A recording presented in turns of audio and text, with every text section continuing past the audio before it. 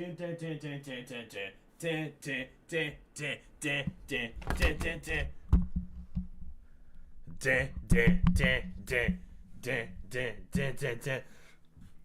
just gonna start singing my own theme music until people start getting in here. La la la la la la la la la la la. I gotta check my volume levels real quick. Start singing my own theme music until people start getting in here. Everything seems to be fine.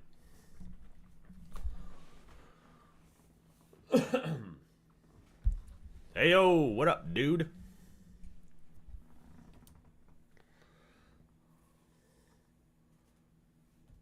What's going on with my chat? Okay, there it is. All right, good. I was worried for a minute. I was like, where's my chat, dude? Last stream we had an issue. We couldn't get the chat working.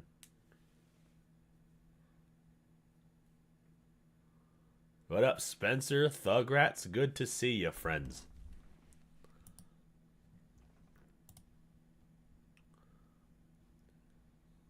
See if I can't size this up a little bit. Why is it doing that? I don't know why my chat's so off center.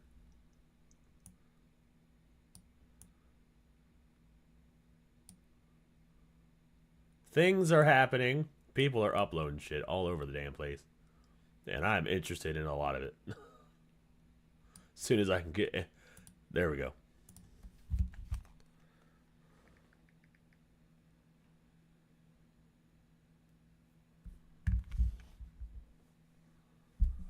Why do they never push my live stream out to people, bro? Like, what the fuck? I am live. People always telling me that. They never get a notification in my live streams, and I start getting fucking... I will start becoming problematic if people don't start getting in. I forgot to roll cigarettes. If people don't start getting in here, I will start being extremely... I'm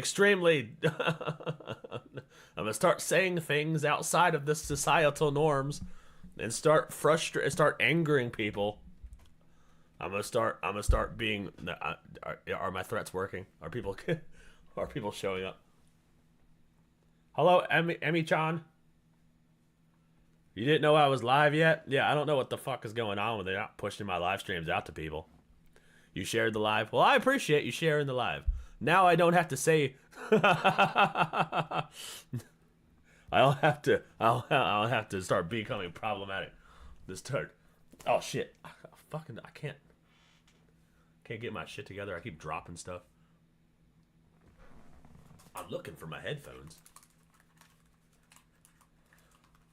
We're gonna give people a second to get in here, and then I need to watch all of this shit, bro. Asmon Gold started talking about the uglification of women in video games, and I'm interested in that shit.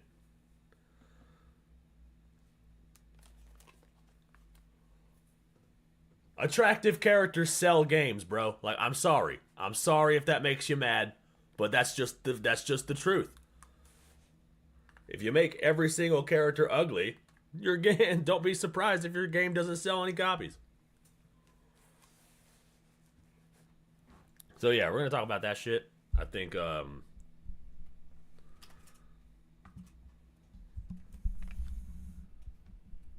what else is going on?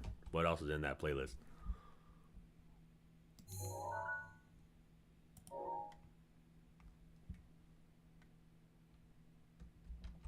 Oh yeah, Japan started fighting back against the West, bro. So we're gonna check that out too.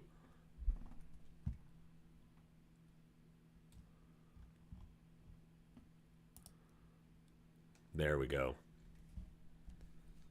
Do you guys like my new backgrounds, bro?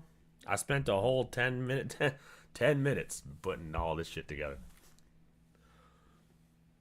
Praise my efforts.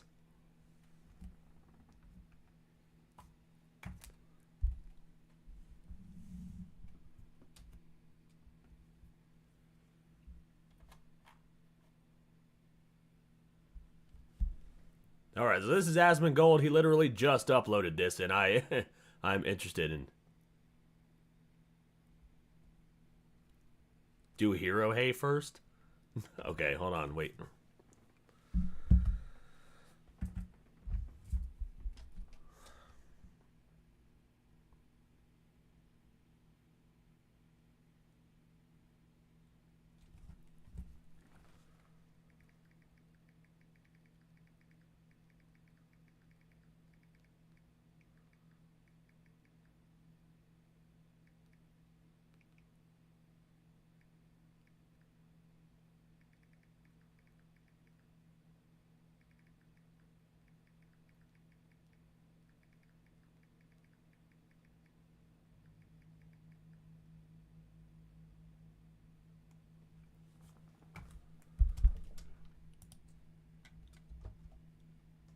Have you heard about the drones in New Jersey? Yeah, I've heard about the drones in New Jersey. Whole lot of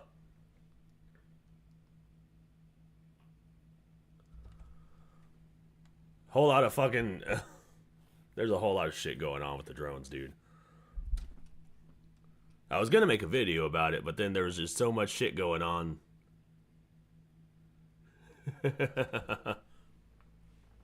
There's been so much shit going on with these fucking drones, dude, that I can't seem to put a script together. I can't seem to put a script together that I can't seem to put a script together that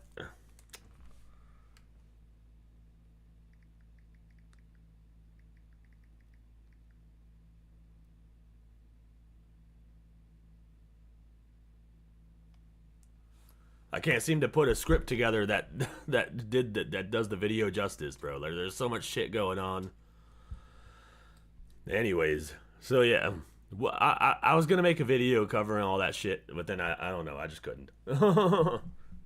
might cover the Brett Cooper thing. There's been a lot of shit that's been going on, dude. Brett Cooper got forced out of the Daily Wire. Dude, you are always problematic no matter what. That's why we love you. Well, I appreciate it.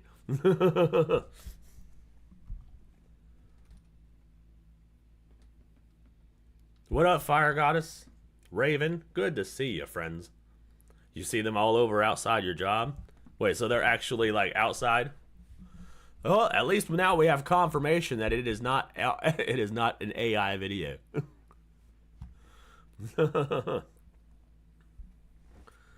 Are you in New Jersey, Thugrats? You seeing all these drones flying around out there?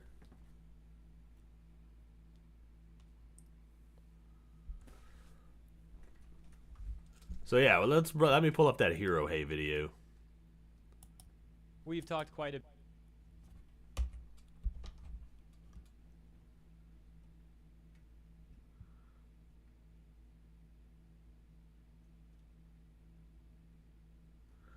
They are all over. It's wild. I can even record a video for you. Yeah, freaking record a video. I'm interested in seeing like how insane that is, bro. Are they attacking? Or are they like throwing themselves? Are they like kamikaze bombing people or whatever? Or are they just hovering in the sky, being intimidating? Do they belong to anybody? I heard they were coming out of the ocean.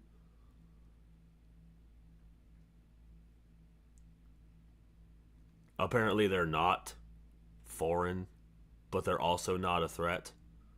But also the government doesn't know what they are. So that's a whole bunch of weird shit. The government doesn't know what they are. Doesn't know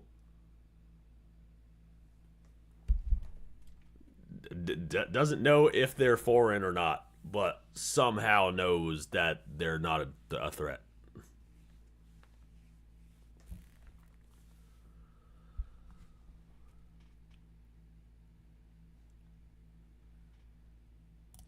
So yeah, I've been interested in this video right here. Now, so we're gonna watch this because Japan, right?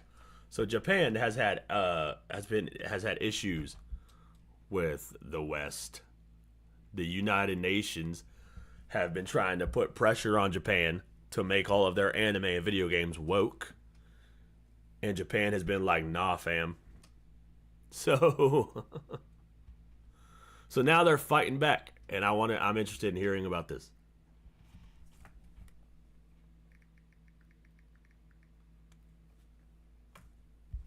We've talked quite a bit about attacks on Japan from various payment processors in the West, and even the United Nations, who recently accused Japan of having poor treatment towards women and LGBT plus individuals, and going on to say that Japan needs to embrace DEI policies, also going on to attempt to link this to their anime industry, trying to make an argument that the low pay and overwork that some animators face is a result of Japan not embracing DI policies, which made their arguments come off as extremely disingenuous, as while the conditions that some animators and mangakas face can certainly be a valid critique, the UN trying to say that this can all be fixed by embracing DI is clearly nonsensical and makes them come off very disingenuous, showing a lack of actual care for animators and mangakas, because if they truly cared about that stuff, they would propose an actual solution, not just being like, oh, Japan, you need to embrace DI, that'll fix those problems, when clearly it wouldn't. And Yeah, they don't want to fix the problem. They don't the quote unquote problem. They literally just want to push this agenda and they want to freaking shame you into it. So unidentified drones, but they aren't a threat. Yeah, exactly, bro. They don't know where they are. They don't know where they're coming from. But for some reason, they're not a threat to national security. Then how do you know? How do you know if they're a threat or if they're not a threat if you don't even know what they fucking are or where they came from? There was a representative in New Jersey that said they were coming out of the ocean. There was like some sort of mothership at the bottom of the ocean that they all seem to be coming out of. They all seem to be spawning from. And I was trying to put a script together so I can make a video about this shit, but there's so much information out there that it was hard for me to pinpoint where I should even begin or where the core of the script should be in order for me to put the meat and the bones around it. And I just can't freaking seem to get my information like straight. Because there's a lot of misinformation out there also. There's a lot of people just taking old news clips with a bunch of drones and flying in the air and then zooming in on the shit and then pretending it's New Jersey. So it's like difficult for me to ascertain which is like actual news footage and what's doctored. It's kind of annoying. But there's like 25 to 30 of them outside. Jesus Christ, bro. Yeah, I heard they were all up and down the East Coast. Like, I live in the DC area. I have yet to see one. But I hear they're all over fucking... I hear they're all over the fucking East Coast. I've seen little blips on the maps. And they're fucking everywhere, dude. Thugrat's live from New Jersey reporting on... Thugrat's gonna be my field reporter. There you go, do another Thugrats collab. Yeah, alright, dude. Fuck it. We're gonna cut to Thugrats to report on to report on the drones. Corporate DEI policies have already been failing in the West. Anyways, that's just a bit of a TLDR for the UN stuff if you missed those videos. Of course, there is also the payment processor part of all this too, in which various payment processors, in particular Visa and MasterCard, have been drawing their support away from certain websites in Japan that feature adult content. Sometimes this adult content is things such as like ecchi and doujins, which many people have criticized the UN for because they support even more explicit adult material in the West, making these payment processors come off as extremely hypocritical and as if they have some sort of ulterior motive. Yeah, dude, what the fuck? Okay, so they don't like... They're pulling their support from Japan's anime and manga shit and all the video games. They're pulling their support from that, so all the payment processors are backing out of that. But then they support all of this fucking degenerate debauchery over here in the West. They support this borderline pornography that's going on Twitch. They support all that shit. So, like, they look hypocritical as fuck. And especially the UN itself, bro. They literally have countries in the UN where the women's don't even have rights, bro. They can't even drive. So, like, what the fuck are they doing in Japan? Cause shut the fuck up. Get out of here. The simultaneous occurrence of this going on with the UN stuff is also causing people to speculate that there might be some crossover there as well. This is all to say that over in Japan, the government has been taking more and more notice of these attacks on their artistic freedom, as well as the finances for their artists and platforms that support their artists or enable their artists to, of course, find... Yeah, that's a good idea, bro. I actually like the idea. I like the idea of collabing on the drone story. I think that's freaking. I think that'd be pretty cool. Work and get paid for it. In particular, Japanese politician Yamada Taro has been very active in tackling this situation. And now we're going to take a look at a tweet that he made just yesterday on December 14th, talking about the latest attack on Japan from Visa. This one is especially weird because in the latest attack from Visa, they have withdrawn support from RNE, a matchmaking service for otakus. What? So this has nothing... Wait, what? They have dating websites for otaku? Of course they do. Why am I surprised? They have christianmingle.com. They have farmersonly.com. I'm not surprised that they have an otaku dating site. To do with art. It has nothing to do with adult material. It's simply a matchmaking service for otakus, and Visa is shutting down, as mentioned, their support for that website. Let's take a look at what Yamada Taro has to say. On December 14th, yesterday, RNE, a matchmaking service for otaku, announced an announcement regarding the suspension of Visa card payments. The card payment company contacted us on December 14th and said that the service would be suspended as early as Monday, December 16th, or at the latest by Tuesday, December 31st. The suspension and prohibition of payments by credit card companies is a major problem, not only because of its arbitrariness and lack of transparency, but also because it is sudden and unexpected. At present, we are not aware of any further facts about this case beyond what has been announced, but we have serious doubts about the necessity, urgency, and social appropriateness of having to suspend payments for legitimate transactions 2 days after notification. For example, freezing bank accounts to combat the crime of money laundering is an urgent matter. But why should credit card payments be suddenly suspended for transactions that are not criminal and can be continued with other means? Let's pause there. Yeah, that's actually a fucking good point. Like, why are they... This is not criminal. Like, this shouldn't be allowed, bro. They need a way to pay their... They were supposed to have a free trade market. Why are credit card companies having this ability to shut down how you make your money just because you don't align with their values? Just because you're a more conservative values and the credit card company is more liberal, why the fuck should they be allowed to just shut down how you make your money? That doesn't... I don't know. That doesn't sit right with me, bruh. Like, how can somebody be allowed to do that? That'd be like if somebody freaking... If you were paying cash for something and then somebody just walks up and steals the money and then pushes the customer away just because you don't align with that person's values. Like, what the fuck? Get out of here, bruh. Let me make my money. There really quick because this is an important point.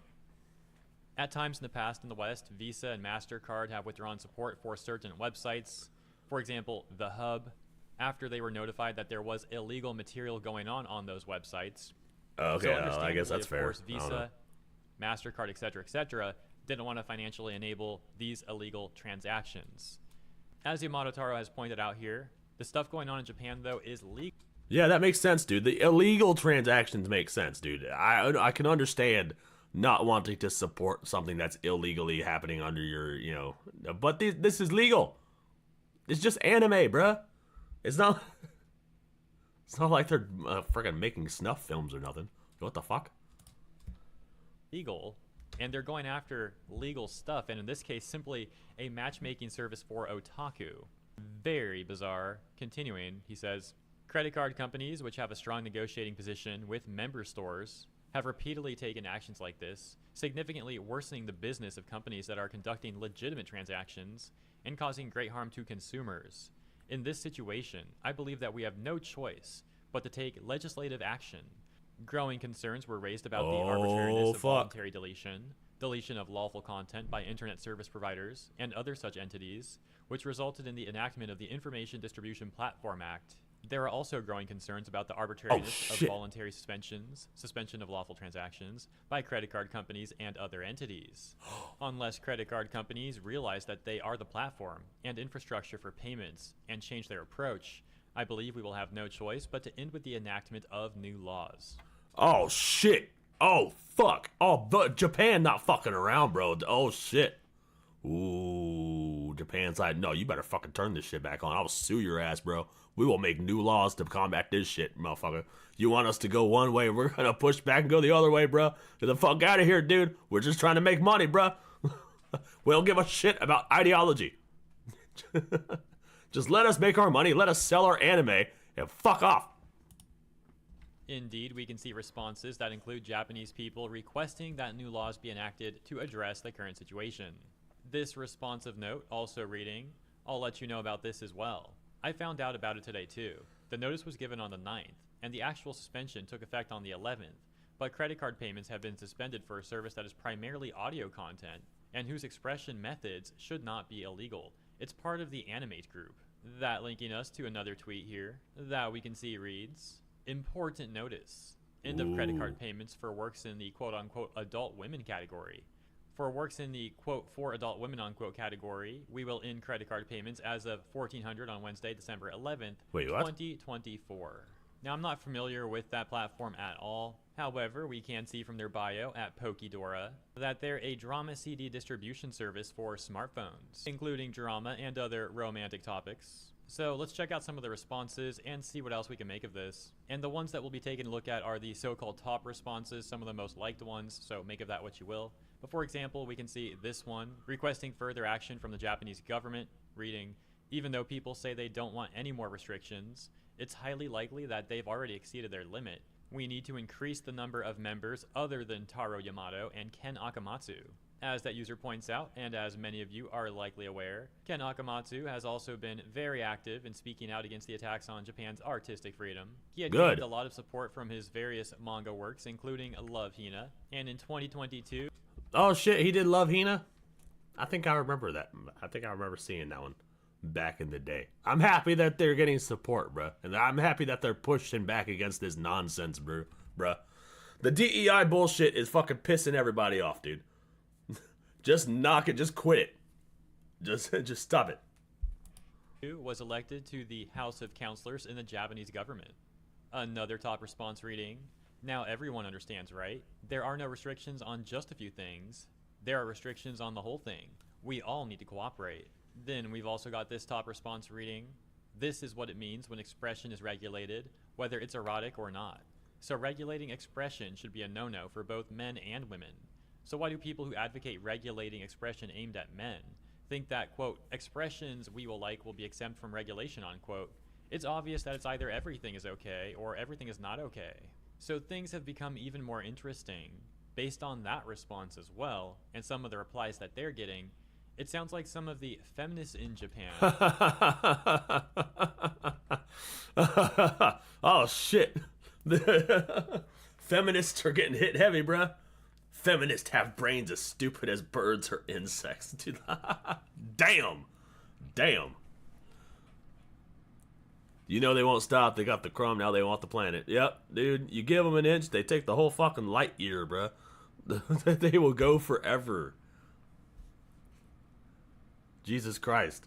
We started with gay marriage. Now we're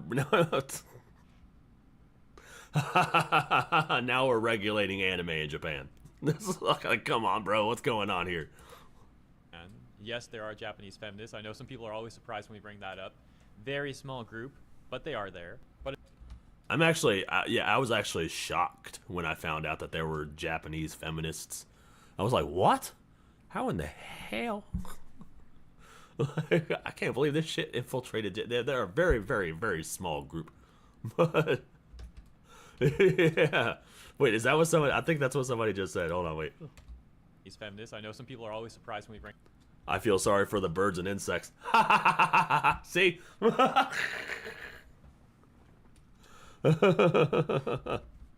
that up. Very small group, but they are there. But it sounds like some of these. Oh, what up, Xander? Good to see you, bro.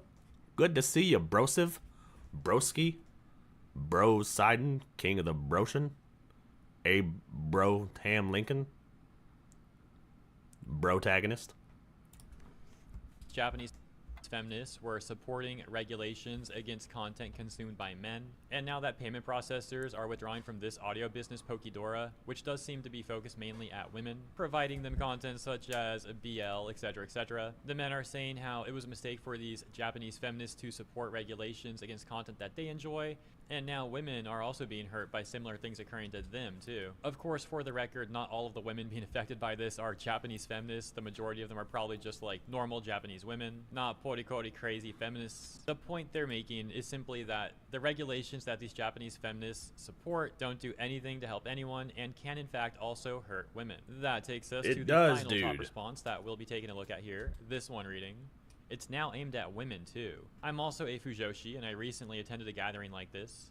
There are politicians in the political world like Taro Yamato who are concerned about this issue, so I hope they will provide as much information as they can. What's a Fujoshi? I've never heard of a Fujoshi. You haven't missed one of my streams since the first one? That's what's up, dude. Well, I'm happy you're here. It's always exciting. So there you go. Never a dull moment in the Neff stream, bro. Payment processors against RNE, that otaku dating service, and Pokidora, this audio service. If you enjoyed my coverage, also consider liking and or subscribing. Appreciate ya, and I'll see you in the next one. See you in the next one.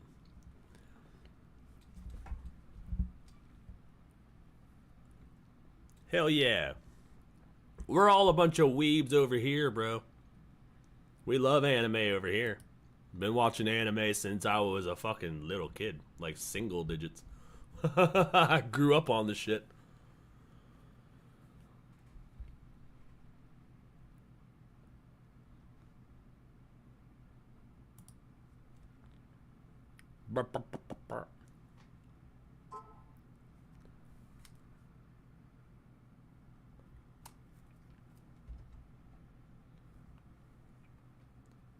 What's going on with you guys, bro? Talk to me for a minute. You watched anime at 7, like 7 years old? Yeah, dude, I grew up on the Pokemon, grew up on the Yu-Gi-Oh, the Dragon Ball Z, Card Captor Sakura. You guys watch all that shit? Fucking, do you guys remember fucking Zatch Bell, dude? Do you guys ever watch Zatch Bell? Shit, what you know about Zatch Bell? You guys ain't know shit about Zatch Bell, bro.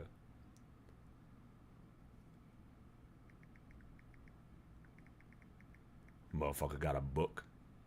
You don't even know about Zatch Bell, bruh. You're playing Clash of Clans Veggie Defender, bruh? That's what's up, dude. I've been playing a lot of Marvel Rivals. Dude, I've been fucking shit up in Marvel Rivals, dude.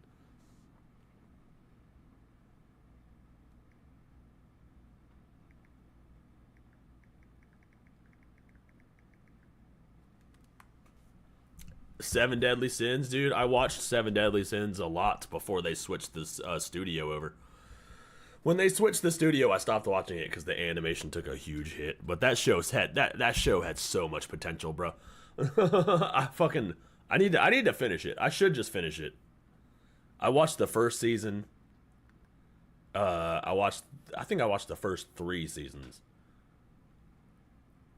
And then now they're just kind of like, I think now they're in like the next generation. Fairy Tail was my favorite one. Fairy Tail's in a new season.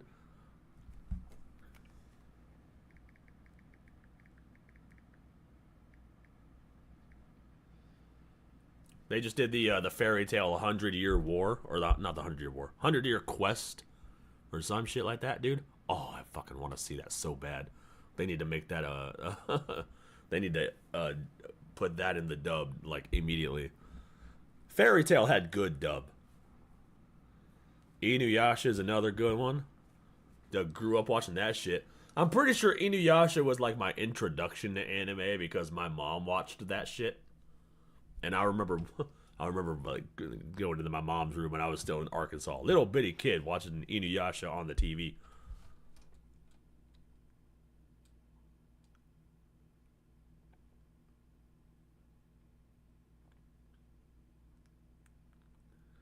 Dude, what? Your husband has the Fairy Tail tattoo? Dude, I want that. Dude, I wanted that so bad, bro. Oh man, dude, I wanted that so bad. I wanted that on my hand, not my hand, but my left shoulder. Like, fuck, who was that one character that had it on the shoulder? Was that Natsu or Gray? I can't remember which one had it on the shoulder. But I thought it was so sick. I wanted that so bad, dude. I watch all the Dragon Ball movies. Yeah, me too, bro. I only remember parts of Pokemon, not much other anime from that. Yeah, dude. I watched a lot of the first one, the first season of Pokemon. After they started, there was 151 of them, and there was like 300. Now there's like a million. Now I just stopped paying attention. And your husband has the Triforce. Jesus fucking Christ, bro.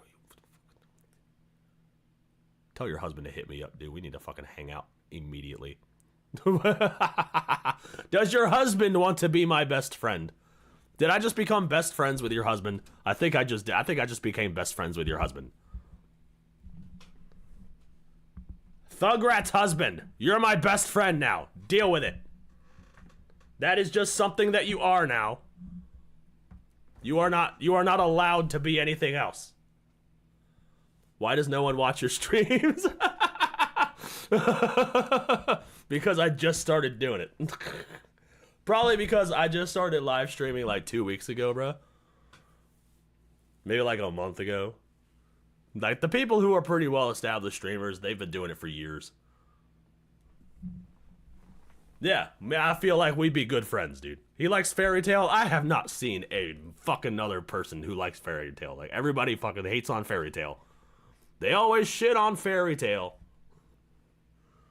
They're like, oh, why does the anime take like 25 episodes to get good? Well, because it's introducing you to the characters, bro.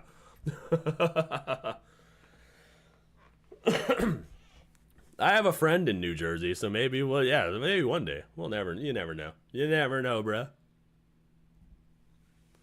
But yeah, I like Fairy Tail. Yu Yu Hakusho is another good one. Yu Yu Hakusho. Freaking, I grew up watching that shit. I haven't finished it until recently. Because my wife was like, you should finish it. It's really fucking good. Got to the Dark Tournament arc because that's all they would show on TV. But I looked it up. And then actually finished the series. It was good. The fucking, the Netflix live action was actually not bad. The fight scenes were insane. The storyline was rushed like some fuck shit. But, and I had a hard time connecting with the characters because, you see them at the beginning of the episode and then they're dead by the end of it. But other than that, the fight scenes were incredible. I feel like if they had slowed down the Yu Yu Hakusho live action, I feel like if they had actually gone through like the actual storyline the way that it was meant to be, gone through, I think it would have performed infinitely better and it would have done so well. But I think they were like doing a little testing thing just to kind of test how it would be. I've watched a little bit of Bleach. I watched the beginning of Bleach, but then I don't know. I don't know what happened. I just couldn't get into it. I couldn't finish it. You guys are making me realize how much anime I actually watch. Oh, I'm such a weeb. If you're ever in New Jersey, let me know. Yeah, all right, dude. Fucking yeah, I'll hit you up, bruh.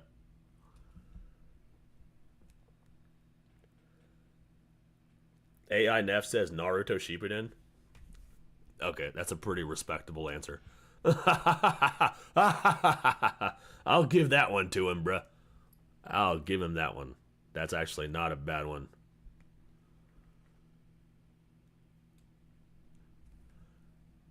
If Thugrats gets a tattoo kit again, I'm sure we could figure something out, brother. Hell yeah, dude. I don't have any tattoos. And I think the reason for that is because I'm always afraid that my interests change so much that I'm afraid I'm going to get a tattoo and then the thing that I liked will become woke or some shit. Like, that was my fear with Doctor Who. Because I was totally going to get The Asylum, the name of my rap group, like on my shoulder in Circular Gallifreyan, which is the language of the Time Lords. And then I was going to get that The Asylum written in Circular Gallifreyan on my fucking shoulder. But then they became woke as fuck. And they pissed me off, and now I don't even want a tattoo. I'm just like, they have turned me off of tattoos altogether. Fuck you, Doctor Who. You turned me off of tattoos altogether. Marticulous, you're the husband? Oh, that's what's up, dude. I'm happy to see you, bro. Happy you're here. But, yeah, tell your wife to get a tattoo set and then give me the fucking, the fairy tale emblem. I want that shit. I love getting tattoos. It's therapeutic for me. Yeah, I am a blank slate right now. I have nothing. No tattoos, no piercings. I still have the skin my mama gave me. Because just a complete blank canvas.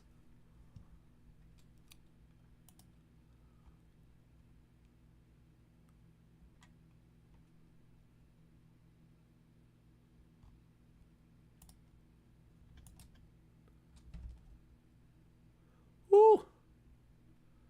Emily was right, bro, about this Asmongold video, dude. I can hear his sound quality through the thumbnail, bro.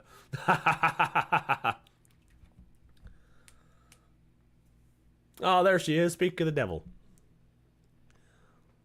Yeah, it's good to finally meet Thugrat's husband.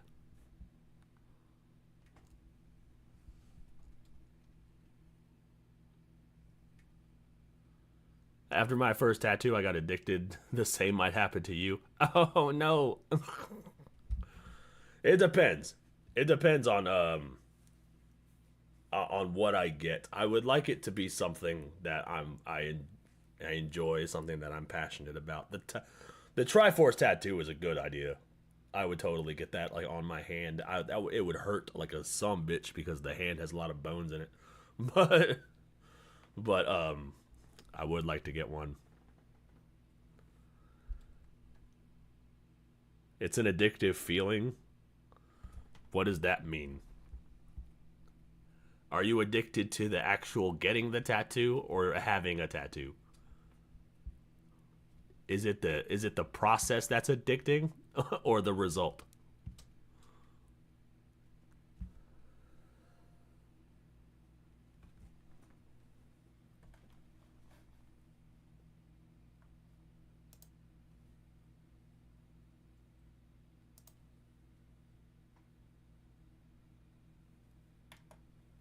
I'm going to give Marticulous a follow. There you go. Now I'm following both of you. Hard to say, everybody's different, but it's really good. Oh, yeah. Okay. For me, it's a mix of getting the tattoo and when it's finally healed. Ah, got it. For a couple of you, the process of getting the tattoo is more addicting than actually having the tattoo. You should just stab yourself with needles a bunch. Never mind, don't do that. I am not condoning stabbing yourself. See, this is what happens when nobody shows up for my streams. I become problematic. Oh, no, people are going to clip this and be like, Nefarious endorsed self-mutilation. Nefarious endorsed stabbing yourself repeatedly.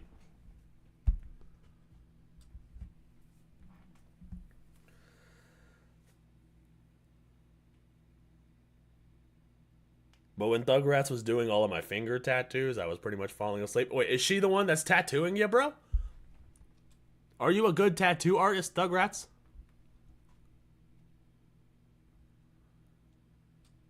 I'm all for having new friends.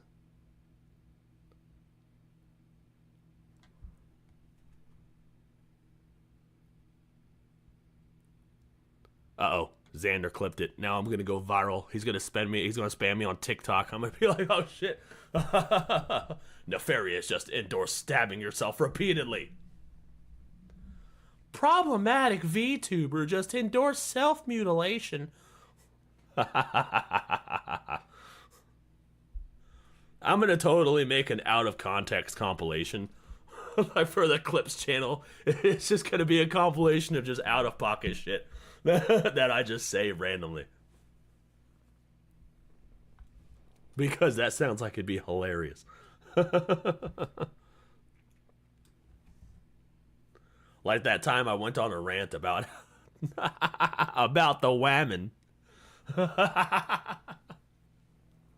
Saying guys is offensive to women. That means that all women belong in the kitchen. Totally gonna clip that shit. Do it. I'll watch your out of context videos. Oh, that's what's up, dude. I'll have to go through all my live streams and find the most out of pocket shit. I'm just gonna do that shit. Oh, that'd be so funny.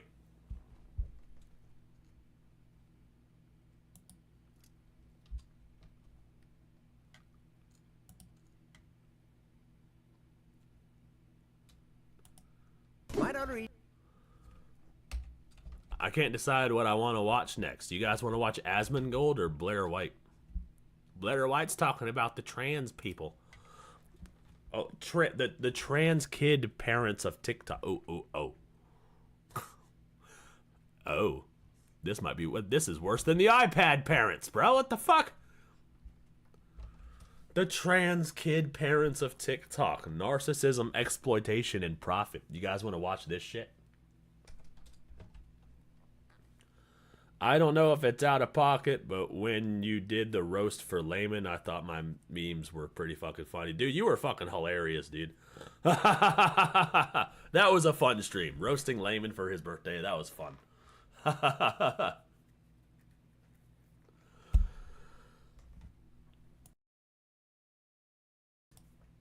Blair White, you guys want to see some Blair? She is the queen. We simp for Blair White on this channel. We simp for the Blair, bruh. What is that even supposed to mean, the title? I don't know. Trans kids, parents of TikTok. The trans kid parents. So the parents of these trans kids, they make TikToks, and then they exploit their kids for profit. Doesn't that sound like something a demon would do, bro? Like, I can't even imagine like putting my kid on the internet, dude. I don't know the thought process that goes through these people's heads when they do this shit. It's literally just money. They just do it all for the money. And for the victim sympathy points.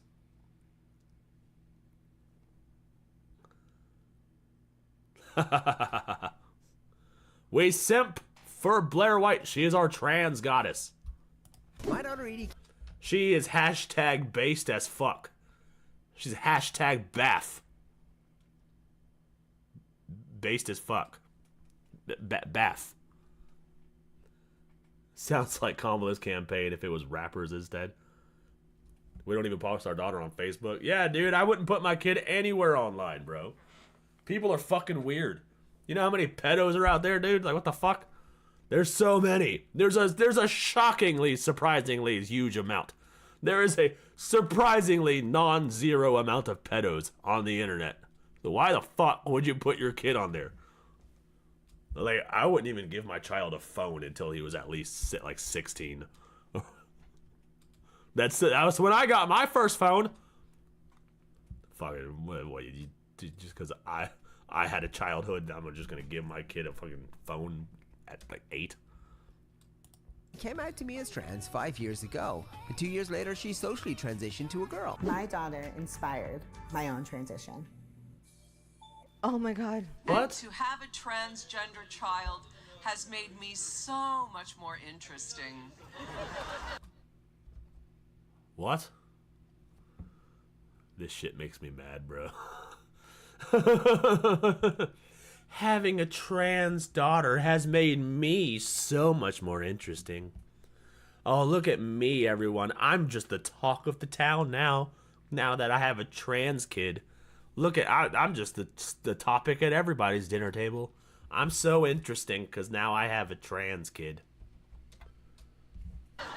The reaction when people hear that we have 2 trans kids is pretty shock and awe. The odds that you have 2 transgender children, 0.002%. But the chances of you being a narcissistic pig, 100. I fucking love Blair White, dude. Honestly, Blair is the reason I knew not the whole rainbow community was devil incarnate. Yeah, dude. She's based as fuck. She's the whole reason that I no, I know that not all trans people are, that is not just a fad. She's the one that's been educating me about the actual mental illness, gender dysphoria, and how it affects people and shit. And she's the one that made me want to go actually learn about the mental illness itself and differentiate between people who are actually trans and people who just want to be trans because it's trendy right now. And this transitioning your kid for clout is just a whole new kind of evil that I never thought that I would ever see, but here we are. Mark, can you get 2 limes from the store? Are you that's okay. You can use my stream to text each other. Do you guys want anything from 7-Eleven? I'm gonna go get a couple monsters for the chat. Hey guys, welcome back to my channel. Welcome back to my little winter wonderland in my house. Happy holidays, everybody. First of all, wait, Trump won. Merry Happy holiday. Oh wait, Trump. Christmas. Yes, Merry Christmas, everyone. Look at my hat. Look at my hat. I'm feeling very festive today. Feeling particularly festive. We're saying Merry Christmas again, bitches. How dare we speak Merry Christmas? Merry Christmas, everybody. I think that's like my favorite. Come on. Yeah, dude, what the fuck? How dare you speak Merry Christmas, man? For a moment. I am someone who has talked a lot about transgender children on this channel. It's probably the thing I'm the most hated and known for within the trans community. My opposition to the entire concept, really. I mean, to me, put that on the list of other fictitious and mythological creatures because it's just not a thing. What is a thing, though? Yeah, there's no such thing as a trans kid, I'm sorry. You can have a kid with gender dysphoria, sure. But the odds of having 2 trans kids in one family is just, it's fucking zero. It's pretty much zero, dude, okay? But, was it? Oh, before I fall asleep, Nux is totally about to steal your shtick. He said he's gonna make a right tenor. It's all conservative because the VTuber market is untapped. Nux Taku, I swear to fucking God, bro. If you take my shit, I need to fucking start hitting him up. I'm just gonna start spamming his shit. I'm gonna spam him on all platforms until Senpai notices me. Senpai! Make Rightenor, and then let's collab on some shit. You are not the only one doing these conservative shits. Conservative VTuber market is untapped. I swear to fucking God, bro. I swear to God, bro. I'm the one tapping into the shit. Yeah, I need fucking... God damn it, Nux Taku. Is parents, right, making decisions for children. And I'm not going to go over, you know, all the reasons why transitioning children is not only nonsensical, to say the least, but also demented, demonic, evil. Yeah. Right. What I'm actually going to do today is focus on the parents. This is Ari, Gwendolyn, and Brennifer. They are in a polyamorous relationship. Oh, God. What kind of name is Brennifer? Why do these people just come up with the weirdest fucking names, dude? What the fuck? Look at these fucking... I almost said something problematic. Oh no! You guys better get in here. I almost said some problematic shit. Wrangler donated $4.20 through Super Chat. Thank you, Wrangler. Wow, look at that. Well, Wrangler, thank you, bruh. I appreciate the Super Chat. I'm going to hit the pen for Wrangler real quick. I hit him. Thank you, Wrangler. Fuck yeah, dude. Coming in with the save. I almost said something cancelable. And then Wrangler came in and saved me with a super chat. Thank you, Wrangler. We have a 2-year-old anti-gender baby and a 10-year-old who is non-binary. I think sometimes we get... I'm sorry, what? What the fuck? She said we have an 8-year-old anti-gender baby? What the fuck is anti-gender? And Brinnifer. They are in a polyamorous relationship. We have a 2-year-old anti-gender baby. A 2-year-old anti-gender baby. And a 10-year-old who is non-binary. I think sometimes we get caught up in focusing a bit much on the child and the spectacle of the transgender child and not focusing enough on the parents. And I think that when you actually start to... Ew, ew, ew, ew, what the fuck? Why are we giving these people children? We should be giving them a straitjacket. Like, what the fuck? That's the only thing they should be allowed to have, a straitjacket and a padded room. Like, what the fuck is this shit? Look at this dude on the fucking left. And yeah, the fucking jawline tells me everything I need to know about who this motherfucker is. Like, what the fuck? What is these? What are these loops? What are these gauges, bro? What the fuck? You can freaking throw a golf ball through that shit. This motherfucker with the hole-in-one looking ass boy, dude. What the hell? And what? Whose librarian mama is this? What the fuck? I can't believe these people have kids. Why did they fucking... Proud to be Britain's first gender-fluid parents. At what temperature do you become gender solid?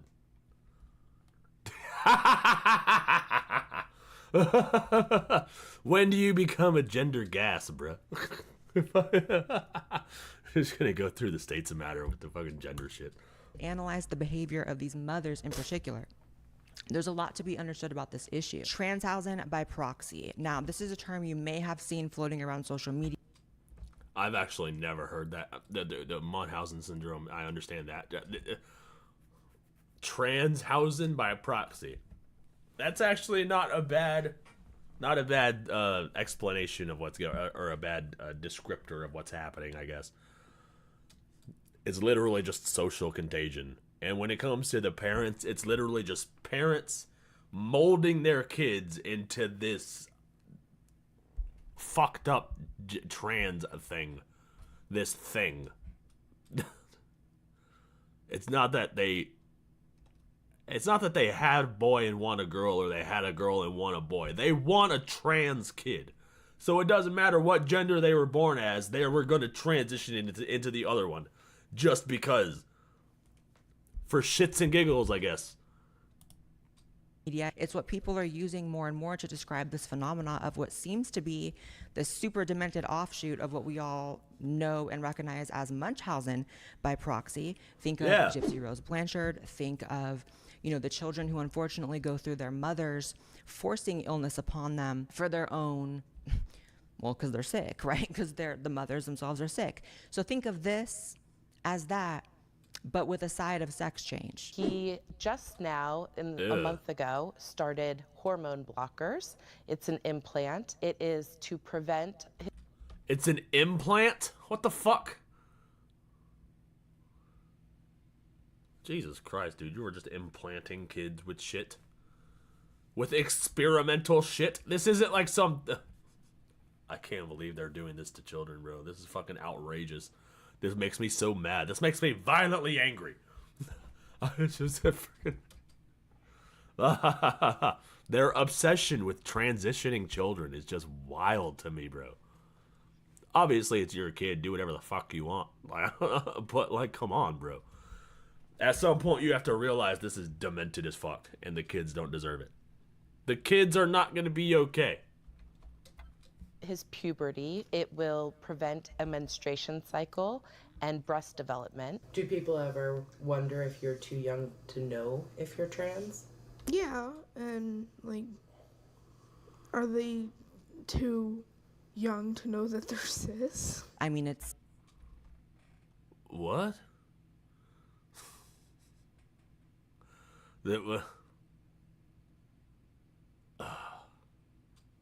It's just sad.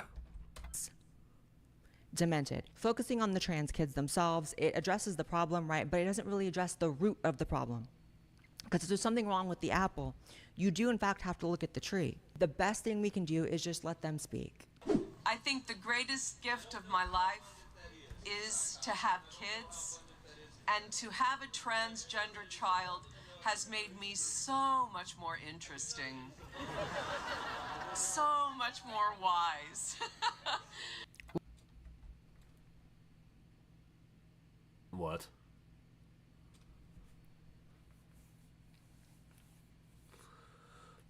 I can't believe people like this exist. You literally fucked an entire child up just because you're... If genitalia doesn't define gender, how does cutting it up define it? Yeah. That's a good question.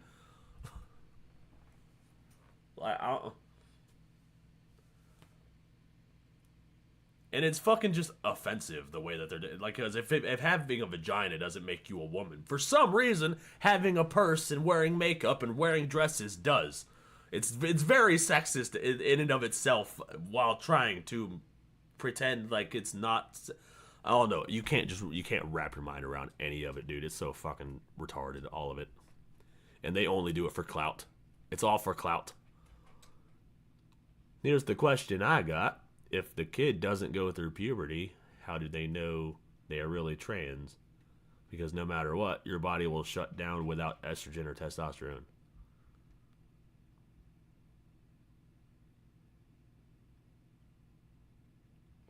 Yeah, I don't know.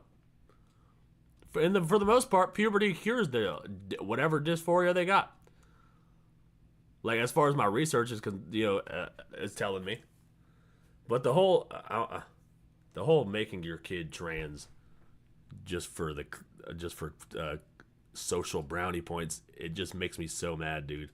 Because it's so obvious, but we're supposed to pretend that it's genuine. Otherwise, we could lose our jobs. Essentially. Well, there it is. There it is, folks. Yep. It is, in fact, first of all, people aren't ready for this truth a lot of the times, but I say it anyways. It's also a white thing. Dude, I wanted to be a ninja when I was a kid, bruh. I was a ninja making obstacle courses and shit. My parents didn't ship me off to Japan and to join some fucking ninjutsu school because I wanted to be a fucking ninja. Wanted to be a Ninja Turtle. Don't even be Michelangelo because he had those fucking things. Did my parents fucking throw me in the sewer with the rats? No! They didn't. They were like, oh, that's cute, honey. Now do your homework. Oh, but if I say I'm a girl, we're supposed to be doing that shit? Or, I just gotta cut me up? What the fuck? If I want to be a pirate, does that mean my parents are going to ship me out into the international waters, bro? Like, come on, dude. It's a middle to upper class white thing. We don't talk about race a ton on this channel. Perhaps we should. But for me, a lot of this trans child phenomenon, the non-binary phenomena, the everlasting, never-ending rainbow acronym, right, is in large part because white people have been so neutered. Dude. Okay, so I was playing Marvel Rivals, right? And they have these guilds and these unions and shit. And I saw an LGBT fucking guild. And the acronym was long as fuck, dude. It was like LGBTQIAA plus BGL fucking DIAP fucking plus. It had like 5 pluses. And like, it was insane. I couldn't for the life of me recite the whole acronym because it was long as shit, dude. It was like, it was so long that I couldn't tell if it was satire or if it was genuine. Because because I'll be like LGBT LMNOP, and then for a fact that I'm just fucking around. But they actually started LGBTQIA plus. Or they went LGBTQIAI2S in BDIIAIDIB for $ ampersand plus.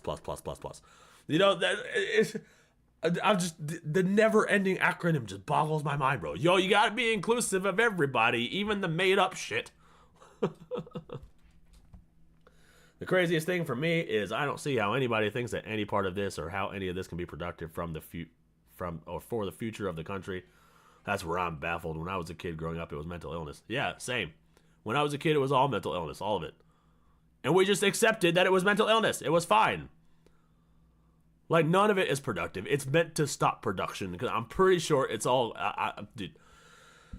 I'm about to rant about China. I'm about to rant about China. All right, hold on a second.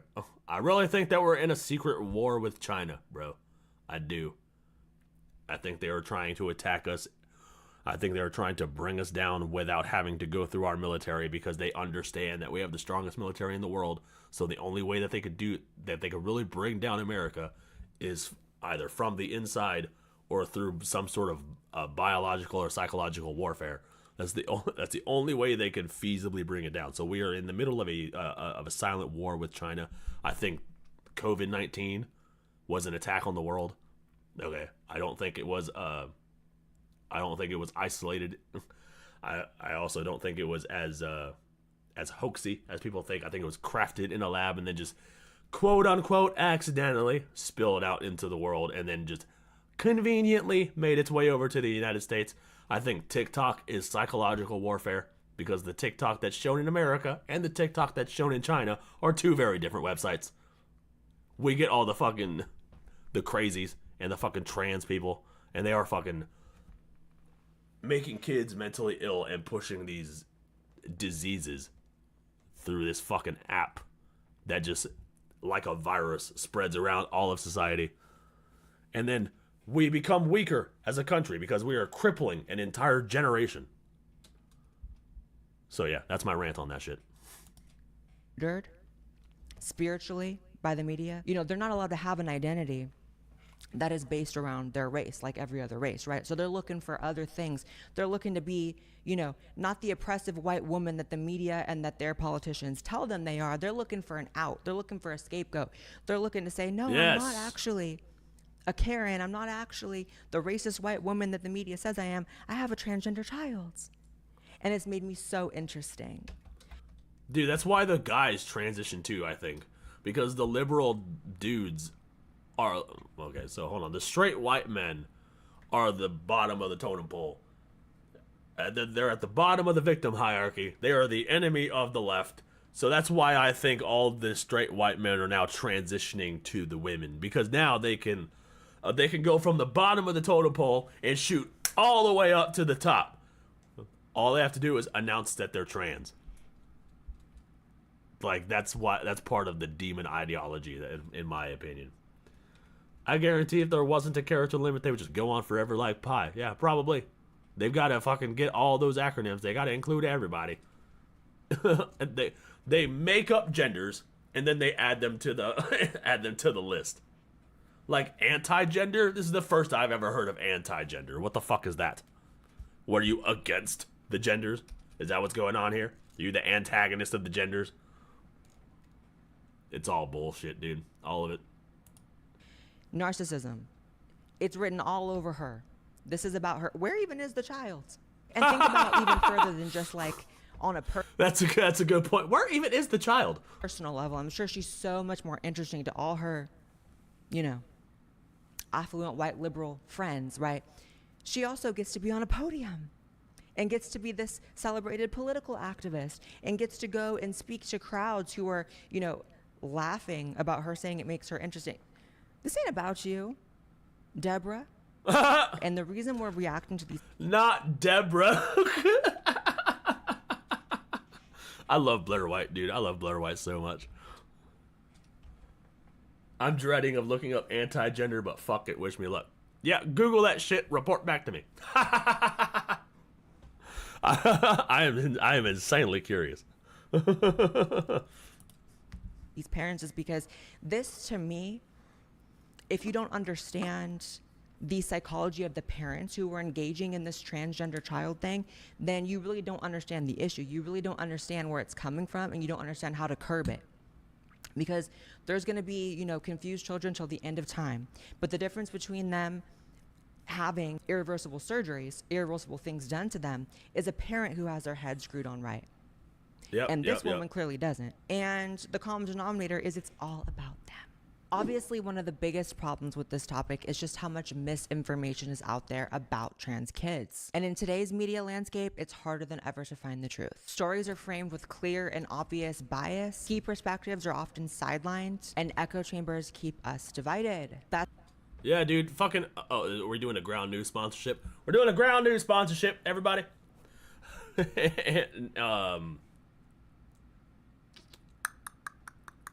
What was I gonna say? Oh yeah, they took the gender dysphoria out of the DSM-5, the fucking mental illness handbook, for political reasons. But it is a fucking mental illness. It didn't stop being one just because it's not in the book anymore. That's where Ground News comes in, an amazing tool that I personally use on a daily basis. I've been using it for months, and it's really helped my life. Ground News brings together over 50,000 news sources worldwide, so you can compare how different outlets are covering the same Blair. story. I love you. With every article, I love you. I'm sorry. I settle for one side of the news when you can get every angle of the story in the link in my description. I'm sorry. Don't miss out, and thank you so much to Ground News for sponsoring this video. I'm sorry. I'm sorry. Week 4. Oh, I remember that one. Hold on. He's excited. I did a whole ass video on this bitch, dude. I remember this shit. Oh, this chick, man. He is so excited. She like makes sure to emphasize the pronoun while her daughter is sitting here looking uncomfortable as fuck. And she's doing it all for TikTok. Dude, this shit made me so mad. Excited to be here. Marshall, do you want to do a Marshall week 4 on testosterone, boys? Week 4, the same. Week 4, the same. Like, this shit is so demonic, bro. Like, I can't understand. You're doing this all for clout. This is for clout.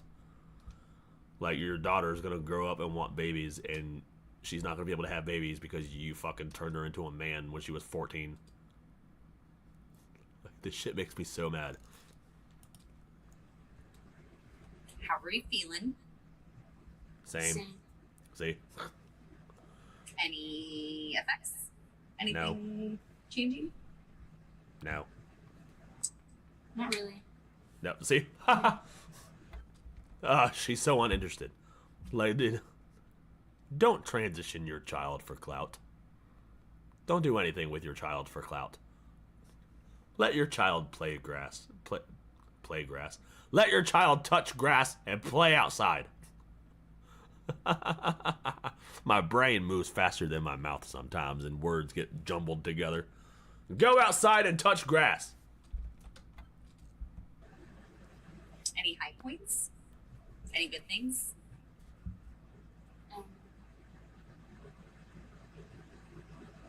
Not really.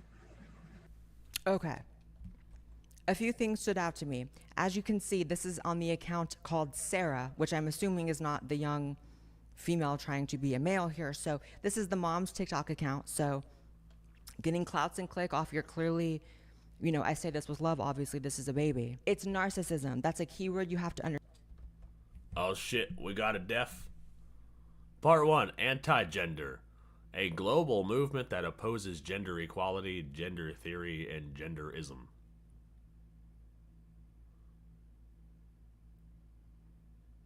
That sounds like me. What the fuck? That can't be right.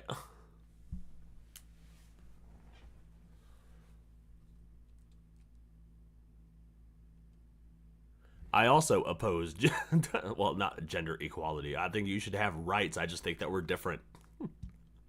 That's all I'm saying. I mean male and female, not all these 800 genders that exist, or that they claim exists. Just the two that actually exist. The male and female. I think we're different, meant to complement each other. I don't think we're the same. We are equal in rights, but we are not equal. And then gender theory, I don't even know what that is. Policies, rolling back policies and norms that support gender equality, undermining feminist queer movements, criminalizing LGBT lives. What? Denying access to fundamental human rights. Oh, okay. that makes more sense in the context of what I saw in that clip. That 2-year-old anti-gender. What? Hold on a second. It's just Sharia law in a different coat. Oh. Rolling back policies and norms that support gender equality, undermining feminist or queer movements, criminalizing LGBT lives, and denying access to fundamental human rights. Okay. That just sounded like a bunch of word salad and gobbledygook. That just sounded like a bunch of gobbledygook.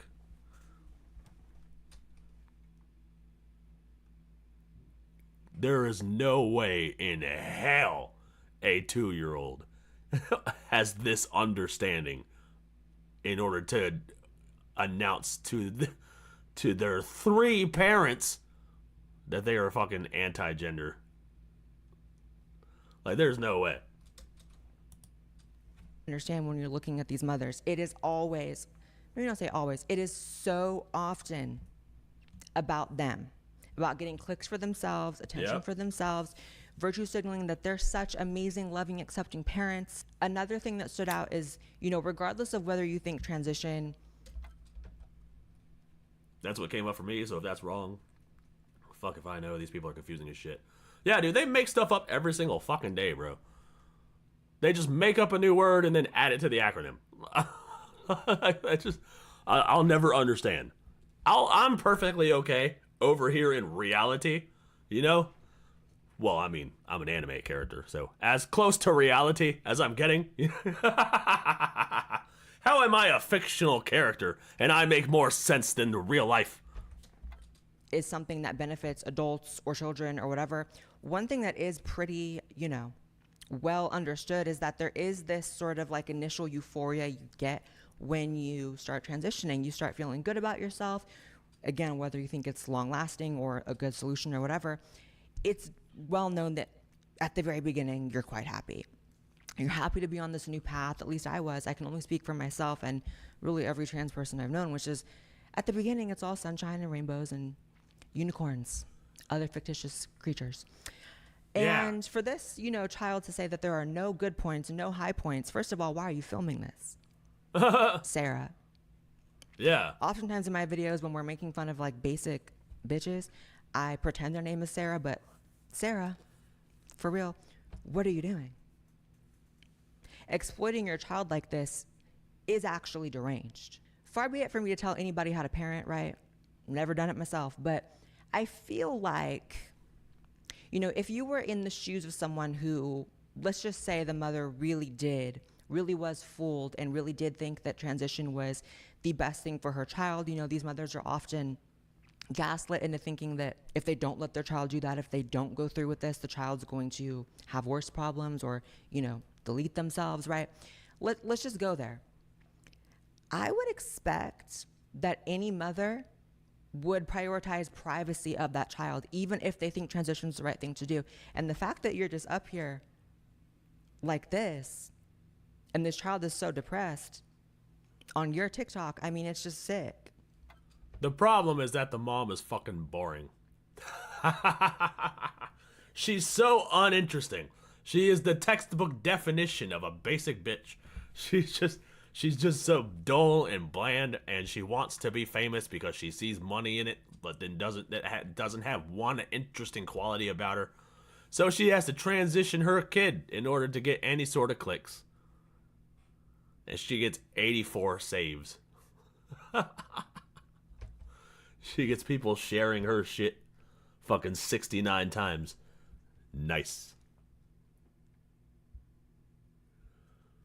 And she gets fucking almost 1,000 likes for transitioning her kid. I don't think that if she ever fucking made a video not doing this, she wouldn't get nearly the amount of engagement.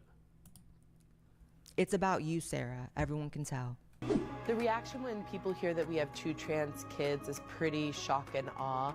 Before I had transitioned, I had like a piece missing to me and it just didn't feel right. And I was nervous to tell my parents.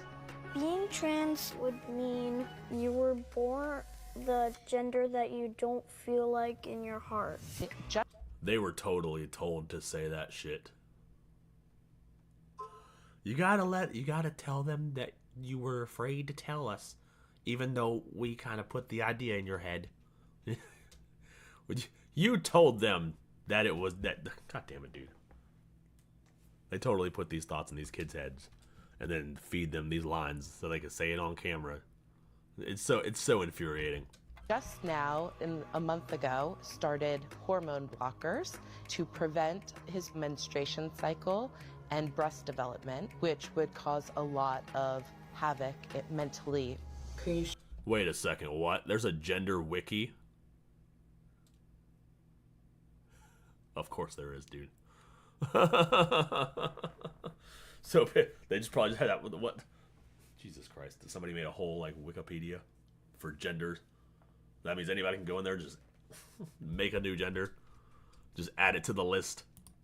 Show me what the blocker looks like that's implanted.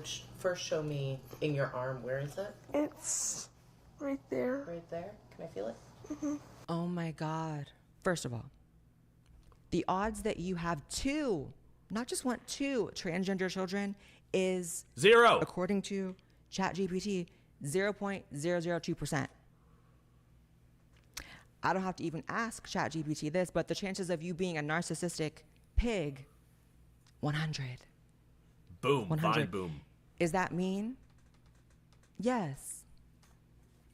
I was trying to be mean. I was trying to be mean. This Fine, is boom. some bovine behavior. This one's hitting different. This one's hitting like, first of all, do people understand what a big deal it is to let a camera crew like this, a professional camera crew in your home? That is a level of intentionality that is, again, very self-serving, because she gets to sit here up on her pedestal, up on camera, and put out this video to the world about, you know, all the things we're talking about, tolerant, loving, exclusive, you know, liberal, whatever. It's so you put gross. An implant in your baby to block their natural development. See, the older I get, I never thought I would be one of those people who's like, oh, things really are demonic, but they are. I never thought I would be the kind of person that really starts to blame demons.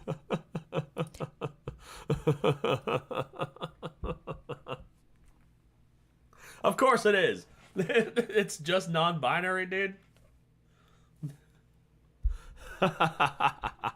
Oh, that shit is made up, bro. I don't care what nobody says. That shit is not real. There is no such thing as non-binary. Like, I'm sorry. I'm sorry if it offends anybody. I don't care. It's not a real thing.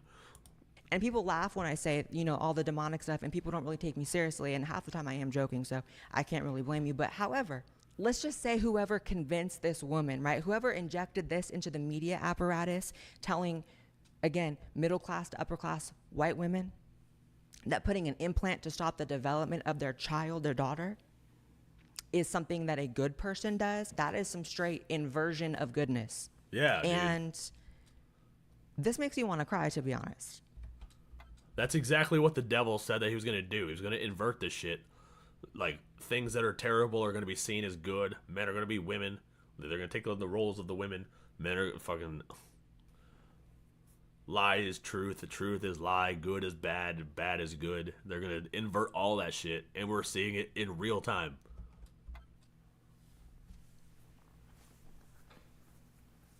It really does. It's just like all the, you know, things that we can say until we're blue in the face. Like, you know, you can't make these decisions so early and, you know, it's irreversible and all that. Like, all that's true. But it's like, I just can't imagine going through this much at this age. I'm someone who went through a lot by the time I was this kid's age, but nothing like this. And I feel like altering the hormonal makeup of a child, implants at like, come on. You know, I really didn't want to like make the argument against transgender children in this video because I feel like I've done that so many times, but this is just killing me. Just a list. How about we just do a list of the things you can't even do in this country till you're 18? Vote, sign contracts, get married, join the military, apply for a credit card, purchase a firearm, serve on a jury, get tattoos, gamble, purchase lottery tickets, work full-time, rent or lease property, drive unrestricted, legally leave school. You actually can't do that until you're 18. Sue or be sued. Consent to medical procedures. Oh. Oh, wild. Oh, wow. Oh, you can't do a lot when you're a freaking kid. You wanted a black veil You want a black veil bride's arm sleeve? when you were a teenager. Dude, I went through a little emo phase, bro. I used to listen to Atreyu and shit, and all those Pantera. I don't know. I liked all kinds of music. I'm really happy I didn't get any fucking arm sleeves. I would have totally went for a tattoo when I was a teenager, bro. But this is why you're not allowed to get those until you're 18. Yeah, because it's a permanent decision. What? That a child can't make on their own? What? Unheard of. Out parental approval. See, there's that little loophole. Be tried as an adult or adopt a child. But you can sterilize yourself for life, permanently alter your body through surgery, as long as it's called gender surgery, right? Gender affirming care.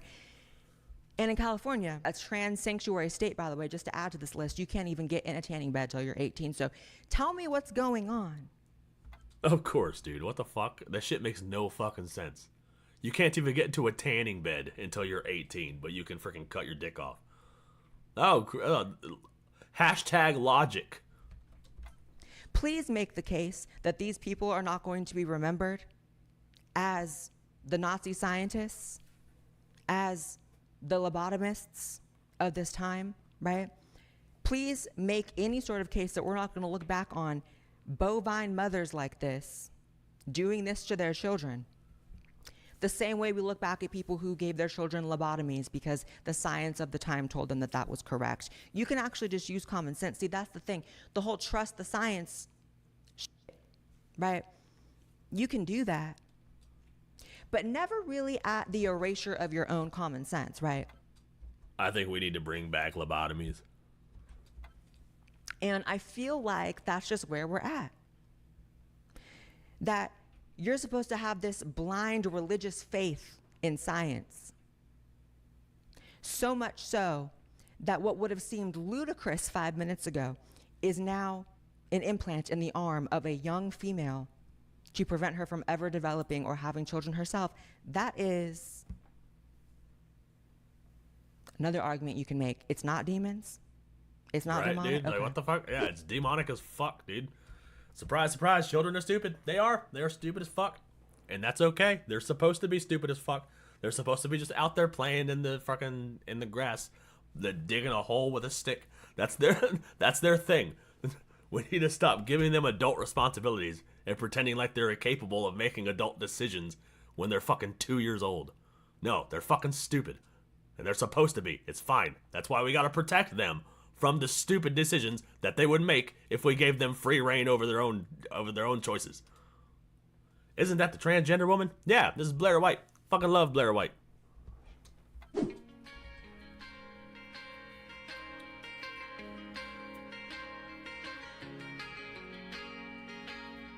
Wow. Wait, what the fuck? Realizing I have the son I always wanted. Oh, look at that. Oh, I have the son I always wanted, bruh. See, she wanted a girl. She wanted a boy, had a girl, and decided, oh, I'm just gonna turn her into a boy. Oh, look at that. No, look at that. I suddenly have the son I always wanted, bruh. Look at me transitioning my children for my own self-interests. Wow.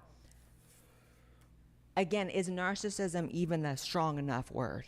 You know you can just have another child, right? And try to hope for a son. You know you can adopt a child. You can adopt a male child and have that son. Yeah, Jumping dude. Dude, that's a fucking good point. Dude, what the hell? You could just adopt a male son. Like, what the fuck? I didn't even think about that. Dude, you're sitting here over just transitioning your daughter and sterilizing your daughter for the rest of her life when you could have just adopted a boy. Jesus Christ, dude. Reminds me of Ghost Mom in Insidious 2. She transitioned her son, so he ended up becoming a serial killer. What? Did I see Insidious 2? I think I watched that movie. Or just let your daughter be a tomboy. Yeah, if your daughter's a tomboy, just let her be a tomboy, bro. We need to save the tomboys, dude. They're dying out. The tomboys and the femboys are dying out. Tomboy supremacy. Yes, exactly. Tomboy supremacy.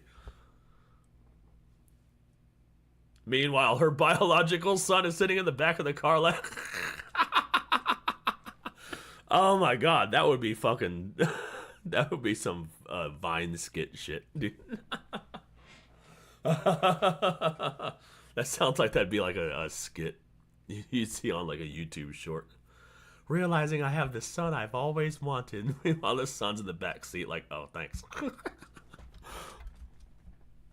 Giving my daughter a sex change, however, that's a bit beyond the pale. And why you thought it was cute or becoming of you as a woman, as an adult, as a parent, to make... Dude, I keep looking at the black and white bitch. Like, look at just the way that she gazes off into the distance. Like, oh, look at me. Oh, I'm such a good person. Oh, my daughter. I transitioned my daughter. Look at me. I'm so awesome. I'm such a good person. Like, oh my goodness. This fucking arrogance. Dude, I just... Make this shallow ass, selfish ass, your hair is just blowing in the wind. It's the son you've always wanted. Again, if you are in the equation at all, trans parents, something in the water ain't clean. Yeah, dude. You should not be factoring into this at all. If it really is, as y'all argue, this life-saving treatment, and it's about saving the child's life, and it's about the child, then why are you making these type of videos, hair blowing in the wind? Oh. Right, dude? It's so fake, bro. Blair White's face is my face right now. Just a look of disgust. Like, just why? It's so arrogant, dude. So narcissistic, self-centered. All the synonyms. Welcome back, Xander. Good to see you, bub. Glad you can make it. It didn't even look good. What concerns have you had about speaking out? That I'm gonna be like murdered. What? Who? I can't fucking believe this shit.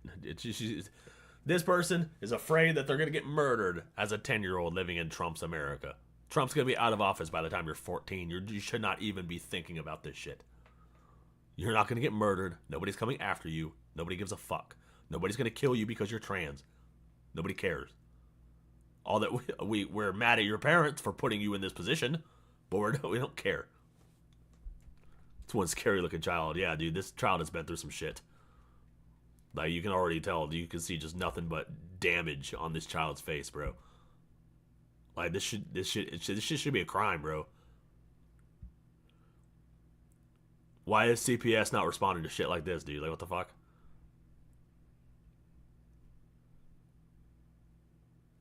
I wonder how many followers that post got on the clock app. Probably a fuck ton, dude. What's been happening? Not a lot. Just been face palming so hard our brains blowing out the back of our heads. Unless you're in a war zone, that thought shouldn't come out of a kid's mouth. Exactly, dude. This is all the parents' fault, bro. I can't.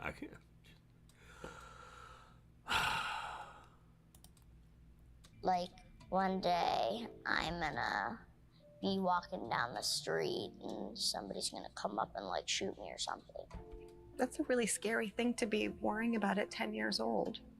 Yeah, that should not be a worry. Yeah, and they're gonna blame us. They're gonna say it's all everybody else's fault.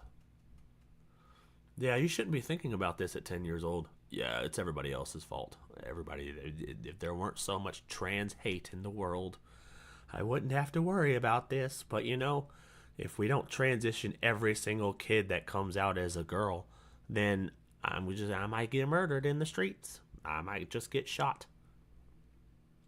Like what? Michelle, what's going through your mind as you hear your daughter say this? It's just hard to hear her say that. And she asked me three questions after she heard who won the election. Are we gonna have to move? Are they gonna take me away from you? And am I not gonna be able to get my medicine? it's frightening. Okay. Each clip is really hitting me differently. This one makes me want to, this one is enraging me. This is an amazing representation of what I see with all of these trans parents, right? These parents of trans kids.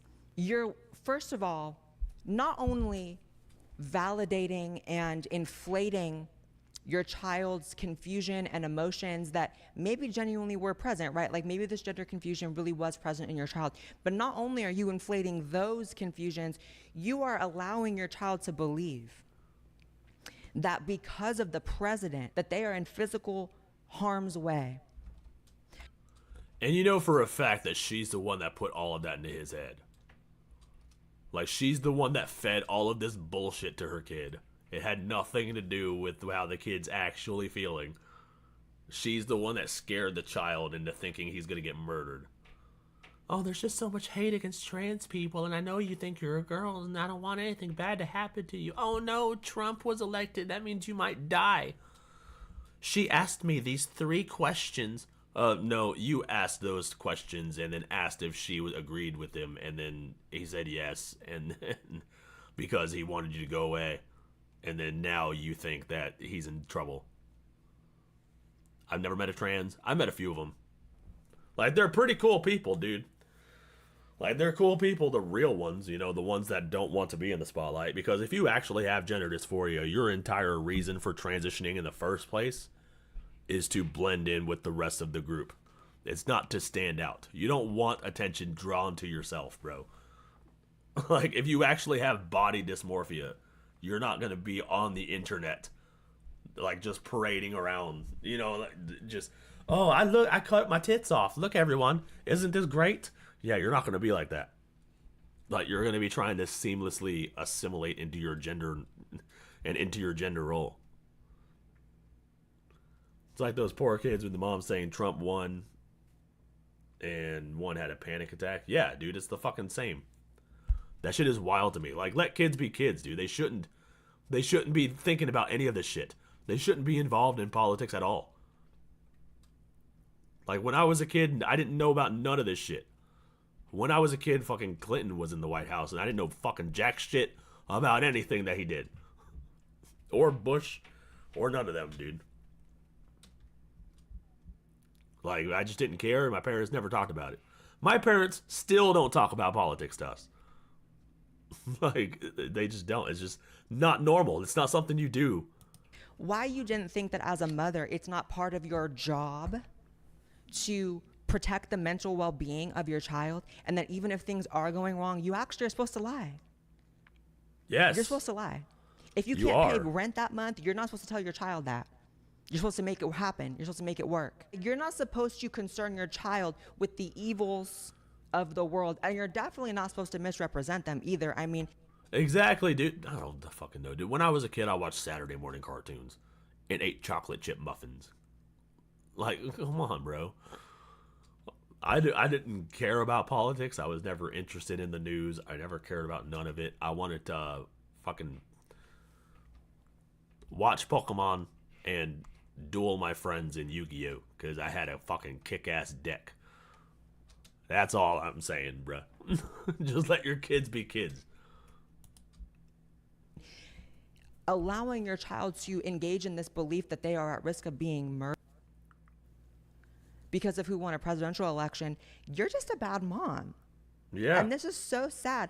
The interviewer, too, all the adults in the room are sick for, first of all, even putting together a trans kid panel because of who won the election, politicizing children, using them as political props, and second of all, not correcting them and comforting them, but in fact, inciting these emotions for television. Bad mom and sick on CNN's part to do.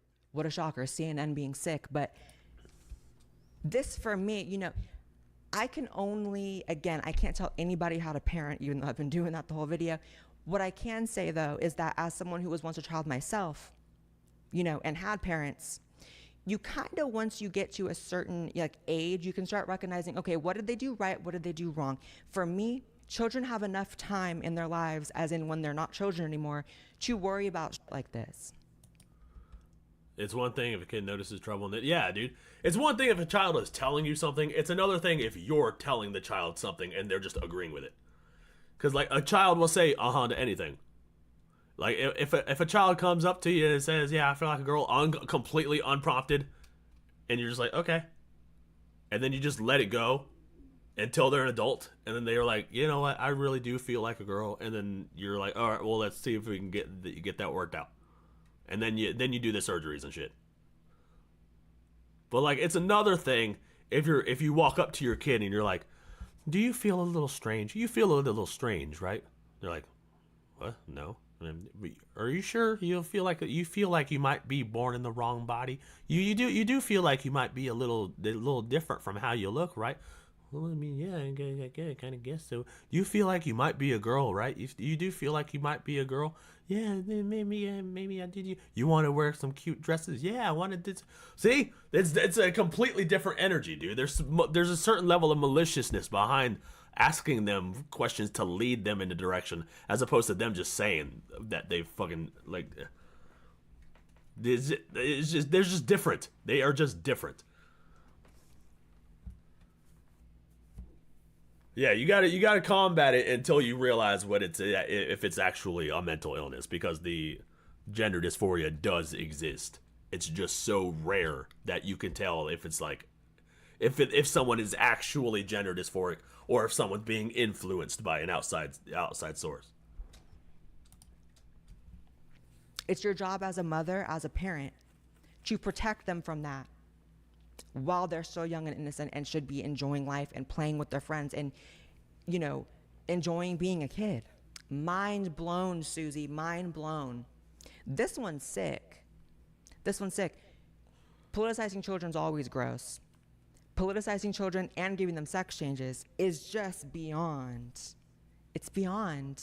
My daughter Edie came out to me as trans 5 years ago. And 2 years later, Wait, she what? socially transitioned to a girl. And since then... Wait, what?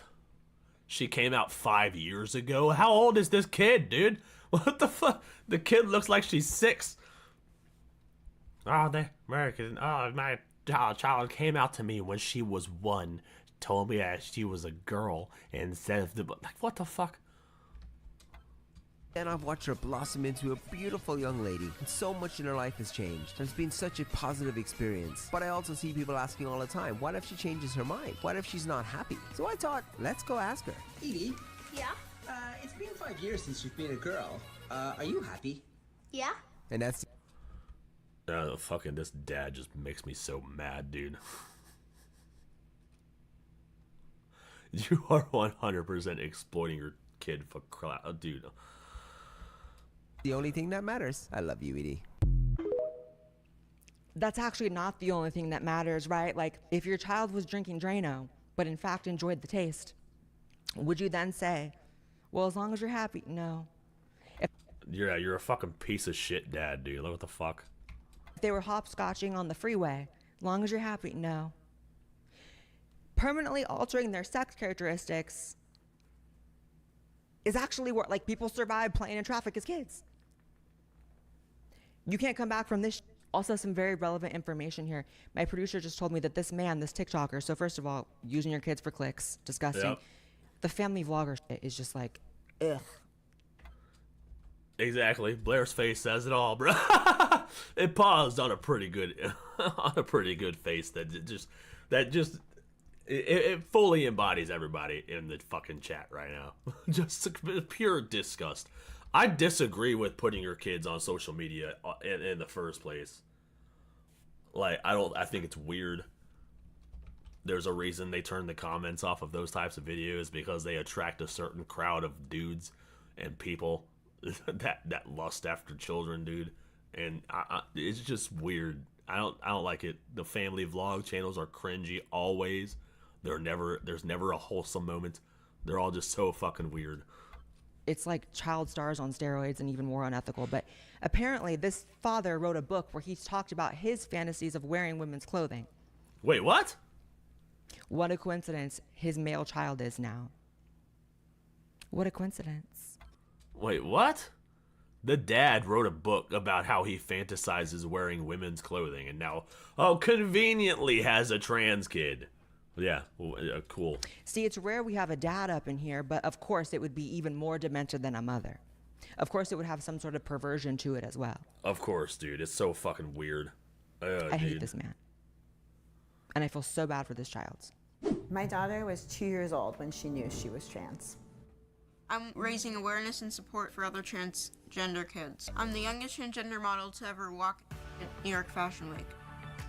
My daughter inspired my own transition. What? Oh my God. Noella, after she did her legal transition when she was 7, she had her name changed. I made history walking in New York Fashion Week as the youngest trans model. Why would you do that, dude? That's so gross. Oh. Models are supposed to be sexy and they have sex appeal and they fucking... oh, God. People lust after models, dude. That's so... Oh, God. You are openly putting your child in... Oh, God. I'm gonna throw up. Watching my Let's get through this daughter video. There's deal freaking 4 minutes left, dude. 4 minutes. Let's get through this fucking video. We can do it. Media, deal with critics, go on the runway in New York Fashion Week and be like, I'm out, I'm proud, I'm trans, I'm 10 years old. Like, I can telework, I'm transgender. Like, I can do these things. And so I definitely say that Noella pushed and inspired me to continue to move forward in my own transition and living my own authentic life. I was not prepared for that one. That one hit different. You transitioned because your child transitioned first. So first of all, the layers, right? It's multi-layered here. You're profiting off your child. Your child's a model.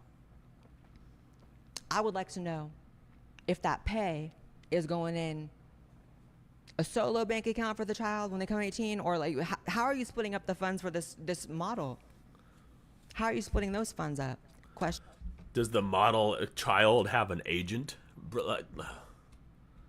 Ew, dude, this is so fucking gross. Second of all, you are putting them out to media. Again, you have a whole camera crew in your household, and that may seem small to certain people, and I understand that, but the level of intentionality.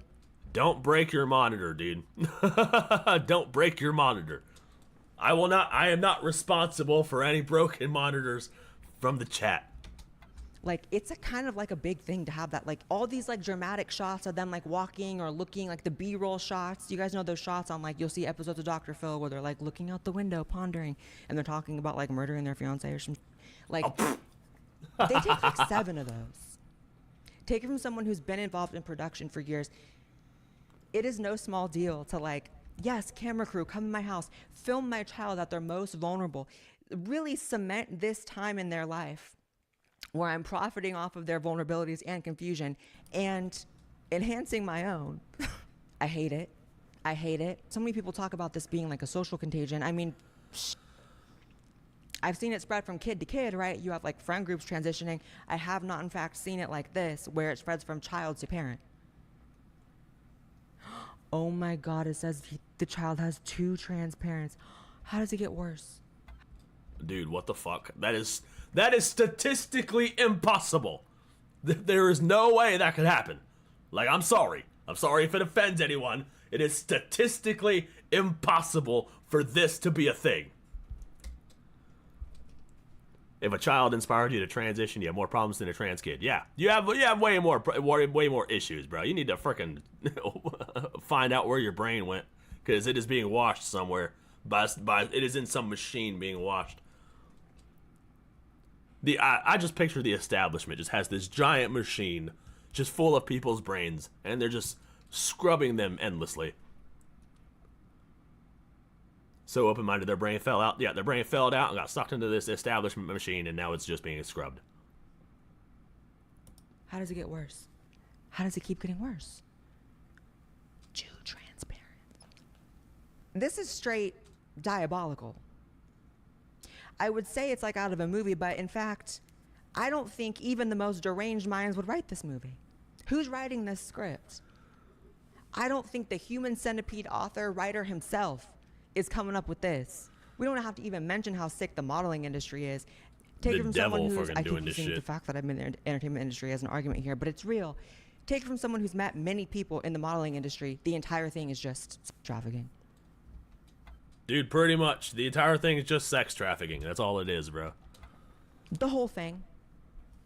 Not 90%, not 85%. The whole thing is an underground, above ground, but operating underground trafficking business. That's what happens to models. So you're putting your 10-year-old trans child in there, and then you're so inspired by them that you're transitioning. Oh my God. I've seen a lot of yeah, dude. on my channel over the years. That is wild and backwards ass shit. Different. I feel like we've accurately made the point here that this is never about the child. There are some parents who are genuinely swindled into this, and I've met some of them actually.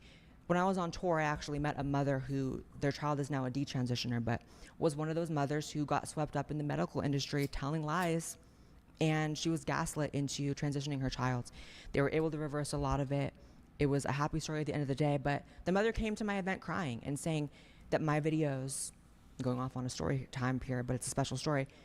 This mother came up to a meet and greet at my show and thanked me for making my videos because it helped her child realize they needed to transition. And that's ultimately what this is. This is just a huge ticking time bomb of a phenomenon. I've been saying for years, these all in up and detransitions, you've seen that. It's about to get way worse because the kids only get younger and younger. They're doing it too. See, a lot of these kids that are now these waves of detransitioners that you're seeing, they were transitioning 17, 18, 19 sometimes. What's gonna happen to these babies who are like 10, 11, 12? And then you have an entire side of the political aisle that denies that it's even happening. I don't know what to tell you. Believe these people when they tell you who they are. Live, loud, and in color. They're narcissists. It's about them. If it wasn't trans, it would be some other form of Munchausen by proxy. And it is what it is. I love you guys. Make sure you subscribe to this channel as well as my... All right, it's over. Woo! That was a lot. Oh my God. Jesus Christ. We need a palate cleanser. Let's look for a palate cleanser.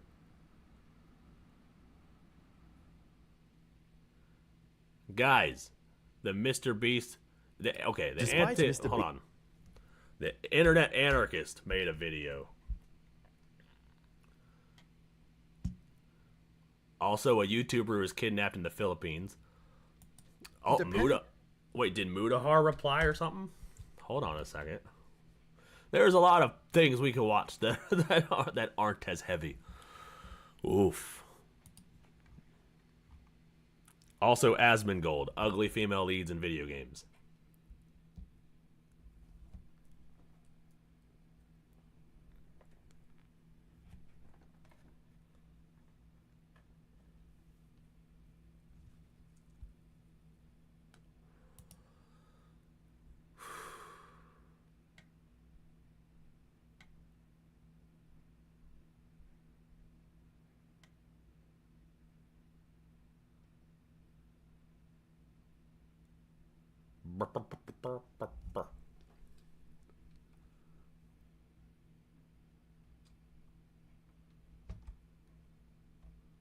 Marvel Rivals, dude, I've been playing the fuck out of that game, dude, not gonna lie. That's why I didn't drop a video yesterday, because I was playing Marvel Rivals all night.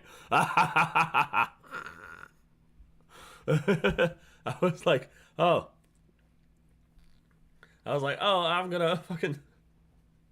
I was gonna make a video, and then I couldn't write. I got writer's block on the script, and I was just like, fuck it, I'm gonna take a break. And then I turned on Marvel Rivals, and I played until like 6 a.m. When I eventually make games, none of the ladies will be ugly. Yeah, dude, I refuse to make my ladies ugly, bro. Like, I know they're all anime chicks, but like, I don't make them ugly unless it fits the narrative. Like the game I'm currently working on, there are some ugly bitches, but even they're somewhat attractive. They're at least appealing to the eye. You know what I mean? I can't stand all these fucking ugly ass characters that are made ugly on purpose. But it's literally just like,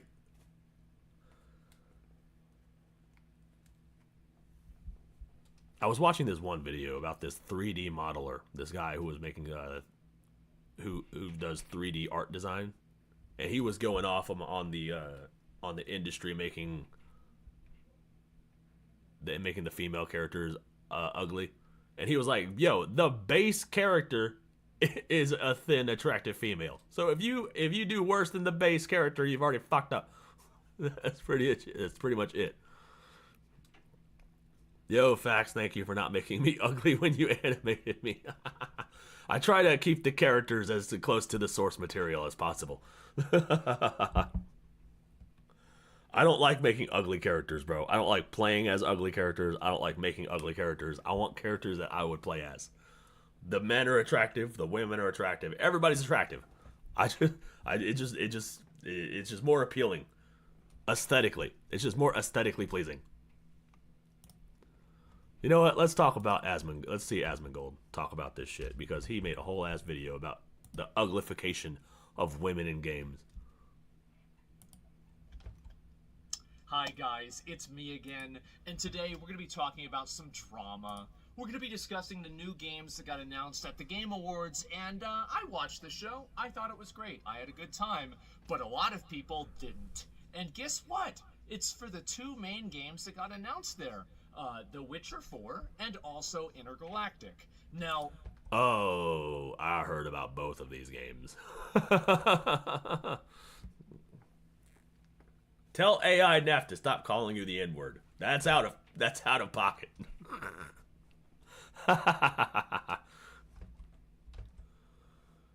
Clownfish made some video title-wise that looks somewhat positive. All right, I'll have to look at that.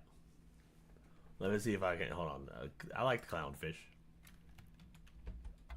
Both of these games, I think, had a lot of discourse surrounding them, and we're going to talk about that discourse. And we're also going to talk about what that discourse implies with people that...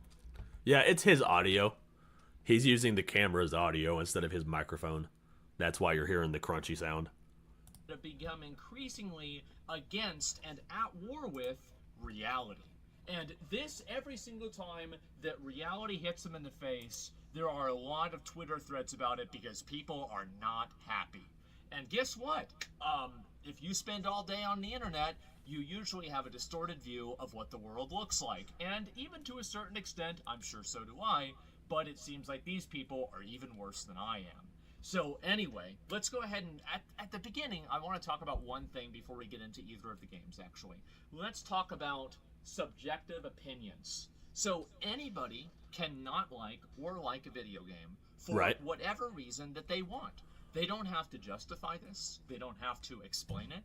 They don't have to debate it or argue it with anybody else. So if you do or you don't like any video game, you should never feel like you're obligated to defend that opinion or not, because it is your own subjective opinion and you have every right to it and nobody can take that away from you.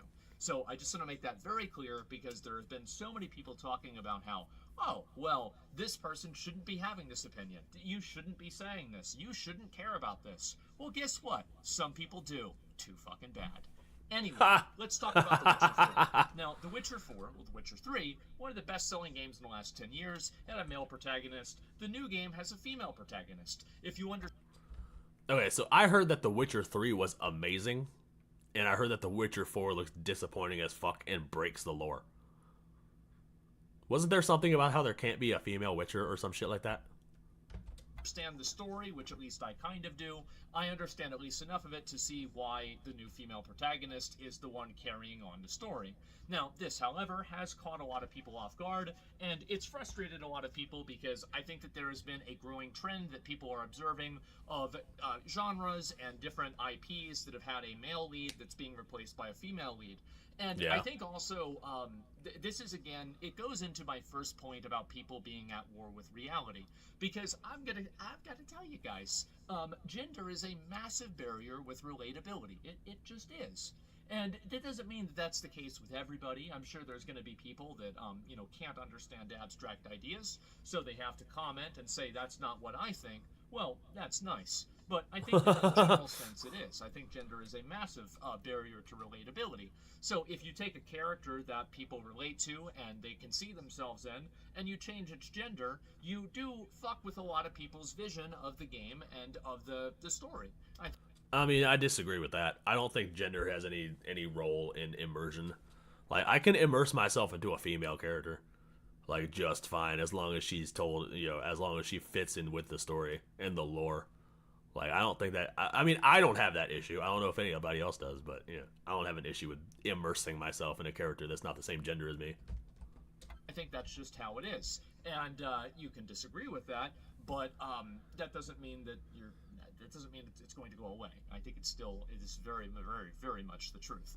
And so a lot of people are unhappy about this. And they also thought that Ciri is uglier, because if you compare her model in-game for The Witcher 3, and then you look at The Witcher 4, she does look a bit older, and it's a CGI trailer, so there's a lot more detail put into it. It looks more realistic. Now, my personal opinion, I have actually personally dated a Polish girl with a big nose.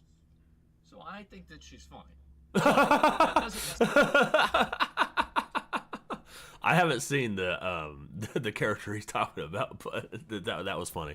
necessarily mean that everybody else does. If you think she's ugly, you don't want to play the game because of that, that's fine. That's whatever. I personally don't think so, and I think that CD Projekt Red has earned a degree of my trust with how well they've handled Cyberpunk and also The Witcher 3, that I'm going to give them the benefit of the doubt, and I'm going to really, really hope that the game is in fact actually good.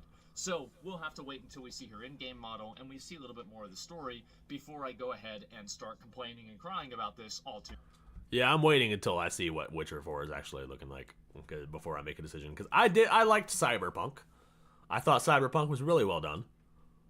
And, I mean, there were some glitches that made me laugh about, like, a lot. I've seen some people just fly up into the sky and shit. But, or people standing on motorcycles. But other than that, the story was really good. I like the character designs. They fit in with the actual world that they were in. Like, even if they weren't, like, conventionally attractive, they still fit in with the world. So, I don't know. I enjoyed Cyberpunk. Too much. So, there's that.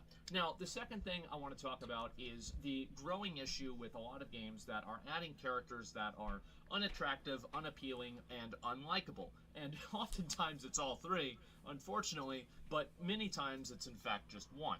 And so what's happened is that I think that a lot of studios have fallen prey to this idea that players and people want to have realistic characters. I don't actually think that this is true. I think that this is a media narrative that's created by journalists and it's created by people that write about video games, talk about them. Yep. But the truth is that I think most people, they actually do care about what a character looks like to an extent, and the people that don't care are irrelevant anyway, because let's go ahead and use a little bit of logic. So why would you ever put a ugly character in a video game? Well, I think that this serves no one. I don't think it serves anybody, because for all the people that don't care whether the character looks good or not, well then those people are going to play or not play the game anyway, and the reasoning for that is going to be completely independent of the character's appearance. And for the people that are going to play a game or do care about a character's appearance, and they use that as a criteria of whether they like the character or not, and by the way, a lot of people say that people don't do this. If people didn't do this, microtransaction cosmetics would not be making billions of dollars, okay? Like, this is just such a... Okay, yeah, that's fair. That's fair. I do like the cosmetics, bro. What up, Joe? Good to see you, bro. Stupid, delusional thing to say. They would not be able to sell all these cosmetics if people did not care about how they looked in video games. So, that being said, and there's a million other examples I can use, like gacha games, etc., but I think that let's just look at cosmetics as a meta thing, and then that immediately proves that people do care. Maybe you don't, but again, abstract sample, there are many people who do. And for the people who do care, I do think that having a character that is unappealing, unlikable, or just in general not something that people want to see, that's just unrelatable. I think that's another really component. Not necessarily what people don't want to see, but just in one way or another unrelatable. I think this serves literally zero purpose. And in That's facts, dude. Facts, dude. The part of the most immersion breaking thing is when a character is just unlikable, like the personality of the character, not just the looks, but like if the character is just a shit person, like an entitled and hypocritical, it's just annoying, and that's when you're just like, oh. Like in Borderlands 3, there was this character who was just so unlikable.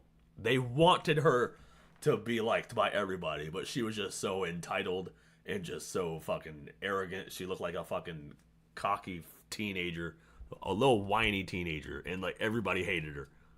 Same with fucking the Dragon Age Veilguard, dude. Tasha's character is not only preachy and a non-binary fucking blob person, she's unlikable as fuck, entitled, and just hypocritical. All it does is it serves to hurt the game. So let me explain why. Again, so you have all the people who are, they don't care about the way the character looks. They don't give a shit about it. They're going to play the game based off of the gameplay. Well, they've already made their decision, and the way the character looks, stated by them, is that they don't care. So then you only have the remaining people who do care about how a character looks. Now, do you think that more people care if a character is attractive or unattractive? Do you think that more people want a character inside of the group of people who care about the way a character looks? Are there more people inside of that group that want the character to be attractive or unattractive? Well, I'm just going to take the wild guess and think that they probably should think that the character should be hot. That's it. Yeah. And this is also true for guys as well. I don't really think that anybody wants to play, well, maybe some people do. Many people probably don't want to play a version of a fat neckbeard brony wearing a fedora with a My Little Pony t-shirt with cargo pants and socks and sandals on, and this guy is going to be the one who saves the world from God, right? He's going to have to destroy God. Many people probably would not really relate with that character, and they'd rather have somebody like Clive from Final Fantasy XVI. And so this is true cross-gender, but it's also another big issue, what I was saying before, about people that are living in opposition to reality. Yeah. A lot of people are in the mindset that these things are not relevant. These things do not matter. And again, they don't matter to a lot of people, but they matter to enough people for this to make a difference. And I also hear the narrative that these are things that are only held by a small minority of people. Only a small minority of people actually think this. And I have a challenge to everybody who thinks that.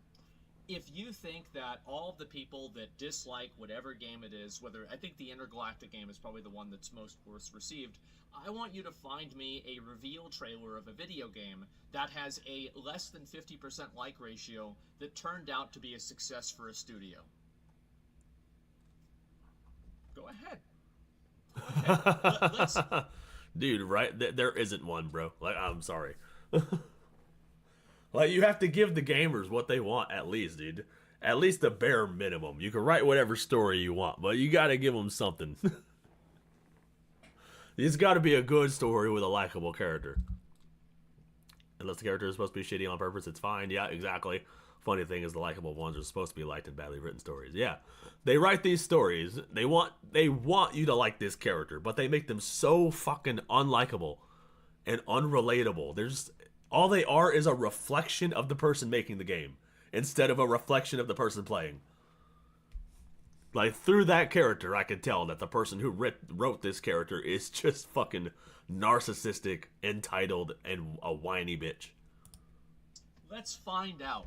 And you know what? I don't think we're going to see a whole lot of them. I've looked for them, I've tried to find them, and I didn't see a single one. And so what I think is happening is that you have people that want to believe something so bad that it's caused them to distort reality into imagining that it's actually real. And so what's happened is that a lot of these people are so fixated around making sure that the game reinforces some worldview that they have that they are unwilling to look at the rational implications of what is actually something that players want to see. And this goes into the idea of genres. Now, I'm sorry, guys, but I guess I have to be the bearer of bad news. But if you're making a video game, and it's set in space, you're a bounty hunter, you've got guns, and you fight things with laser swords, the majority audience of that game is gonna be a bunch of fucking guys. And that's facts. That's facts, dude. A majority is gonna be dudes. So you gotta give the dudes what they want, bro. That's it. So if you make a game like that and you don't appeal to that target audience, you are going to have a very hard time selling that game. And it doesn't matter whether you think this should be true or not, or whether you know somebody who isn't part of that group, who is a girl or whatever, who likes these games, or a guy who doesn't like them. That's totally fine, but I think that the averages speak for themselves. You can... Yeah, the exceptions do not prove the rule, bro. I'm wondering where those plushies come from. They look huggable. They do look huggable. I would squeeze one of those. I love plushies. Look at games like Concord Dragon Age Veilguard, or any of the other games that have come out recently that have tried to take a non-traditional approach in telling a story that is meant for a majority male audience. And I think that guess what happens? When that happens, well, a lot of people get frustrated, disappointed, and they think to themselves, you know what? I don't think this game's meant for me. I'm not going to play it. And that's what happens. And so I feel like, how many points on a graph do you need to be able to draw a line? I think that it's very obvious that these things clearly do matter a lot to players, and this is not enough of a small minority for it not to be taken seriously. And the thing about the liberals that make these games, dude, they're the villain of the left is the straight white male. And men in general is the villain of the left. So when you're making games for men, men are the ones primarily playing your game, and you already hate your target audience. How can you expect your game to do well? Especially if you're just drowned out in this echo chamber of just man hate, this misandry, and then you're going to try to make a game where the target audience is men. And then when the game doesn't do well, you blame the men. Like, don't be surprised when your freaking game studio goes under, dude. And also, I think that the implication is that a minority of people actually care about these things, whereas I think the actual reality is that a majority of people do. It's just that the amount of people that dislike it on social media might be a little bit higher, but it is more or less a respective sample size. Because I've never really seen a case, as I said before, where a game was massively hated on, you know, like the reveal trailer, and then it turned out to be a massive success. I just don't really think this happens. You know, first impressions are really important, and it matters a lot if you make them or not. And so a lot of developers are trying to design games and make games for everybody. They're trying to make the game for the target audience of anybody can play this game. It's going to appeal to everyone. Well, unless you're playing Tetris or you're playing some other sort of abstract game like that, this is just simply not the case. Exactly. Dude, genre matters. Like, different people like different games. That's just how it is. You're not going to make a game that appeals to everybody without alienating the core audience. That are more appealing to men versus games that are more appealing to women. The same as there's music that way, the same as there's, you know, like movies that way, manga that way. I mean, manga, they do it right. They literally have names for it. Shonen is literally made for young guys. So that's basically the way that they handle it, and I think that they're doing a lot better than comic books now, last time I checked.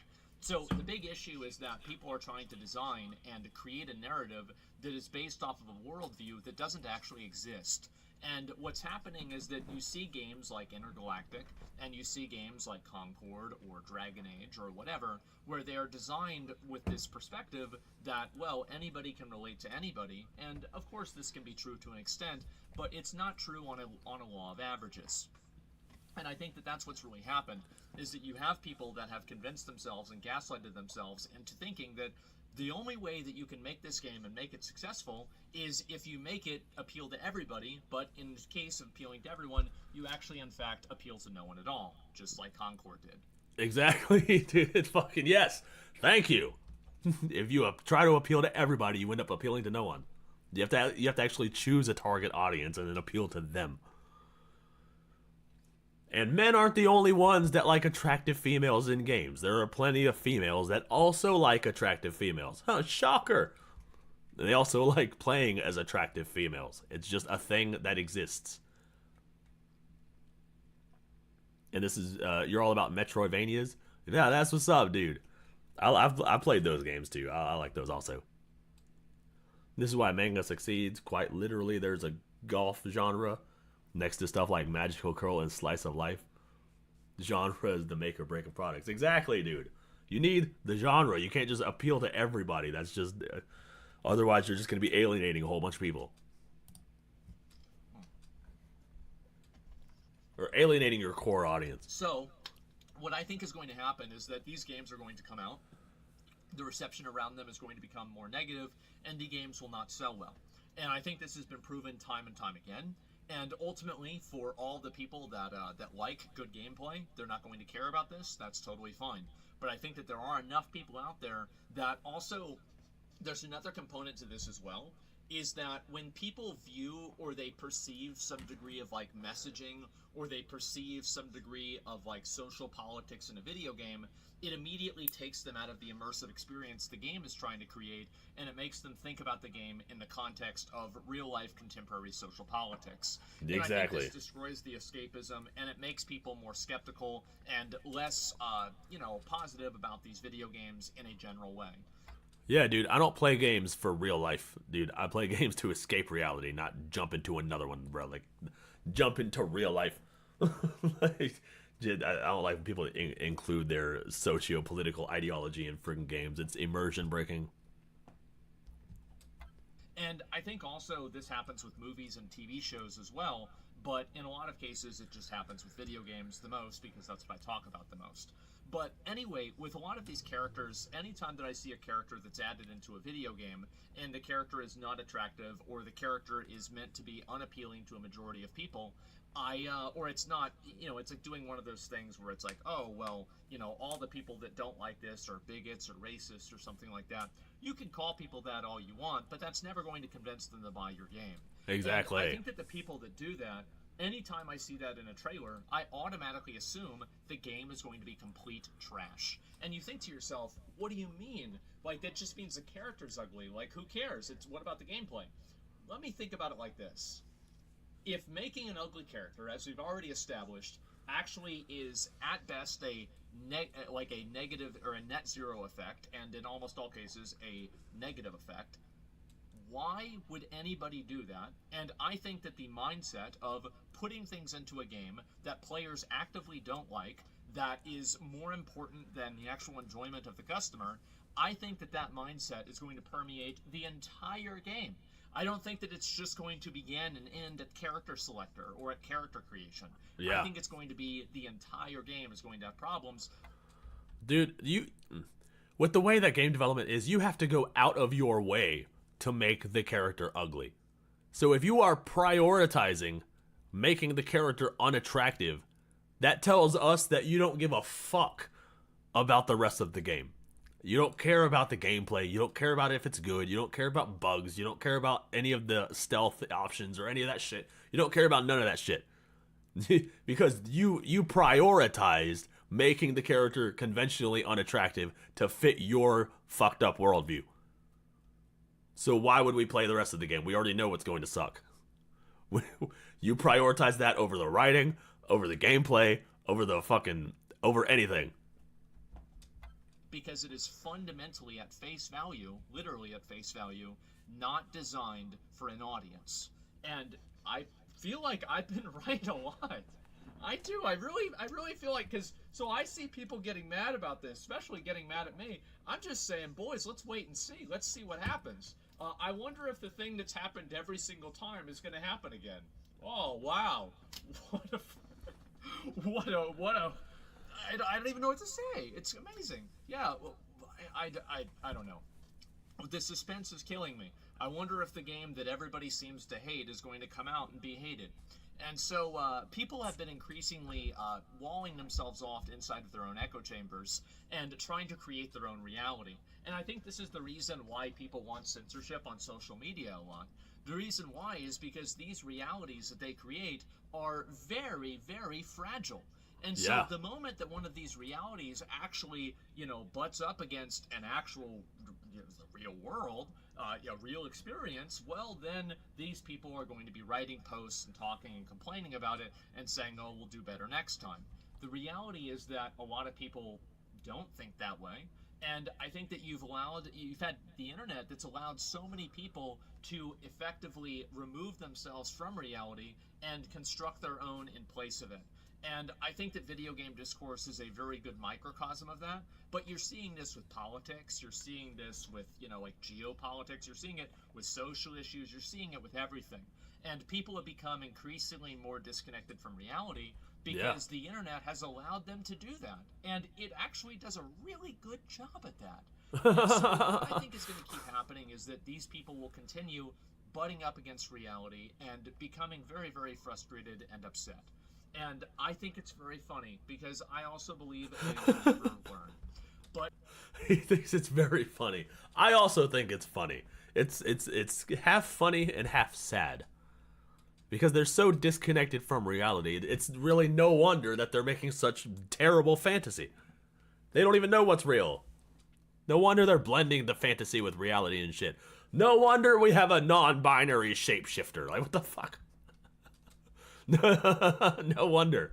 No wonder we have fucking all this socio-political shit. We have trans agenda, the game. As Spoon would say, pattern recognition. Exactly. You can always tell when a game's gonna bomb just by looking at it and seeing who's behind it. That shit, it's really sad, the state of AAA gaming in today's era.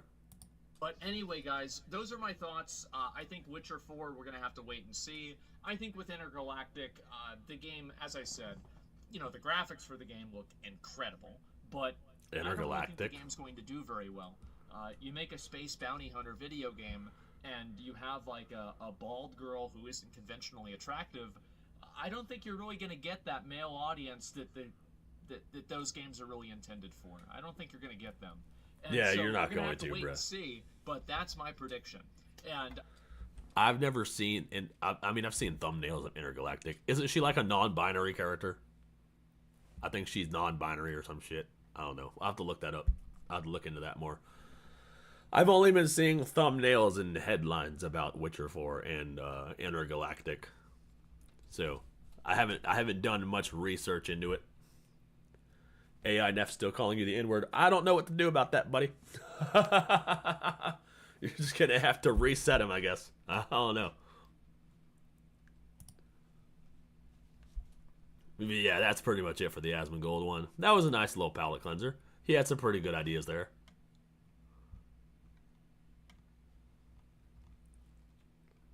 Let's look up that clownfish shit. Clownfish TV.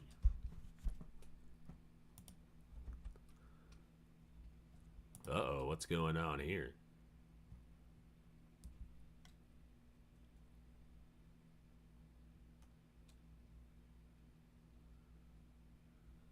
Game journos are unemployed?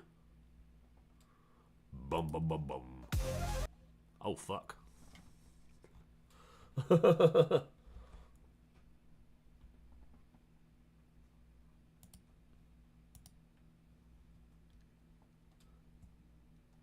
Let's see what's going on with these game journos, bro.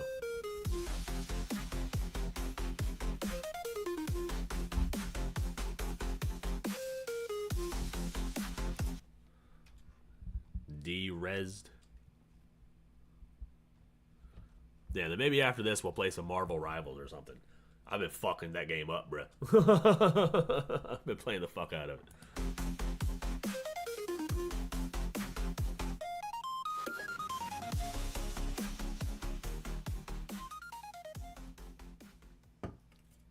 Hey guys, welcome back to Clownfish TV. This is Neon. I'm out here with Geeky. In this video, we're going to talk about video games. We're going to talk about the layoffs in the video game industry. Things are getting pretty serious, guys. Things aren't going so well for most people in the video game industry and also the support industry. I guess support industries, is that what it is? We're going to talk about gaming journos losing their jobs. We're going to talk about the future of the video game industry and course correction. I think that's what this is all about. I think it's all about course correction. But they better course correct pretty damn quick because there have been a lot of notable AAA misfires in the last year. A lot of people... Dude, it's been like every other one. Like all of the good games are coming from overseas. They're coming from these Asian countries. All of the American games are ass. Not trusting new games, whether they're coming from a major studio or they're independently developed. They're just not taking chances anymore, especially if it looks quote-unquote woke. If the game looks woke, the studio will go broke. I mean, it's pretty obvious. And we did a video yesterday talking about Hollywood and how they had to pivot away from the wokeness. And the video game industry, it seems like it's taking a little longer for them to get that memo. I don't know what's going on here, but they better pivot pretty damn quick because they're running out of time. They're running out of players. They're running out of customers. I mean, thousands, tens of thousands of people in the video game industry have been laid off. Gaming journalists are getting laid off. I think the entire industry is getting reset. That's good, dude. We've been needing a reset from this industry, bro. I'm happy that they're freaking coming to their fucking senses, dude, and realizing that all of this woke bullshit doesn't fucking work. Is what I think is going on. I think we're hitting the reset button on the entire video game industry, and there will be room for talented developers. There will be room for talented and truthful gaming journalists and personalities covering the video game industry, but there's not going to be any room for a lot of the people that have worked in the industry 2014, 2016 through last year. Yeah, no studios. Yeah, they're going to be gone. So let's talk about this. Before we get into it any further, please subscribe for more pop culture news, views, and rants, guys. This is coming from, let's see here, Aftermath, which is basically a bunch of unemployed gaming journos going out and starting their own site. I'll give them props for at least starting their own site, but they have the inside scoop on more IGN and gamesindustry.biz people getting gone, so we'll go there first, and then we'll talk about the actual video game industry. Before we get into that, though, check out clownfishminus.com. Check out our merch. Join our plus minus club. Hey, they got a plushie. I want a plushie. They've got a clownfish plushie. I want to make some plushies. Who would I make a plushie of? Who's my channel mascot? My androids. Should I make android plushies or a Neff plushie? And you can get exclusive content over there. And also, if you go out to clownfishtv.locals.com, more of the same. We actually mirror that content over there if you prefer to support us over on Locals. So this comes from Aftermath. Nathan Grayson. I think he used to work for Kotaku or Polygon or one of those sites. I don't know. They all kind of blur together. And I think a lot of these sites are going to be gone. They're going to be gone next year because I think they're hanging on long enough to try to siphon as much of that Q4 ad revenue as they possibly can before. Make a plush of Neff, I'll buy them. All right, yeah, I'll do some research. I'll see what I can do. Their corporate owners just called a day. That is my feeling on it. We'll see. We'll see what happens. Anyway, IGN, GamesIndustry.biz, and Humble lose key staff to soft layoffs. Soft layoffs. Oof. What does that mean, soft layoffs? Does that mean it's like under the radar? Kind of like, oh, you know, we're downsizing the company. All of these corporate jargon. In late October, Ziff Davis made an offer to its staff. Organic revenue, read an email to employees, had declined by 10% since 2021. It could be a whole lot worse. Organic revenue? As opposed to what? Inorganic revenue? Like what? All this corporate jargon, bruh. Necessitating cuts. Like others in the industry, the company proposed a series of See? All this fucking organic revenue had declined by 10%, necessitating cuts. Who talks like that? Voluntary buyouts to those who may be ready to move on, explore new opportunities, or just take a break. In other words, layoffs, but employees get to choose whether to disembark the sinking ship now or potentially get thrown overboard later. That's that. I would take the buyout personally. The end result, as we've seen. Is it bad that my brain went to how to crochet a fire character model? Are you thinking about how to crochet me? I might take a while. I got a lot of detail. You got to get the Santa hat. You got to make it floppy. Is the same. Publications lose key people, and those remaining wind up spread increasingly thin. It doesn't matter. It's a skeleton crew. They're keeping these websites online as long as they can, as cheaply as they can, until they pull the plug. You are manning a Kmart as the inventory is disappearing from the shelves and not being replaced, or just another day at GameStop. You know what I'm saying? Like, it's, dude, right? I'm surprised GameStop's even still around, dude. How have they not gone out of business yet? Yeah, that's what it feels like for a lot of these places, right? They're working at GameStop. So Kat Bailey, who is IGN's news director, who previously ran the Gamer Network site, US Gamer. So yeah, they bought the Gamer Network. IGN bought it, and they shut a bunch of the websites down. She announced her departure today. Additionally, Aftermath has learned that Simon Maxwell, CEO of Gamer Network, has also taken a buyout and will be leaving the company. They said, yeah, gaming-related properties that have been hit by Ziff's soft layoffs include IGN, GamesIndustry.biz, and Humble Bundle. How is there anybody at Humble Bundle? Well, I didn't even know that was their own publisher, and they shut that down too. I don't even know what any of these people are. Like I've heard of IGN. I've heard of IGN. That's it. That's all I've heard of. And I know they're woke as fuck. In the former two cases, multiple employees have publicly announced their impending departures. Announcement time next week is my last week at IGN, said senior news editor Alex Stedman. As for what's next, I'm honestly not sure, but what's become abundantly clear to me is I really need a break. I'm beyond lucky to have been working consistently in entertainment journalism from the age of 20, but after 12 years largely in a news grind, I'm exhausted. And it's time to take a breather and consider my next moves.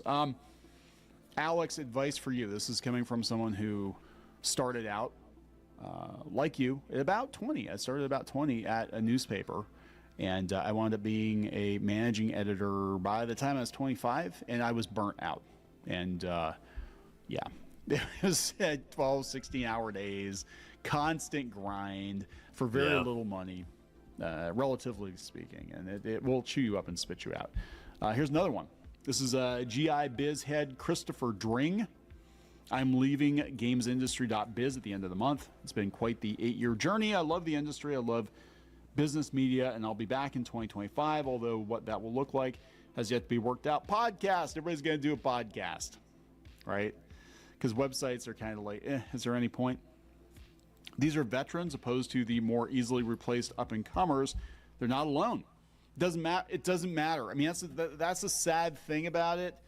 I mean, I'm not saying that I don't know these people. I have no idea who these people are. But, like, the internet doesn't discriminate unless you're Google. Google definitely discriminates. But, like, it doesn't matter if you've got 30 years doing something. Yeah, dude. You know, they flip the switch and you're not the new hotness anymore. You're done. You're done. The algorithm doesn't like you. You're done. It doesn't matter how long you've done it. Yeah, that's fair. It is what it is. And a lot of these people, I'm going to be honest, they're not going to make the jump to video. They're not going to make the jump to podcasting. They're not going to make the jump to having their own social media platform. They were fine as long as they were part of a group, right? But they don't have what it takes to do it on their own. Not everybody does. And you can be a damn good editor. You can be a damn good, you know, on-air talent or whatever, but you don't have the business acumen to be able to do it on your own. Or you don't have the lucky circumstances to do it on your own. A lot of people can move into a warm seat. Hell, if they put us on like Fox News or something, we'd probably do a lot better. But like, you know what I'm saying? So that like IGN was already built for you. And you just moved into the office and started making content, started writing articles. You didn't build it from the ground up. I have a lot. Ah, yes, the almighty algorithm.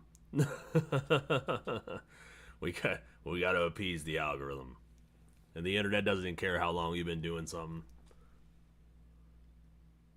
Like he's right about a lot of that. Like I could definitely, yeah, he's right about a lot of that. A lot more respect for. I mean, I'm not saying these people are bad. I want to be clear. But I have a lot more respect for people that have actually built their own things from the ground up. That's just me. Here's another one. Industry veterans. Yeah. GI.biz, 3 staffers, including editor-in-chief James Batchelor, have announced that this is their final month, leaving one of the few influential trade publications in video games with a single full-time employee. Leaving one of the few influential trade publications in video games with only one single full-time employee. What the hell? A current IGN staff member who was granted anonymity because they were not authorized to discuss these matters publicly told Aftermath that while their site has not been decimated, at least 6 people have accepted buyouts. As for Humble, exact numbers are unclear, but one current Ziff employee and one former Humble employee told Aftermath that a lot of Humble staff have taken buyouts. They're going to shut it down, aren't they? Oh, wow. Okay, so they're buying off the employees and shit. Ooh. These game journals are gonna die out, dude. Like, nobody reads these shits anymore, bro. I don't know why they keep doing them. Nobody reads these shits. They watch the videos. They watch regular ass people talk about the games and their experience with the games. Nobody reads Nobody reads these articles anymore. Because they had Humble Games, and they actually published some pretty good stuff. And a lot of these people are like SOL. They don't have a publisher now for their games. It said, yeah, multiple game studios were left in a state of uncertainty. Remaining employees at Ziff-owned gaming properties aren't sure what the future holds. I think the big thing for me is they haven't really communicated plans as to how they're going to fulfill that work.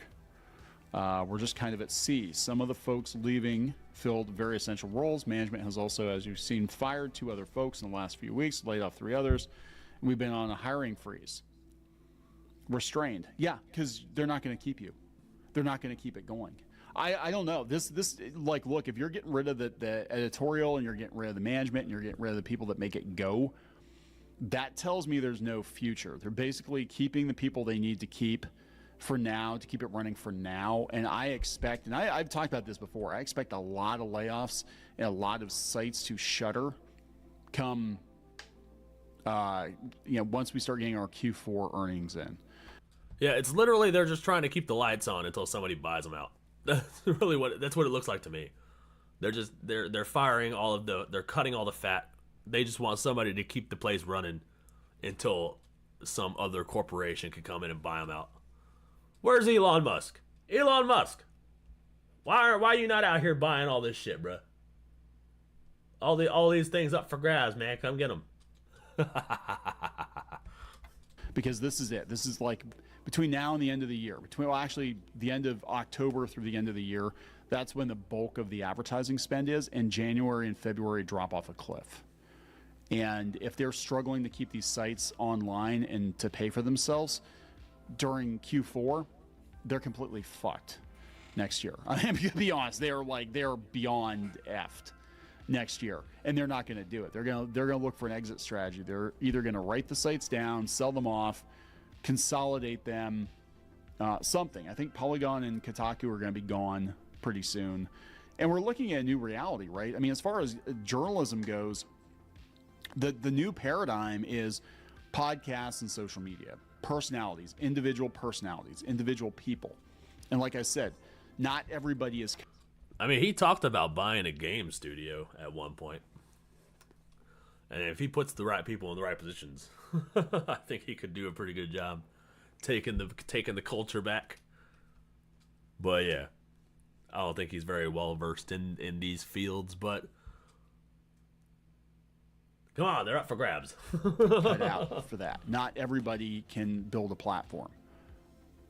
And there are a lot of people that are fantastic writers, but you get them on camera and they just choke. Like they're not likable or something. There's something going on here that like you can't make that jump from being a print journalist to a podcast host or to a, what I'm saying? It takes a certain skill set to be able to do that. A lot of people. Yeah, because I don't know. It takes a different personality type to do that. Like, because the people who write articles are typically introverted, and the people who host podcasts are typically extroverted. You can't really jump from one to the other without feeling extremely uncomfortable. It is a different lane. People have done it, and some of these people probably will be able to do it, but it's hard. And I think a lot of these people are just this is the end of their journalism career. That's it. They're gonna have to find something else to do. So let's talk about more layoffs in the video game industry. Just the video game industry. Jesus Christ, how many layoffs are there, bro? What's this one? This is ZeniMax Online Studios is voting to unionize as the more layoffs hit the game industry. That's not a. I mean, I guess for self-preservation, if you can unionize and get a buyout, because we saw that a bunch of Ubisoft employees were doing that. They said the gaming industry has faced a tidal wave of difficulties this year, the most pressing of which involved layoffs of thousands of workers from various positions, Microsoft made up 2,000 of the layoffs in January alone. The Damn, suffering of dude. the workers in the industry was acknowledged during the Game Awards in 2024. We're going to get to that. Oh, we're getting to the Game Awards? Uh-oh. I'm interested in the Game Awards, bruh. What's going on there? And why does everybody need a union, bruh? They literally just want a union so they don't get fired. So they can keep pumping out this slop. But while the awards were being passed out, 461 members of ZeniMax Online Studios voted to unionize. Oh, yeah, that's facts, dude. You need charisma. You need the people. You need Riz. You got to Riz up the audience, bruh. Yeah, my hoodie gives me plus 50 charisma points. It's added to my stats. So you guys prepare to get wooed. Microsoft has recognized the union, marking a major win for workers' rights. By coming together and forming a union, we're able to take a powerful step toward ensuring a better future for ourselves and our families. Yeah, at Microsoft, but what about everybody else, you know? And here's the thing, they have to buy you out if you're a union. So, I mean, I understand. Yeah, and I'm usually not one for unions, and I've people know my feelings on unions. I think they F over their members. I think they strong arm businesses. In some cases, it's so bad that especially if it's a smaller business, they have to go out of business because the union demands are too much. Yeah. To be sustainable. I literally know one of the newspapers, speaking of journalism, one of the newspapers I worked at, the owner sold the company rather than deal with the union because he's like, if I have to deal with the union, I'm going to go bankrupt. And I'm not going to deal with them, and they're not going to bully me, and that's, you know, so to each his own, I guess. But in this case, if it looks like everybody's getting laid off and you have an opportunity to at least get some kind of insurance policy that if you do get gone, you have a few months of severance or something, I mean, you'd be stupid not to take it. And if it's a company like Microsoft, they got... This guy's making you sleep from all his yapping. Well, he's just a chill guy. This is what I was talking about in the last stream. Right, where I was talking about how I can't just sit there at a desk and talk and have this monotone conversation with the camera. You know what I'm saying? I have to be energetic. I don't understand. I mean, I get it. It's a personality type or a genre, I guess. But I don't know. I can't talk like this. I have to be entertaining to some degree. I have to put some sort of melody in my voice and have it go down in certain. Have it actually be animated and shit. Yeah, Neon is a talker, and it's important when it comes to the media. I take him over the view. Yeah, 100%.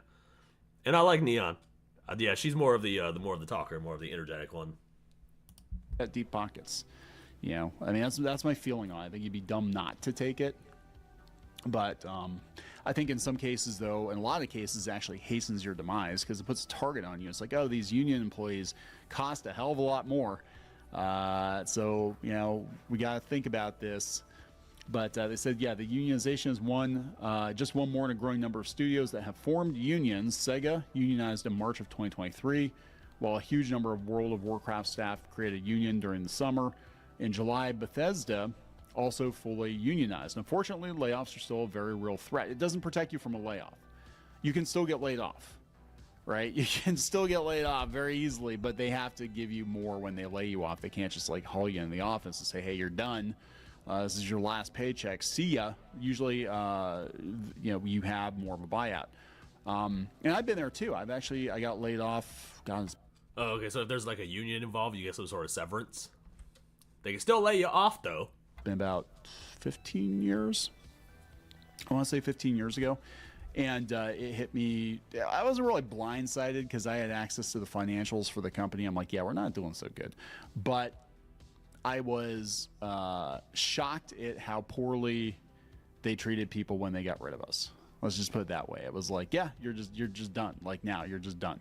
Like, so let me get this straight. I have to give you a 2 weeks notice, but you don't have to give me a 2 weeks notice. I had no knowledge that I was even on the chopping block. You just, you know, told me I had to go.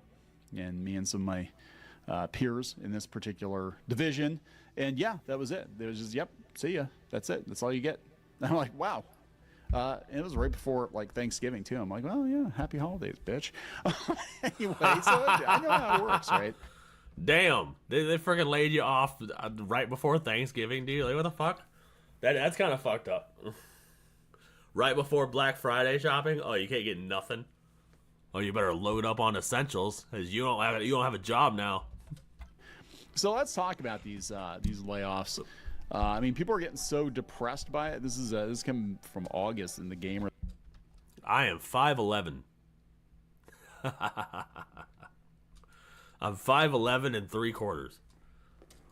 I don't know. I think I'm like 5'10". I'm 5'10 or 5'11", somewhere around there. Where they're like, why bother even making video games anymore? Well, you make good ones. You make good ones, they sell. But the problem is that gamers are jaded, right?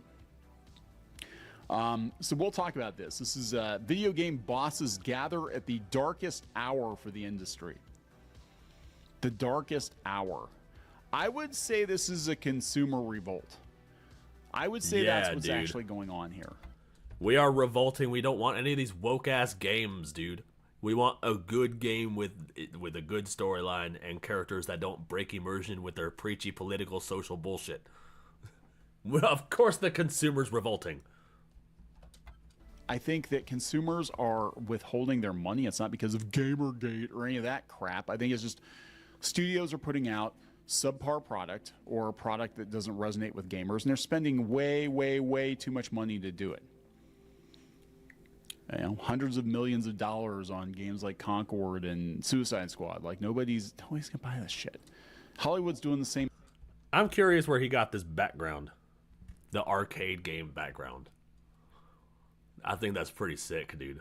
I'm not gonna steal his background, but I think it's pretty cool. Stuff, and they're course correcting now, and I think the gaming industry is gonna have to course correct. So this is coming from TechExplore.com. The movers and shakers of the video game industry will gather Thursday in LA to celebrate the annual Game Awards, the sector's equivalent of the Oscars, and that was a whole thing. I didn't even bother covering it because I don't really care. But we're gonna pull up a clip from the head of Larian, who had a spiel about layoffs in the industry, and he's like, I think things are gonna get better, and I'm with him. I think this is a necessary culling of people, projects, and studios that will not be part of the next phase of the gaming industry, just like journalists, right? I mean, it sucks when it's you. Neff, what's your favorite color? My favorite color is purple. It's the color of the brand, and it's the only color that doesn't actually exist. Did you guys know that the color purple doesn't exist? It is a purely psychological phenomenon. Your brain made it up. The color purple. That's why I like it so much. It's a purely psychological phenomenon. Just like me. I get that. But things evolve, things change, and sometimes you're a part of the next phase, and sometimes you're not. Sometimes this is where your story ends. This is where your career in this particular field ends. And it doesn't mean your life is... AI Neff is fucking wrong. Swear to God, I'm gonna freaking destroy that fucking fucking destroy that computer, bro. Oh, fucking let me at him, bro. I'll fucking find that fucking thing. It's over. It doesn't mean you can't go do something else. You know, it doesn't mean that if you're a failed painter, you can't go do things and get in the history books. No, that's probably bad. That's probably a bad analogy. I was actually thinking. No, I was thinking of who you're thinking I was thinking of. I was actually thinking Ronald Reagan, too. Like, Ronald Reagan was mad he didn't get a job at a paint store or something. And he wound up being an actor instead. So sometimes, you know, a door closes, another one opens. That's true, bro. I'm just saying. That's all I'm saying. So the game industry continues to be incredibly bleak behind the scenes, says Mike Bithell, who heads a small British studio, posted on Blue Sky. Of course it was on Blue Sky. The ecosystem is in... Fucking Blue Sky, dude. It's always Blue Sky, bro. That's all where all the fucking crazies are, dude. Purple is your family color? That's what's up, man. I love purple. Purple has been the color of my brand since the nefarious brand was conceived. In Freefall, doubt there will be an easy solution or a quick one. This darkest hour has dragged out to a darkest couple of years. At least 14,500 people in the sector were laid off worldwide in 2024, up from 10,500 in 2023. Jesus Christ. 14.5. So like 15,000 people were laid off in the gaming industry just this year alone. Y'all can hate me, but pink is my favorite color. There's nothing wrong with pink. There's nothing wrong with pink. So we're talking 25,000 people gone, just gone. That's a... Nope, we'll go get her. We'll find her. We'll find Coleus. The reason I did this whole thing with Coleus to go into Blue Sky was because I had a video game idea, and I was totally gonna drop it soon. But yeah, we're gonna go get her. We'll get her. We'll go get Coleus out of the Blue Sky. A lot of people. It used to only take like 5 or 6 people to make a game, and now there's like 500 people making every damn game.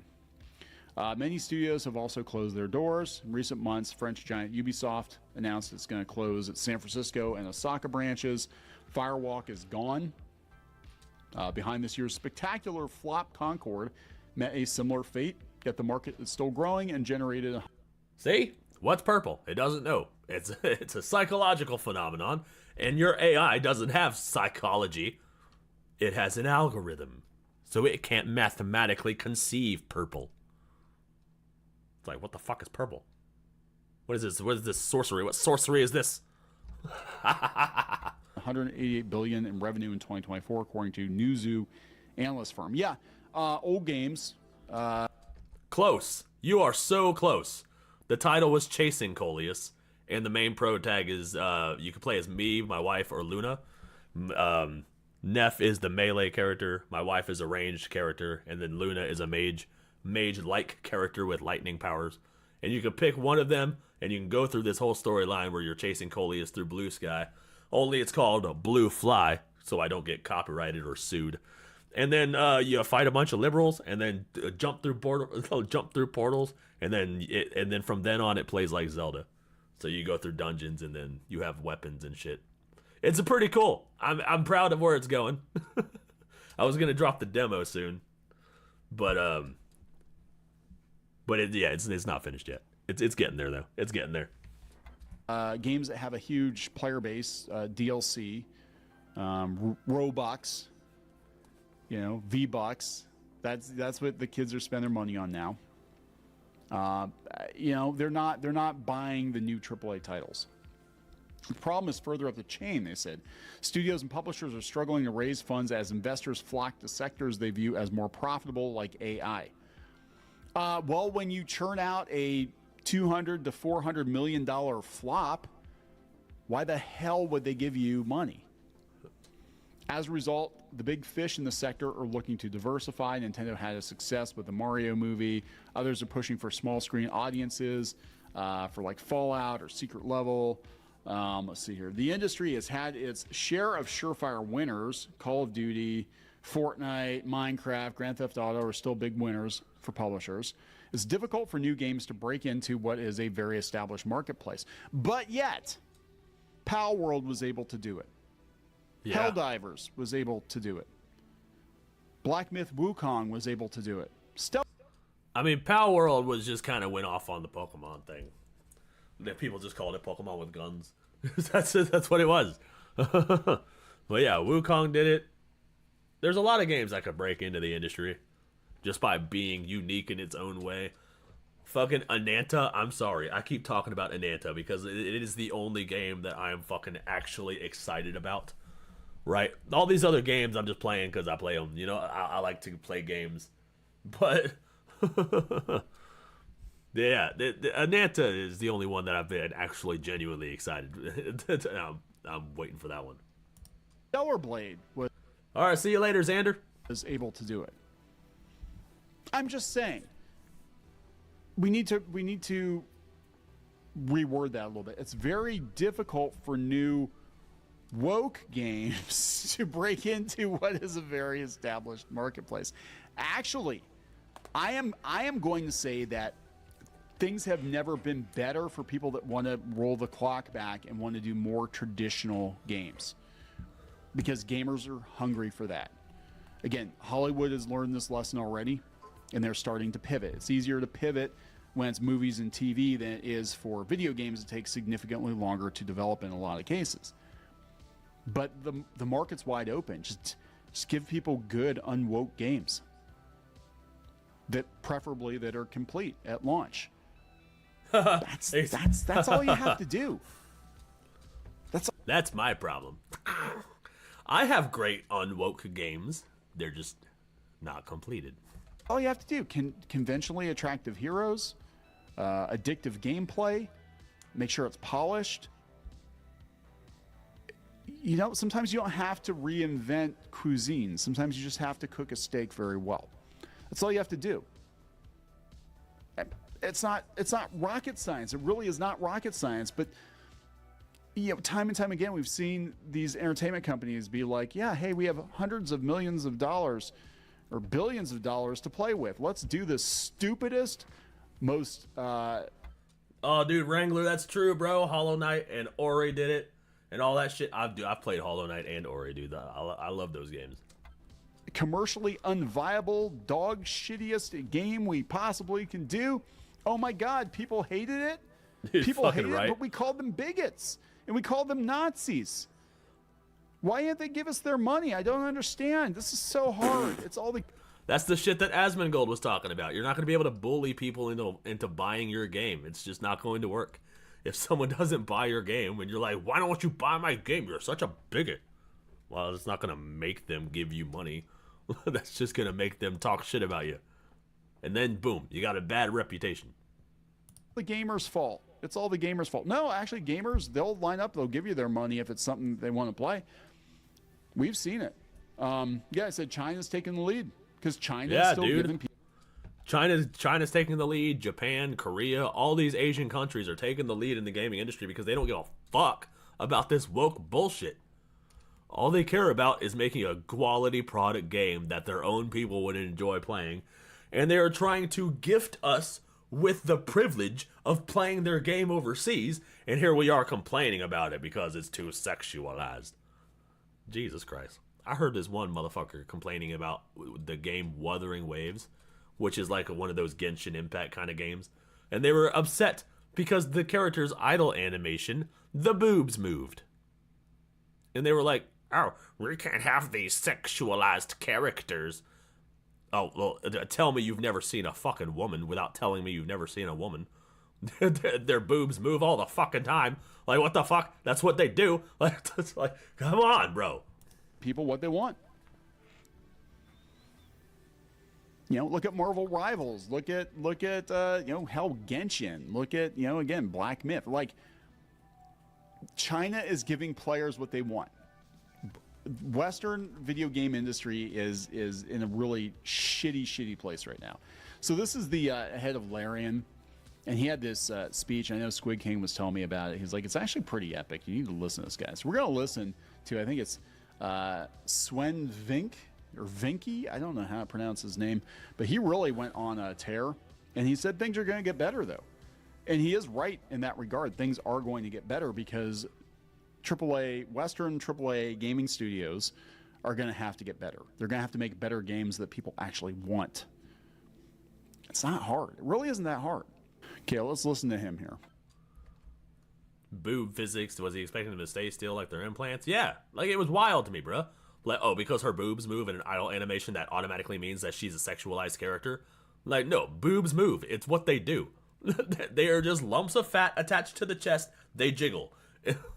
Just because we made them realistically jiggle doesn't mean that they're now a sexualized character. Jesus Christ. They want all the women to be fucking fat and have no part of them move at all. Anything that could be considered a sexualized character, oh, we can't have none of that. Hours, but I still have some time credits from last year to cash in. So it turns out that not only will I be the one who will know as first which game wins tonight, but I actually also know which game is going to win next year, the year after, and the year after. Now, how do I know this? Well, an oracle told me. She said, change is coming. Change is coming. It's a modern oracle, so they made me sign an NDA. But I trust all of you. I know you can keep a secret. You will never leak it. The Oracle told me that the Game of the Year 2025 was going to be made by a studio who found the formula to make it up here on stage. It's stupidly simple, but somehow it keeps on getting lost. Studio made their game because they wanted to make a game that they wanted to play themselves. Yes. They created it because it hadn't been created before. Yes. They didn't make it to increase market share. They didn't make it to service a brand. They didn't have to meet arbitrary sales targets or fear being laid off if they didn't meet those targets. And furthermore, the people in charge forbade them from cramming the game with anything whose only purpose was to increase revenue and didn't serve the game design. Yes. They didn't treat their developers like numbers on a spreadsheet. They didn't treat their players as users to exploit. And they didn't make decisions they knew were short-sighted in function of a bonus or politics.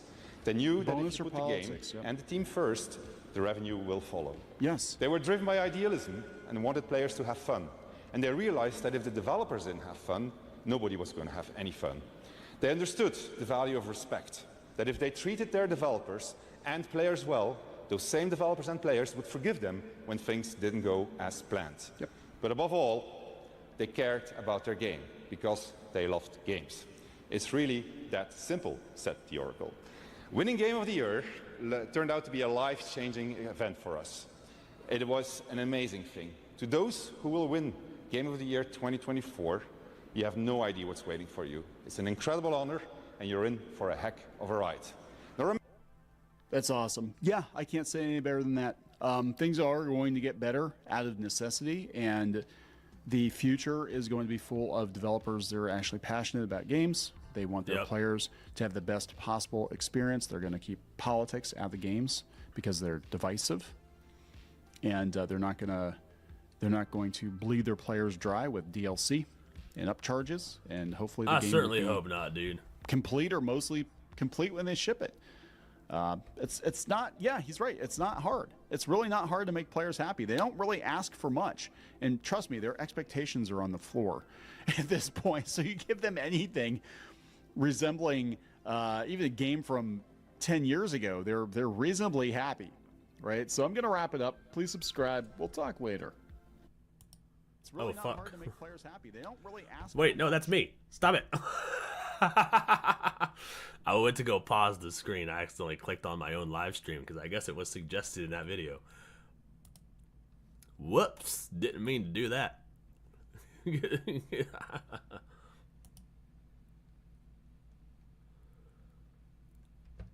Oh my goodness, what now? I'm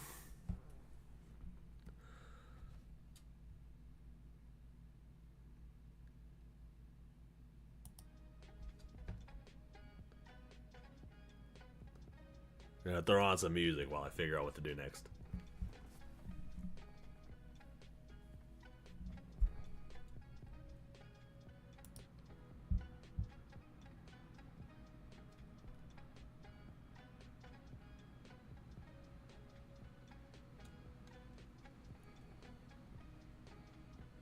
Nefception. Yep, dude. I accidentally clicked on my own live stream, bruh. I didn't mean to do that shit.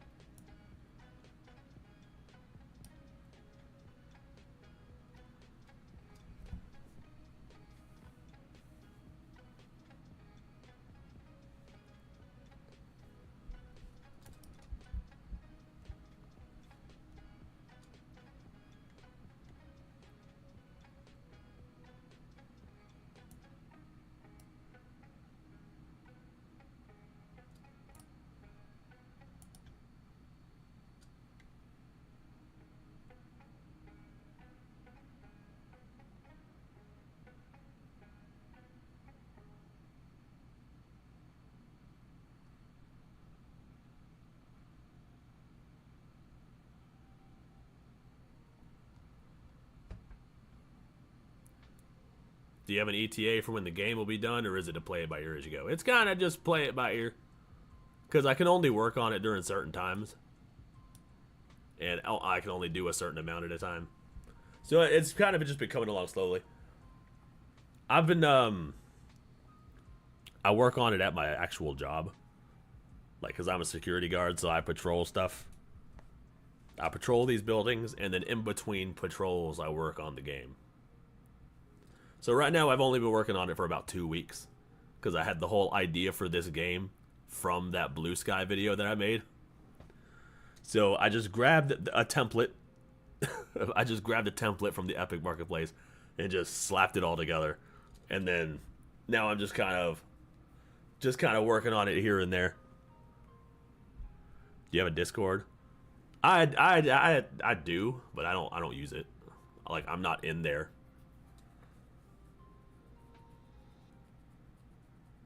So I don't really do a whole lot. You know? Like, it's nice, it's pretty, it's all set up and stuff, but yeah, I'm not really active in it.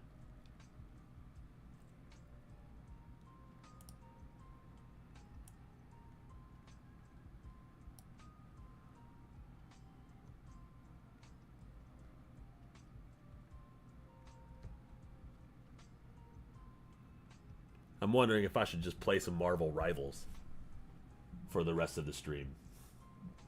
I've already been streaming for 3 hours.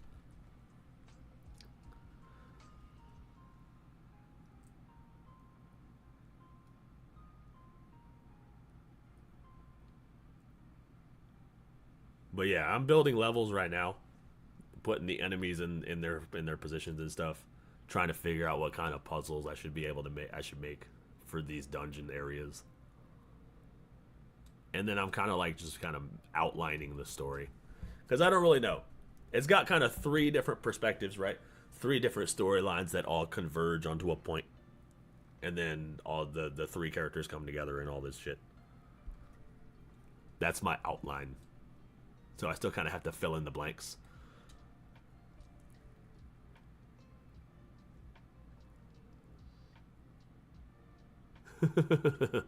Do it.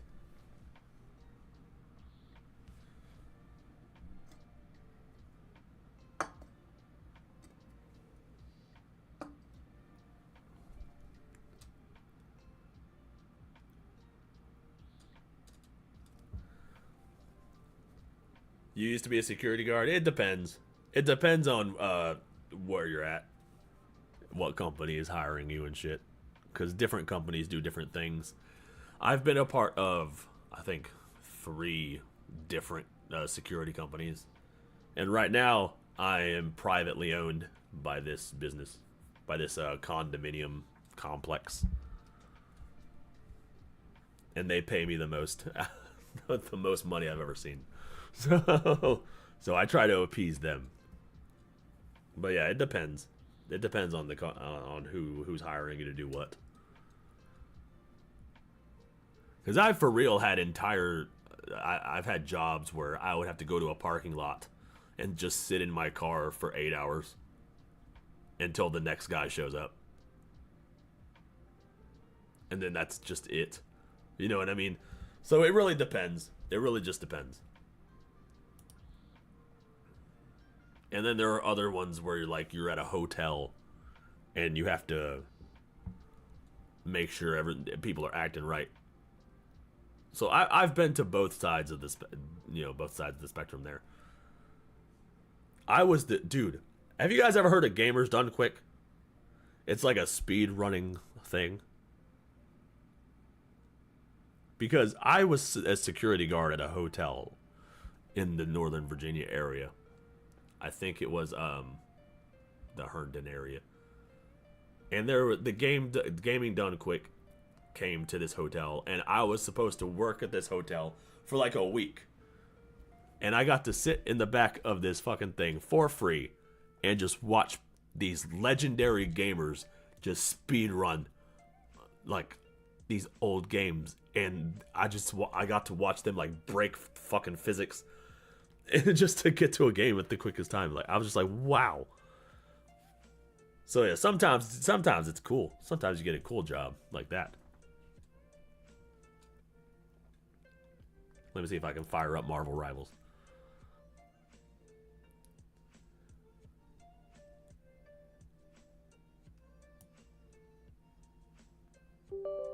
Oh.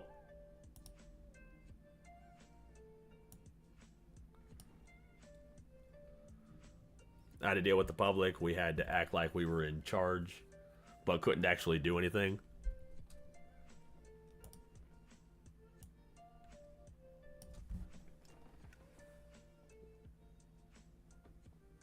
Oh, yeah, that's lame. Yeah, I don't know why you're... Yeah, I don't know why your superior officer had you do that shit. They should at least tell you what to do.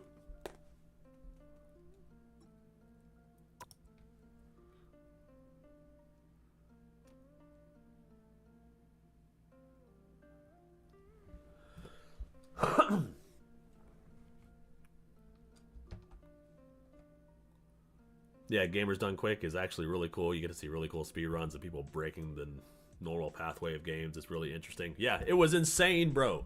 I watched people complete Legend of Zelda in like fucking an hour.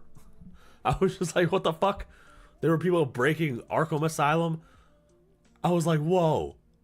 Like, I was so invested in the game that I forgot to do my job. Because I was supposed to be patrolling and shit. Like, I was supposed to be patrolling the hallways of the hotel. And then... I wasn't doing that. But it was a whole, like, convention. They had speedrunners in one hall. And then they had other games. They had a Smash Brothers tournament. They had games where you could just go in there and play all these retro-ass games, bro.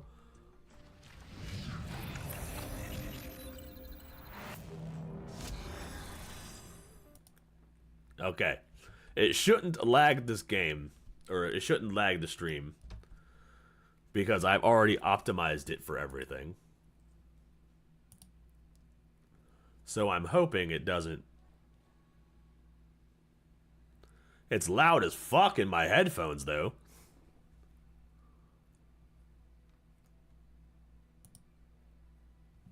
Hold on a second.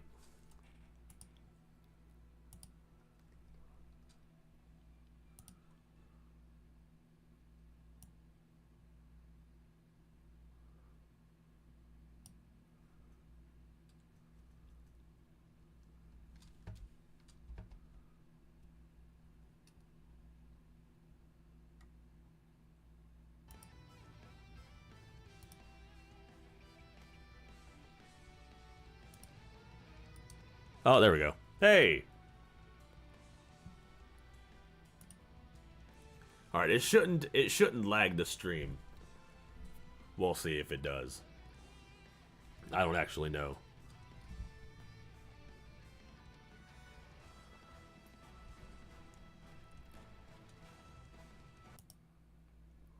Let's see here. I had to guard the stage at an LL Cool J concert? What? Dude, that's cool. I would have loved to guard an LL Cool J concert, bruh.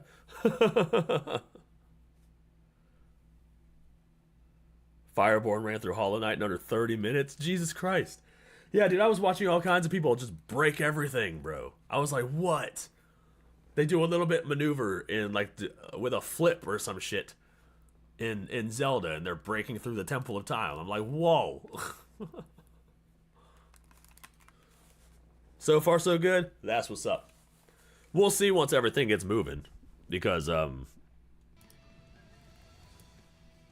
we'll see when everything gets moving, because I don't know how the frame rates are going to be. I already played a lot. I'm already level 10. I've already optimized it for, you know, the stream in case I ever wanted to play on stream. So hopefully we don't run into issues.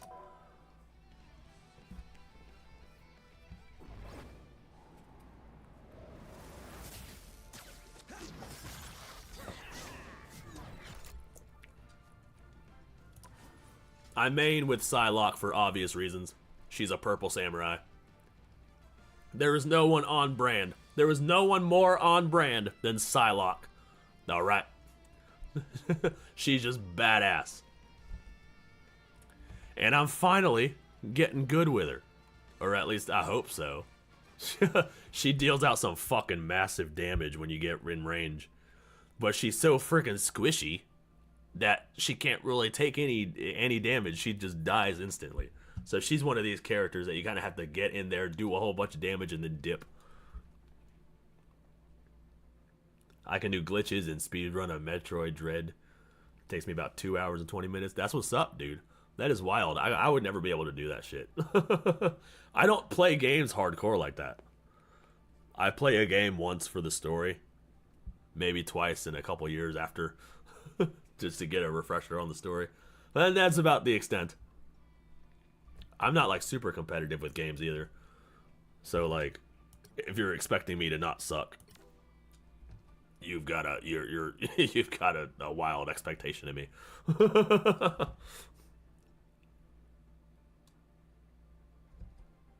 Psylocke equals Neff's daughter. Whoa.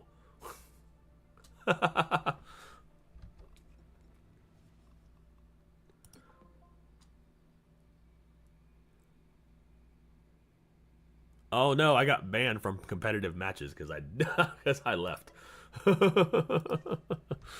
I didn't know they'd do that. Oops. Well, I'm not going to do competitive no more. Competitive matches are hard. They're all hard, but like...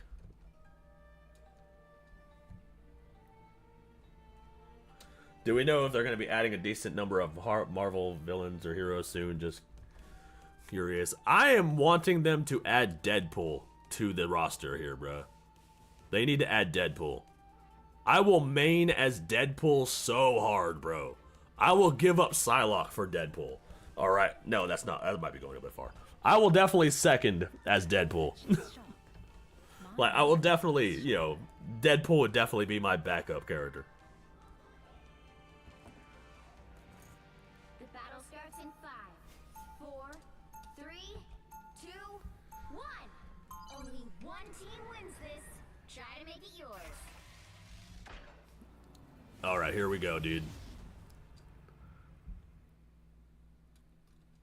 I got my frames per second on there too on the screen so you guys can see. I fought Oni, slayed demons.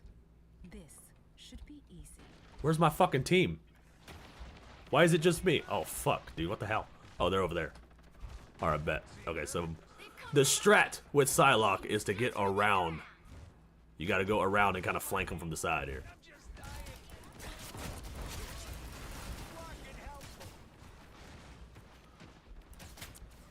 My microphone's in the way.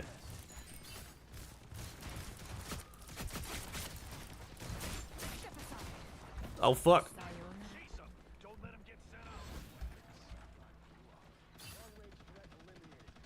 You want to get in there, do a bunch of damage, and then bounce. You're in the lead now. Try to make it last. Jesus Christ.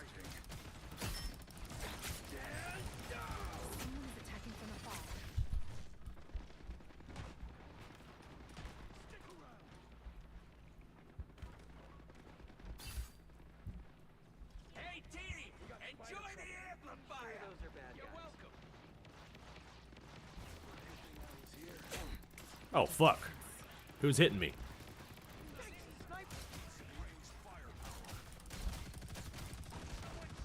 Behold the god of thunder! I unleash the Ashanti's power! Step aside. Let Ashanti guide me. Jesus Christ. Almost died. Someone is attacking from out of sight. Frenzy!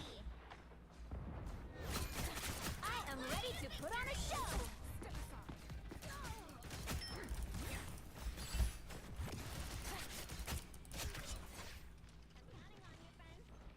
I'm doing this my way! Alright, got my cooldowns back.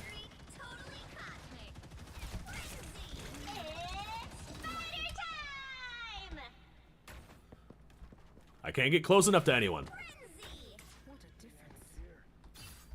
Judge, jury, executioner! Oh, that was a clone. God damn it, dude. Woo!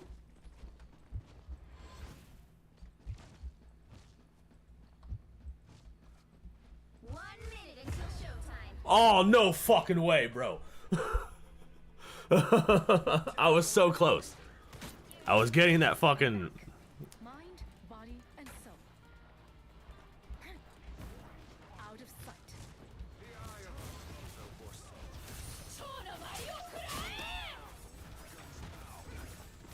Enemy in front of us.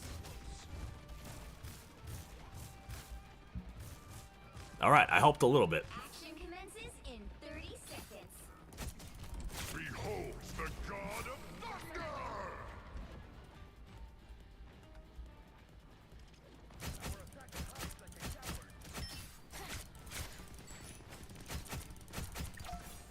That was also a clone. Crap, dude. What the fuck? Winning streak, totally cosmic. 10 seconds. No backing out now.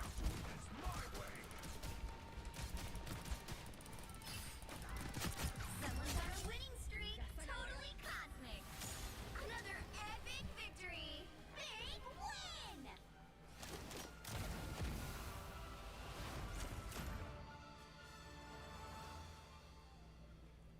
I was thinking of seeing cool characters we don't see much, like Black Bolt or Fantastic Four. Ooh, okay. Yeah, that'd be cool, dude. Yeah, dude, the goofy clips, dude, I'll fucking live for those. Like the fucking... I love all these Deadpool clips, bro.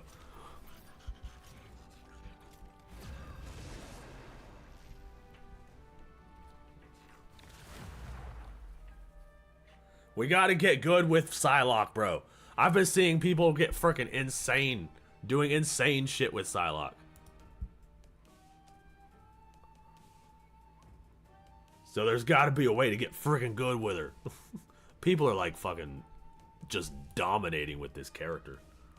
The battle starts in 5, 4, 3, 2, 1. All that she's sharp. My mind is sharper. Only one. I'm watching all kinds of videos of people just fucking up the whole field. Because they get in there, they get around, and then they go in through the back, and then they just carve through the back line. Place feels so familiar, and yet so So that's gotta be the strat.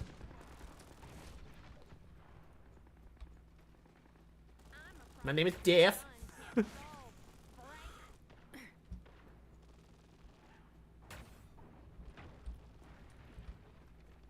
I gotta get the drop on them. Try to make it last. They've come from behind, but you can still turn this around.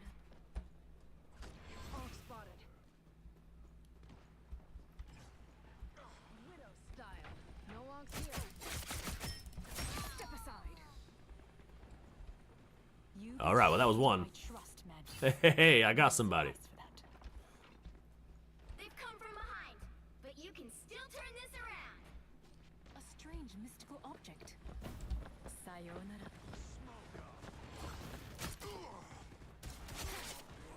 You're mine. Here they come!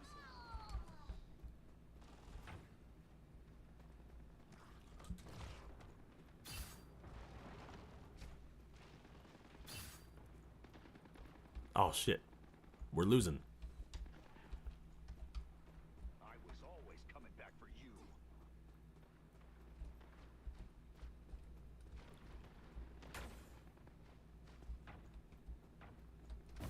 Sayonara. A disappearing egg.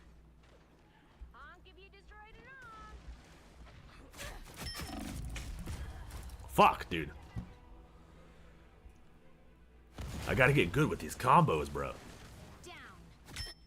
I have reawakened. Step aside.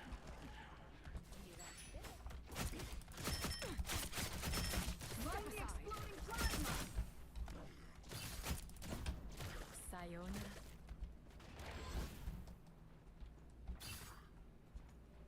Master Queef, what the fuck?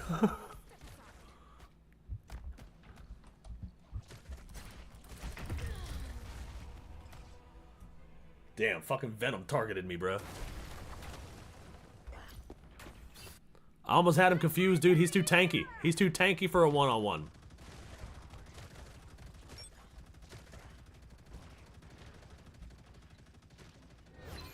I gotta go for the squishies.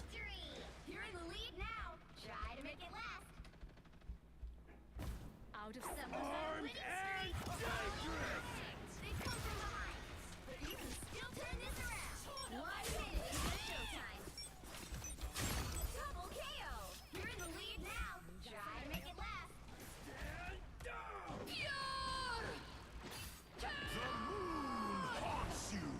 Nope. Back. Oh shit. Ah, damn it, dude. I dropped off the edge. No fucking way. That was so embarrassing. I gotta watch where I'm stepping, dude.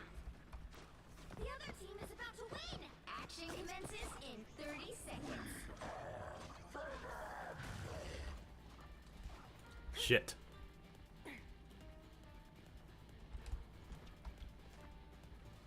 If I go in there and die, I could cost us the game. I don't want to do that. Oh, fuck. No, he's targeting me again. Alright, we lost, but at least it wasn't me that cost us the game. That's the upside here. Yeah, at least no one in game saw that shit, dude. Oh, that was so embarrassing. I was just backing up and I backed up over a friggin'... What is going on with my frames? Why does the victory screen always drop me down to 10 FPS, dude?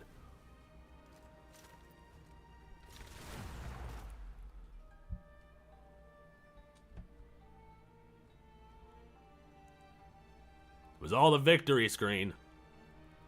That's where I lagged the hardest.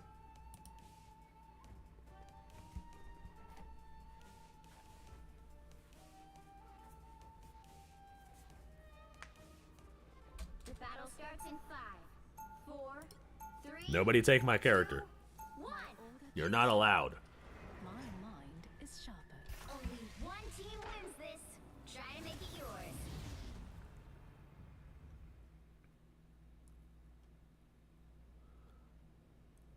See, this game is made with Unreal Engine 5, and I really want to learn how to do this shit. Where's my character? Load, damn it. Load me in. What the fuck? There we go. They've come from behind, but you Zoom, can still zoom, turn this zoom. around.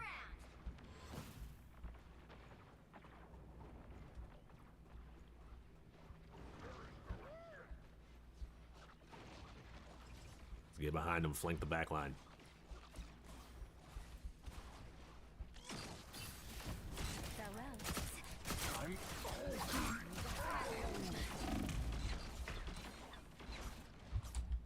Woo, fuck. Almost died. Healing magic. Lovely. Luna Snow was too freaking quick.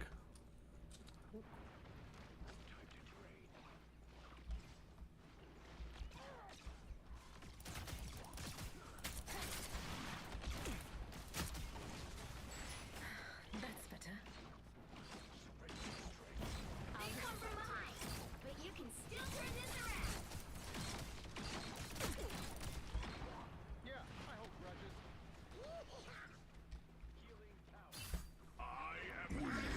in the lead now.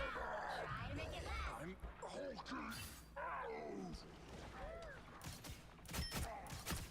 I am ready to put on a show. Try to make it last.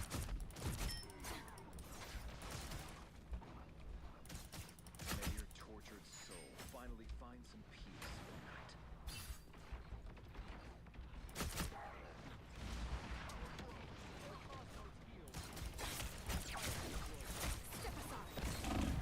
Oh, damn it. I ran right into one.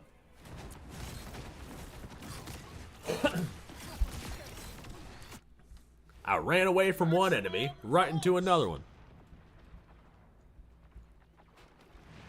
We are undefeatable. They've come from behind, but Jesus Christ. still turn this around.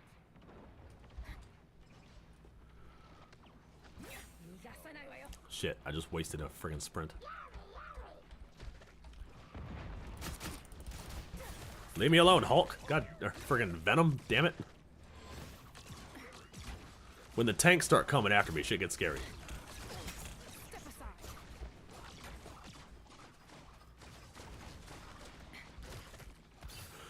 1 minute until showtime.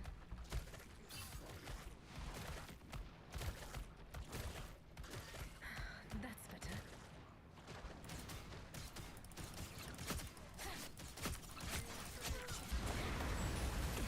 Step aside. Did that hurt?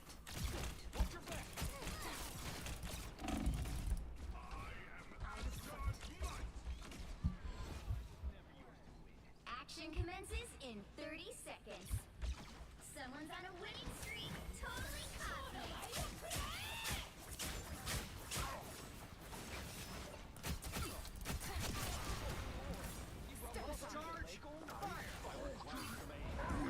You're in the lead now. Try to make it last 10 seconds. No backing out now. Oh shit, oh shit, oh shit. Just gotta survive for a minute. Woo!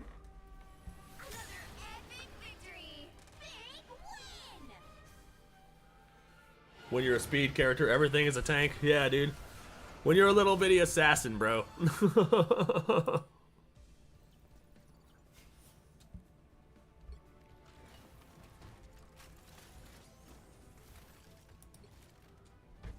When you're this little bitty squishy assassin, it's really difficult to have hand-to-hand combat with anybody.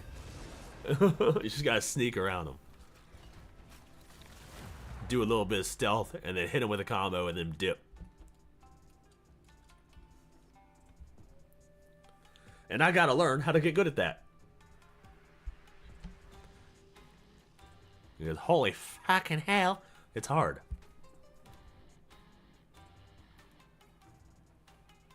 The battle starts in 5, 4, 3, 2, 1. Only one team wins this. Try to make it yours.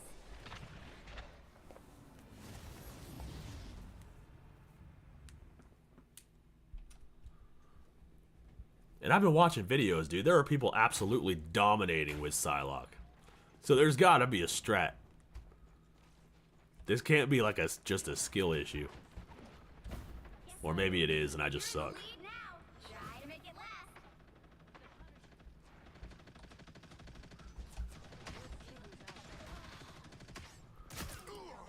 Shooting at us. That makes 3. This fight was never yours to win. Someone is attacking from afar.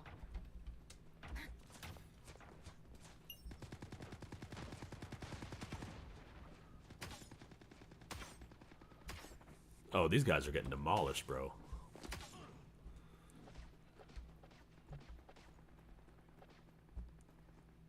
I can't even find one of them. What the hell? Where'd they all go? Someone's on a winning streak. Totally cosmic.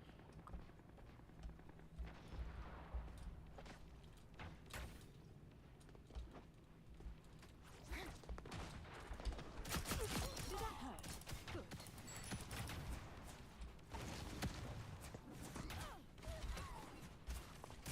Look at Lindsay. You fought with honor. Heads up, they've got a sniper. Sniper is Oh shit, what the fuck?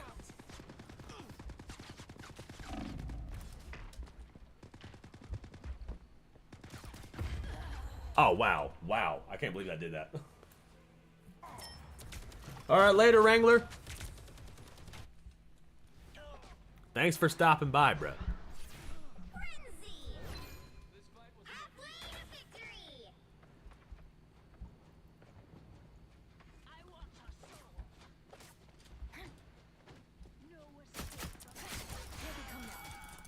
We've got a heavy hitter. Fire mode. Wow, I got ganged up on. Jury, executioner. There's 10 kills. They're probably all me. The dragon unleashed. Step aside. A shortcut. Never miss. Someone's on a winning streak. That's how you do it. That's the strat. There you go. That's how you fucking do it. Do you see that kill? That's the strat. Gotta zoom behind them and then freaking just assassinate them when they're not looking. This will do nicely. I knew I'd get it eventually. Sayonara. Psylocke is not good for on like the front lines. Unless you got one of these. Action commences in 30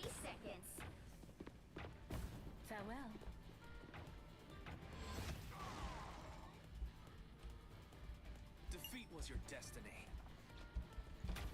A feast for my crows! 10 seconds. No backing out now. Your team is close to winning. Spider defeat one. Another epic Woohoo! Let's go.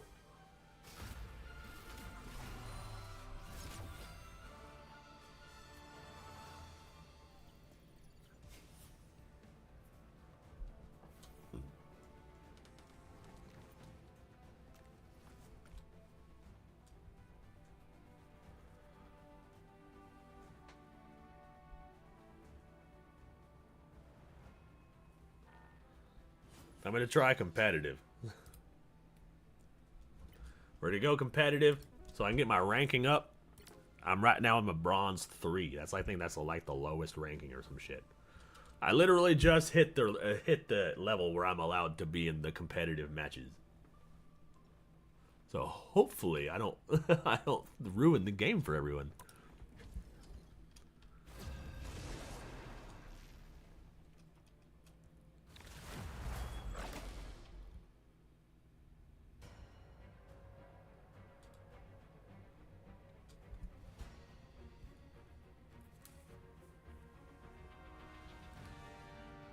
Check out her classic skin. I have the classic skin. They all kept saying that was the step 1. That's what you got to do to get good with this character. Is get her alternate skin. So that's what I did. I got all her bonuses too and shit. She's very difficult to master, but I'm working on it. or villain. I'm not judging. My knowledge is sharp. My mind is sharper. Channel the inner monkey. I must be Zen. Channel my inner monkey.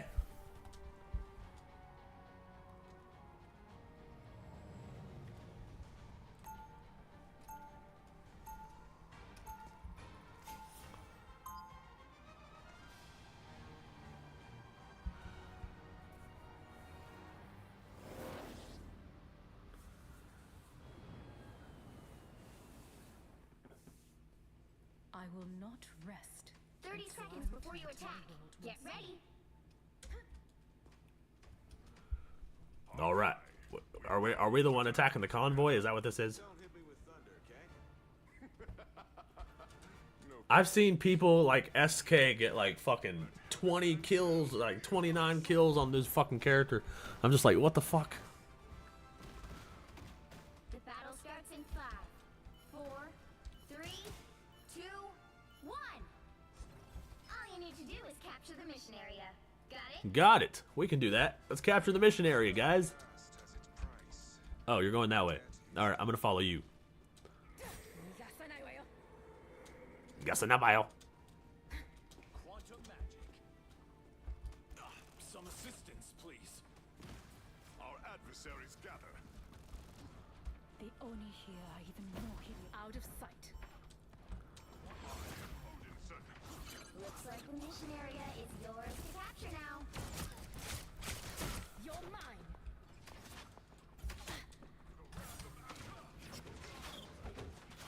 What a difference. Your power. You're too loud. Work well together. Step aside. Mission area?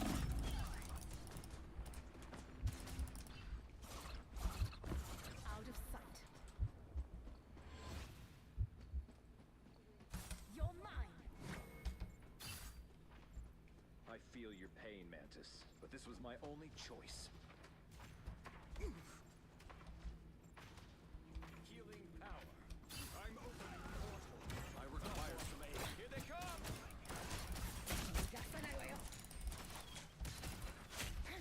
Quantum. I'm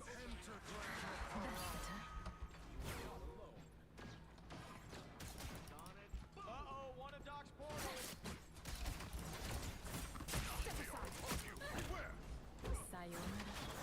Woo! Get in there, do damage, get out. Run!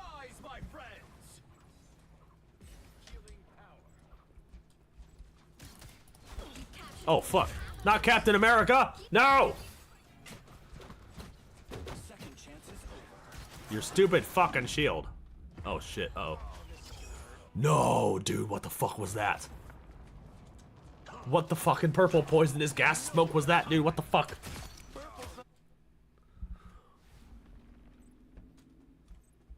That was the textbook definition of stupid. What the hell? I died, respawned, and then got knocked out by gas.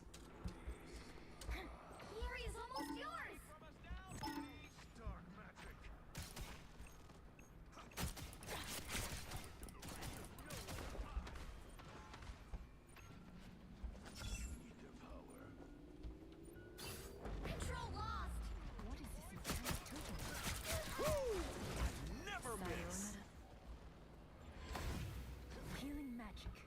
Lovely.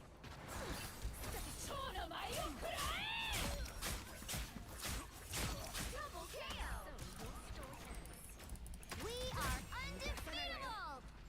Whatever Moon Knight summoned has been banished. Woo. Alright! Another one bites the dust. Hey, Moon Knight, you dropped an arm. Patrick! Dude, her ultimate is just badass, dude. Like, what the fuck?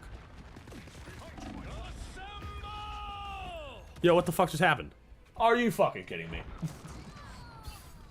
Before I even knew what happened, I died. That is insane. No, I will get good with this character. Stop prompting me to change.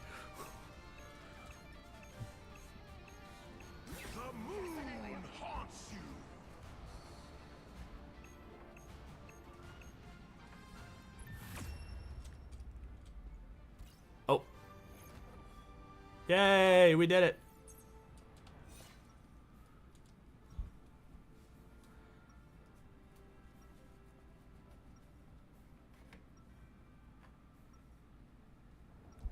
Let's go. It appears some timelines feature a very different version of me.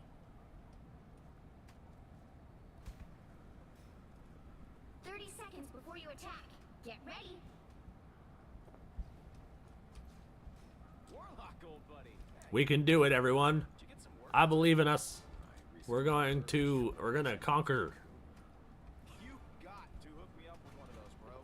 I could use a We're gonna conquer this area. Perhaps I should focus my cosmic power on more important matters. Wanna be on crack? What the fuck? Some of these people's names get wild, dude. Let's go. Go, go, go, go, go, go. Oh, we're gonna capture the fuck out of this mission area.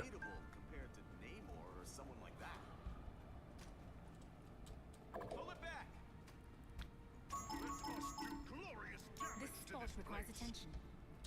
Huh. This domain must be ours.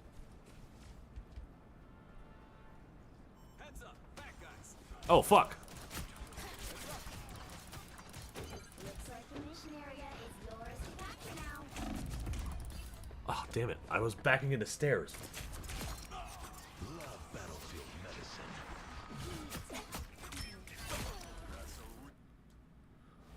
medicine. All these heavy hitters and an assassin. Yeah. You can get good with her. It is possible.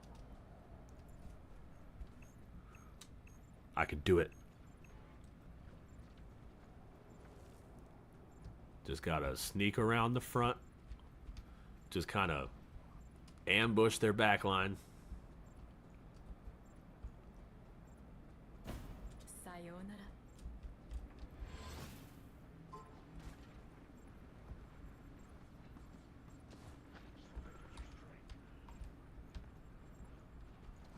The enemy has arrived. And...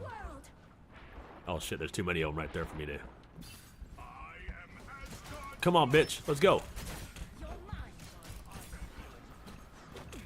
Back up.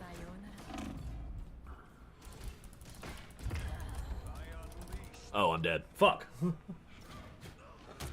Yeah, she can't do one-on-one, dude. I can't. Or maybe it's just because I'm not aiming properly.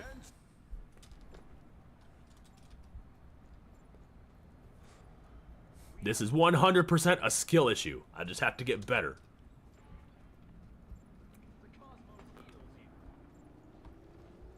Control lost.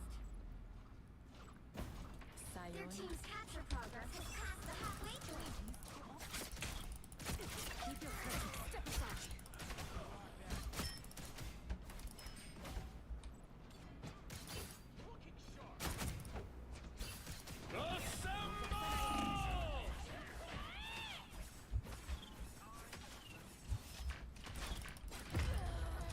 Damn it, I didn't kill anybody with that one.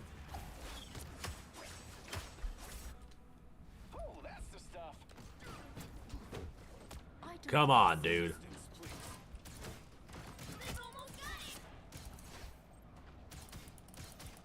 Happy to pitch in. Some sort of weird. Here's how you shoot. All right. So sue me. I like smashing arms. Your legend will live on, Quill. I will make sure of it. With this arrow. Your boss is suffering.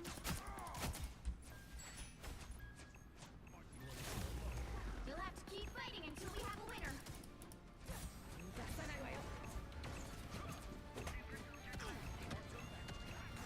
Rise, my friend.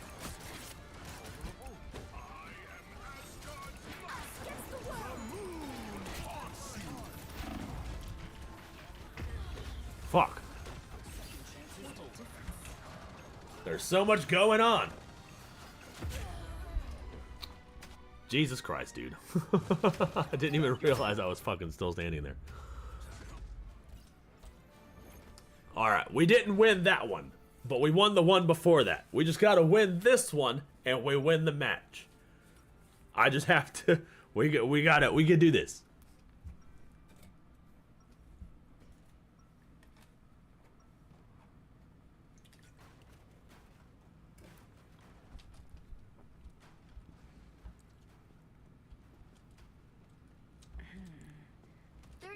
Before you attack, get ready. A very different version of me. Oh, the so-called perfect human. I never called myself that. I hope you detected my irony. Mjolnir, let heaven and hell hear thy sword. Alright, night, Raven. You going to bed? The battle starts in 5, 4, 3. Alright, come on, you sons of bitches. All you need to do is capture the mission area. Got it? Capture the mission area. One of these days, I need to sit down with Rocket and exchange ideas.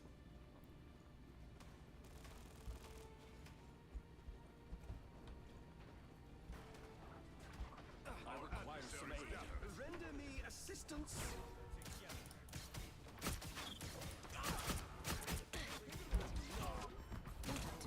Oh, fuck. Step aside. Looks like the mission area is yours to capture now.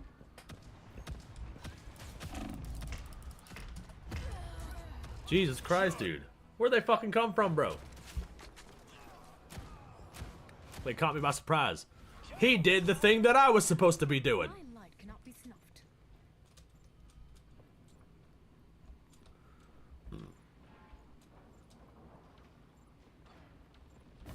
Out of sight.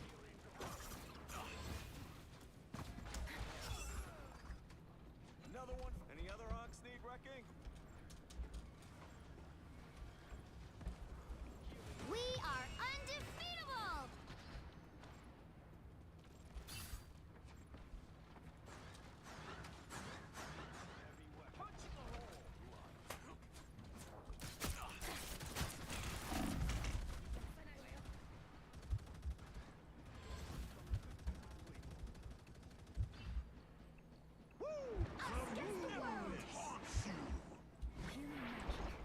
Lovely. Loki is down. Their team's capture progress has passed the halfway point. Jesus Christ, dudes.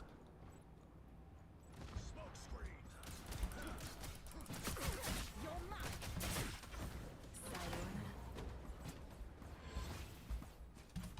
Sayonara. Your day ends, demon. Double KO.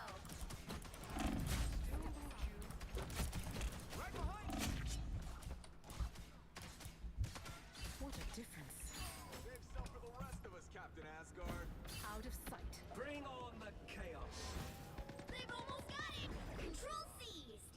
Let's go. We're getting there. Human magic. Lovely. Oh my god. Rise, my friends! I require some aid. Nowhere to hide.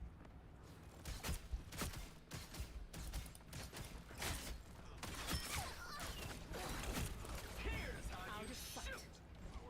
What is this enchanted totem? Wait, does that mean assemble? Step aside.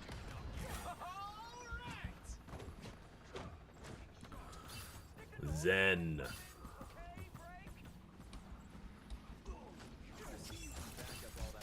We are undefeatable! Step aside. You captured more than half of the mission area. Keep going. Thus I smite thee.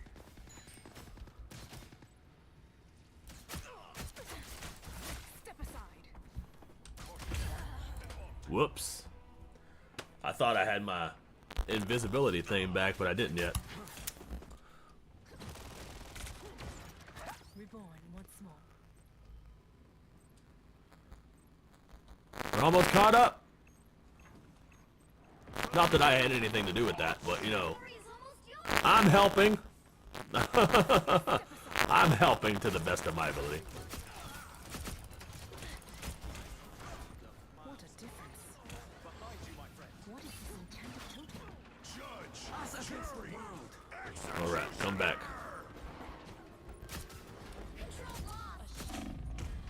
Fuck, dude. We lost control and they killed me. blaze of glory. I'm good to go.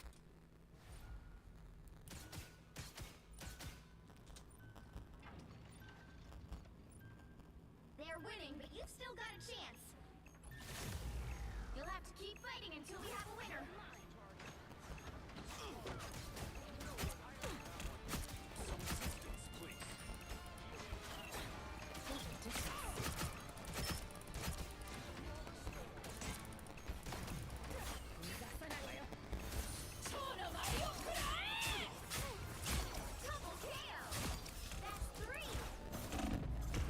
Fuck, dude.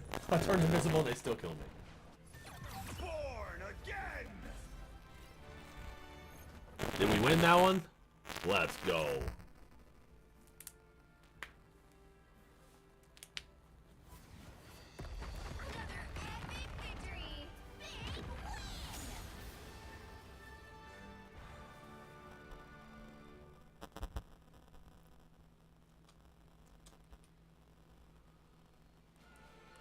She is difficult to play as, but once you get going,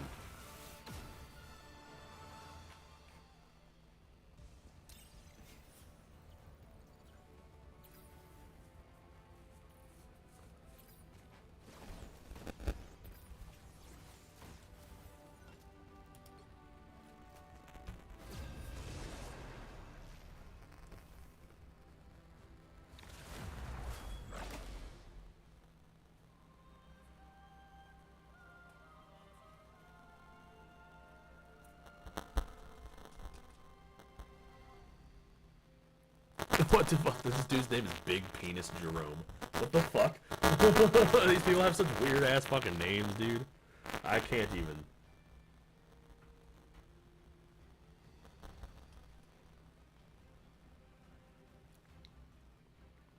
Pick your hero or villain. I'm not judging. He's gonna totally make a death counter compilation for the Clips channel. It's like, so I tried Marvel Rivals. And then it's just gonna be me dying a whole bunch. It's gonna be a compilation of death to go with my out of context compilation.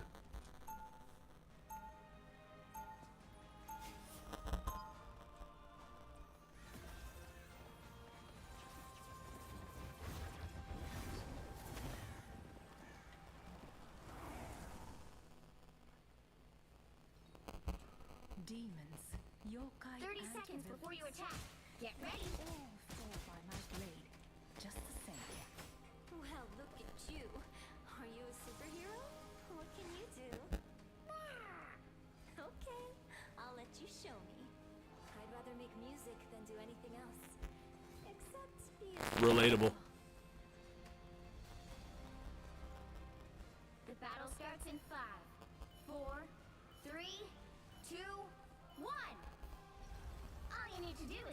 Is Jeff the Shark on top of Groot? What the fuck is going on there? What?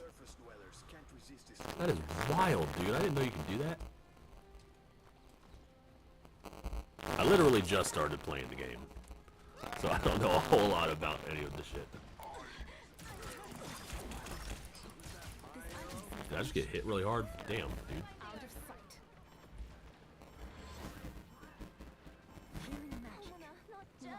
Looks like the mission area is yours to capture now.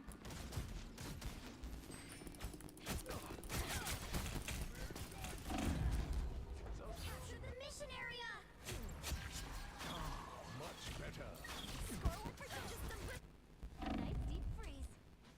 I have reawakened.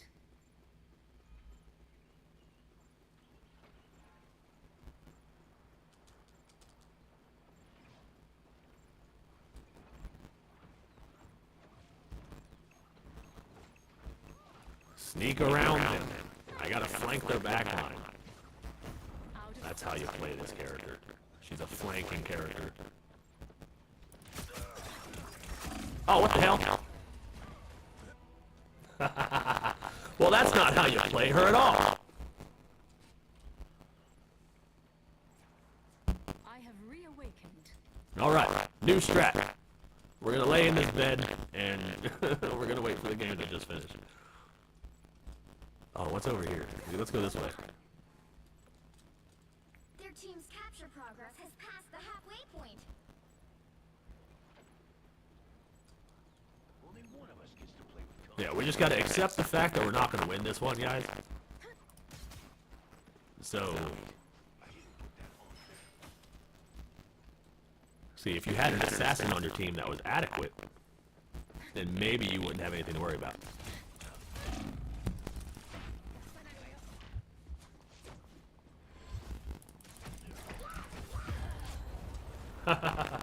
Damn it.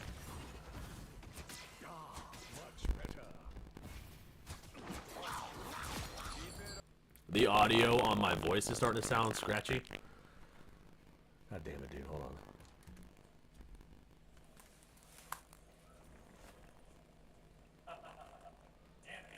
Oh, yep. Fuck. Well, thanks for letting me know. Now I gotta fix that. Hold on a second.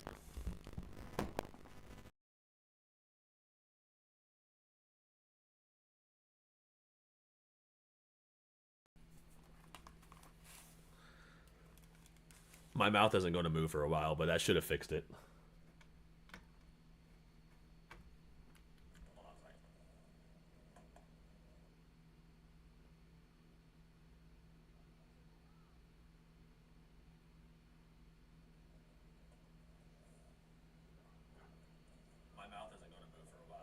There we go. Yeah, that should have fixed it. Alright, you gotta deal with my mouth not moving for a minute. Oh, fuck. Yeah, we're about to lose this one. God damn it.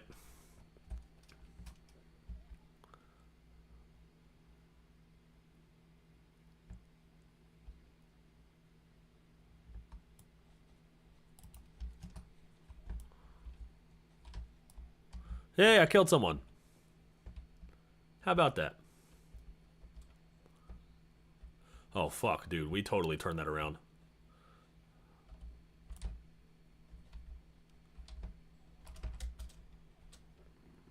Well, for a minute there we did. Sounds much better. All right, good.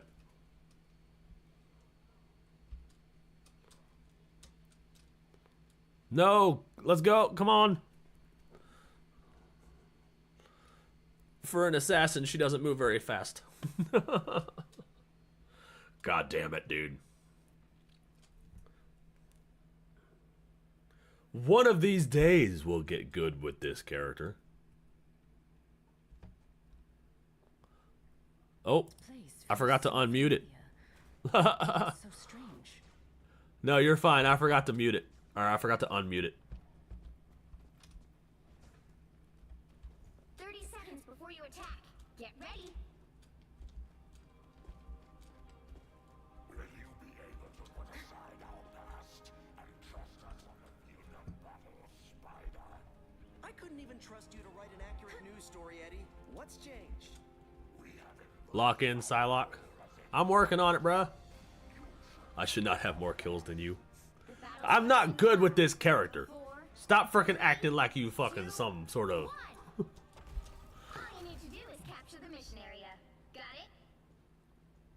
I don't think I could handle the pressure. I'm still learning how to play this character. My whole team judging me because I don't have any kills.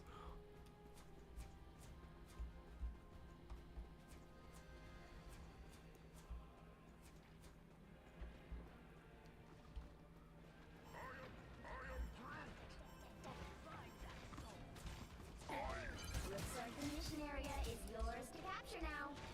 The mission area is yours. Oh, what the fuck? How in the hell? Alright, well don't go up against that bitch. Reborn once more. Oh shit, Trump in the chat. What up, dude? Just like the assassin who failed to kill me. Dude, fucking facts, bro. I'm embodying Trump's assassin right now. I'm not hitting my target, but I seem to be dying a lot.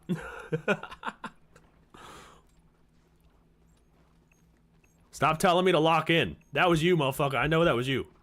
That dude Spider-Man running around.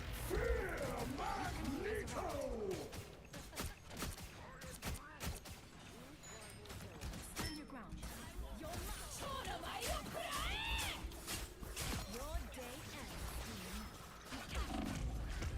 Oh, what the hell? Ow, fuck. God damn it.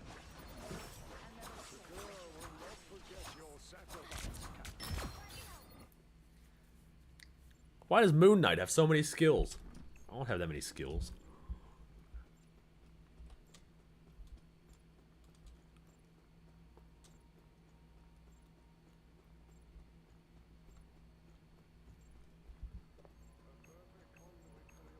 Gotta get around there, get the drop on them, and then start gunning them down. Shut up, Captain America. Farewell.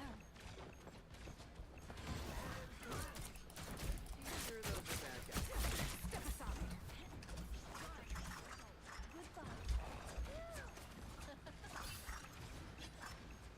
Our spirits shall meet again someday. Your team's capture progress is Oh, past. shit. We're getting there, bro. Jesus Christ. Hopefully. I have reawakened. Come on, Groot. Let's go fuck these dudes up, bro.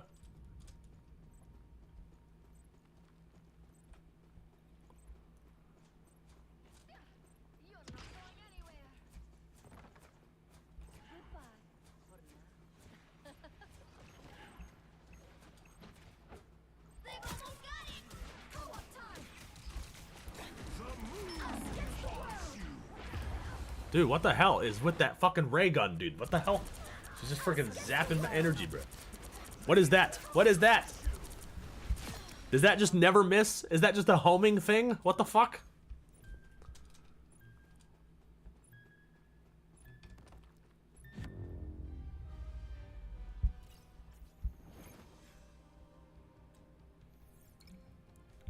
Oops. Oops.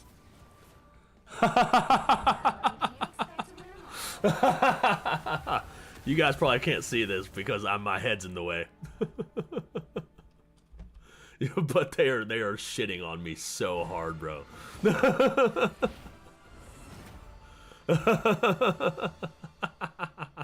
You can't see this because my head's in the way, but they are just tearing me a new asshole in this chat.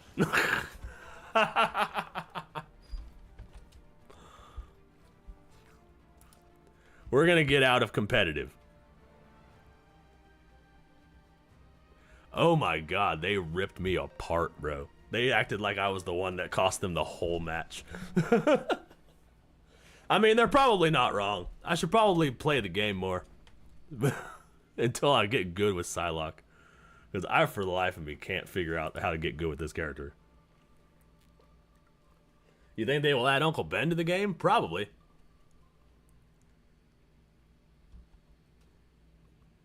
We're going to get out of competitive until we get better at the game. 'Cause, oh my god. That was almost embarrassing. They were totally just shredding my ass apart in the chat, dude. These people are so fucking mean. What the hell? Whatever. Little fucking queers. You can have your competitives. No shit on me when you're still in the bronze tier.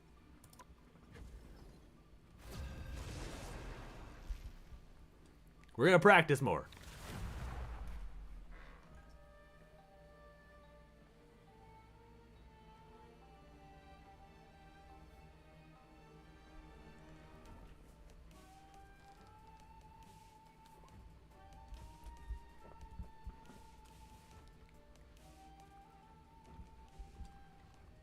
The battle starts in 5, 4. Uh-oh, somebody picked my character. I gotta pick somebody else.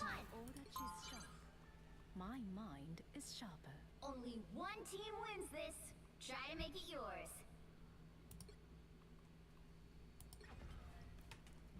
I've never played this character before. I have no idea what the fuck I'm doing. But I'm Storm now because that person picked my character.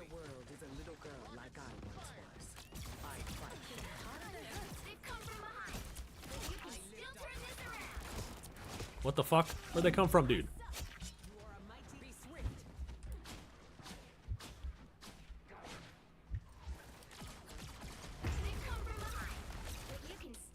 Dude, what the hell?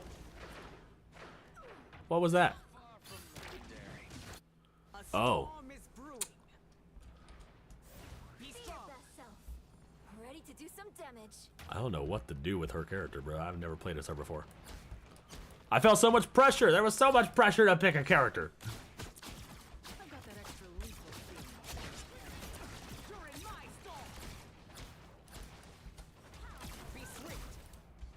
A nice deep freeze.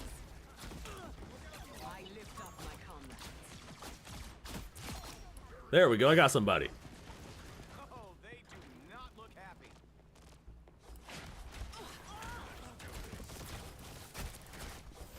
Let's feel the thunder.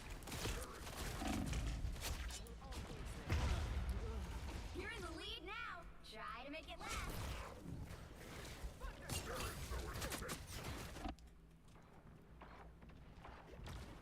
Let's end this quick. Someone's on a winning streak. Totally cosmic.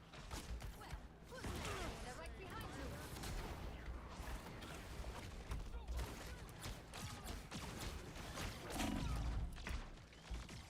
I like the cold. Frenzy!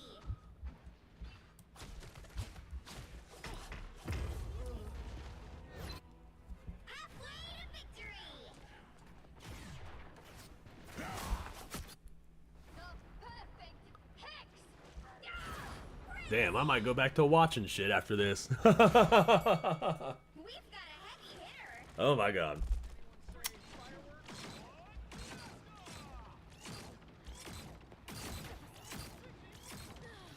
You don't realize how bad you are at games until you get trash talked in competitive mode.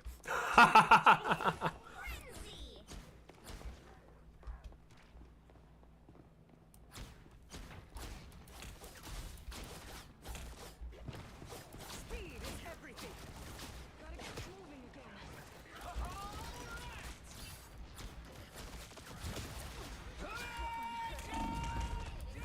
Jesus Christ.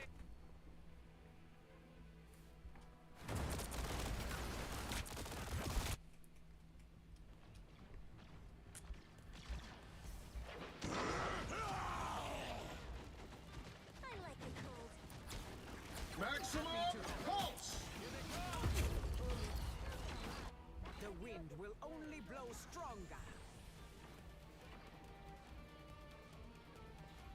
Action commences in 30 seconds. The final piece. We've got a winner. Another epic victory. Big win!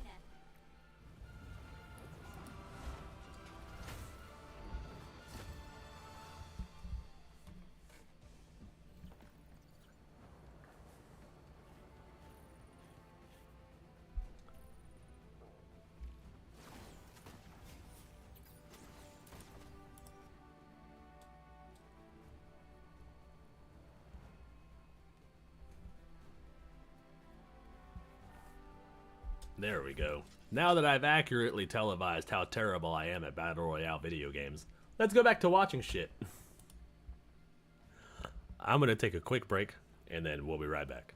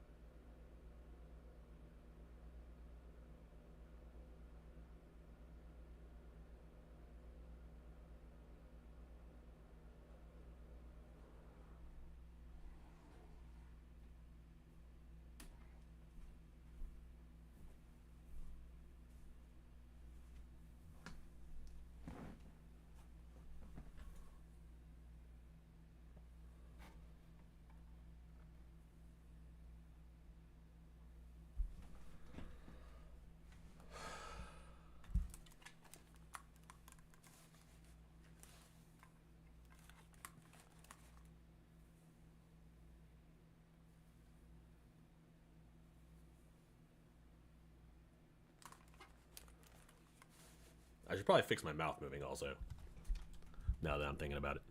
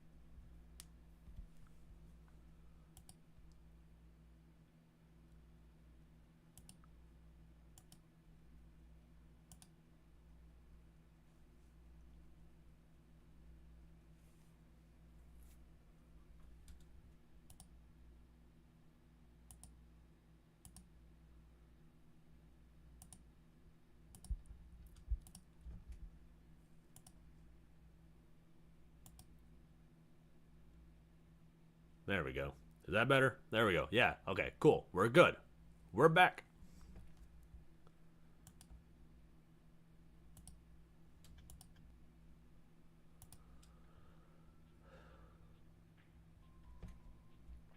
That was intense. I like video games, but then I hate video games. And the fucking... I don't like competitive games. They get too intense, and people get way too passionate about it. I love Marvel Rivals. I like playing it. I play it a lot. But I don't know. Shit gets crazy out there.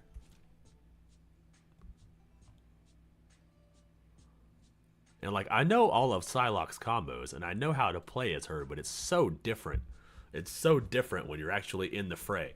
When you're actually in the battle, it's so hard to nail the combos.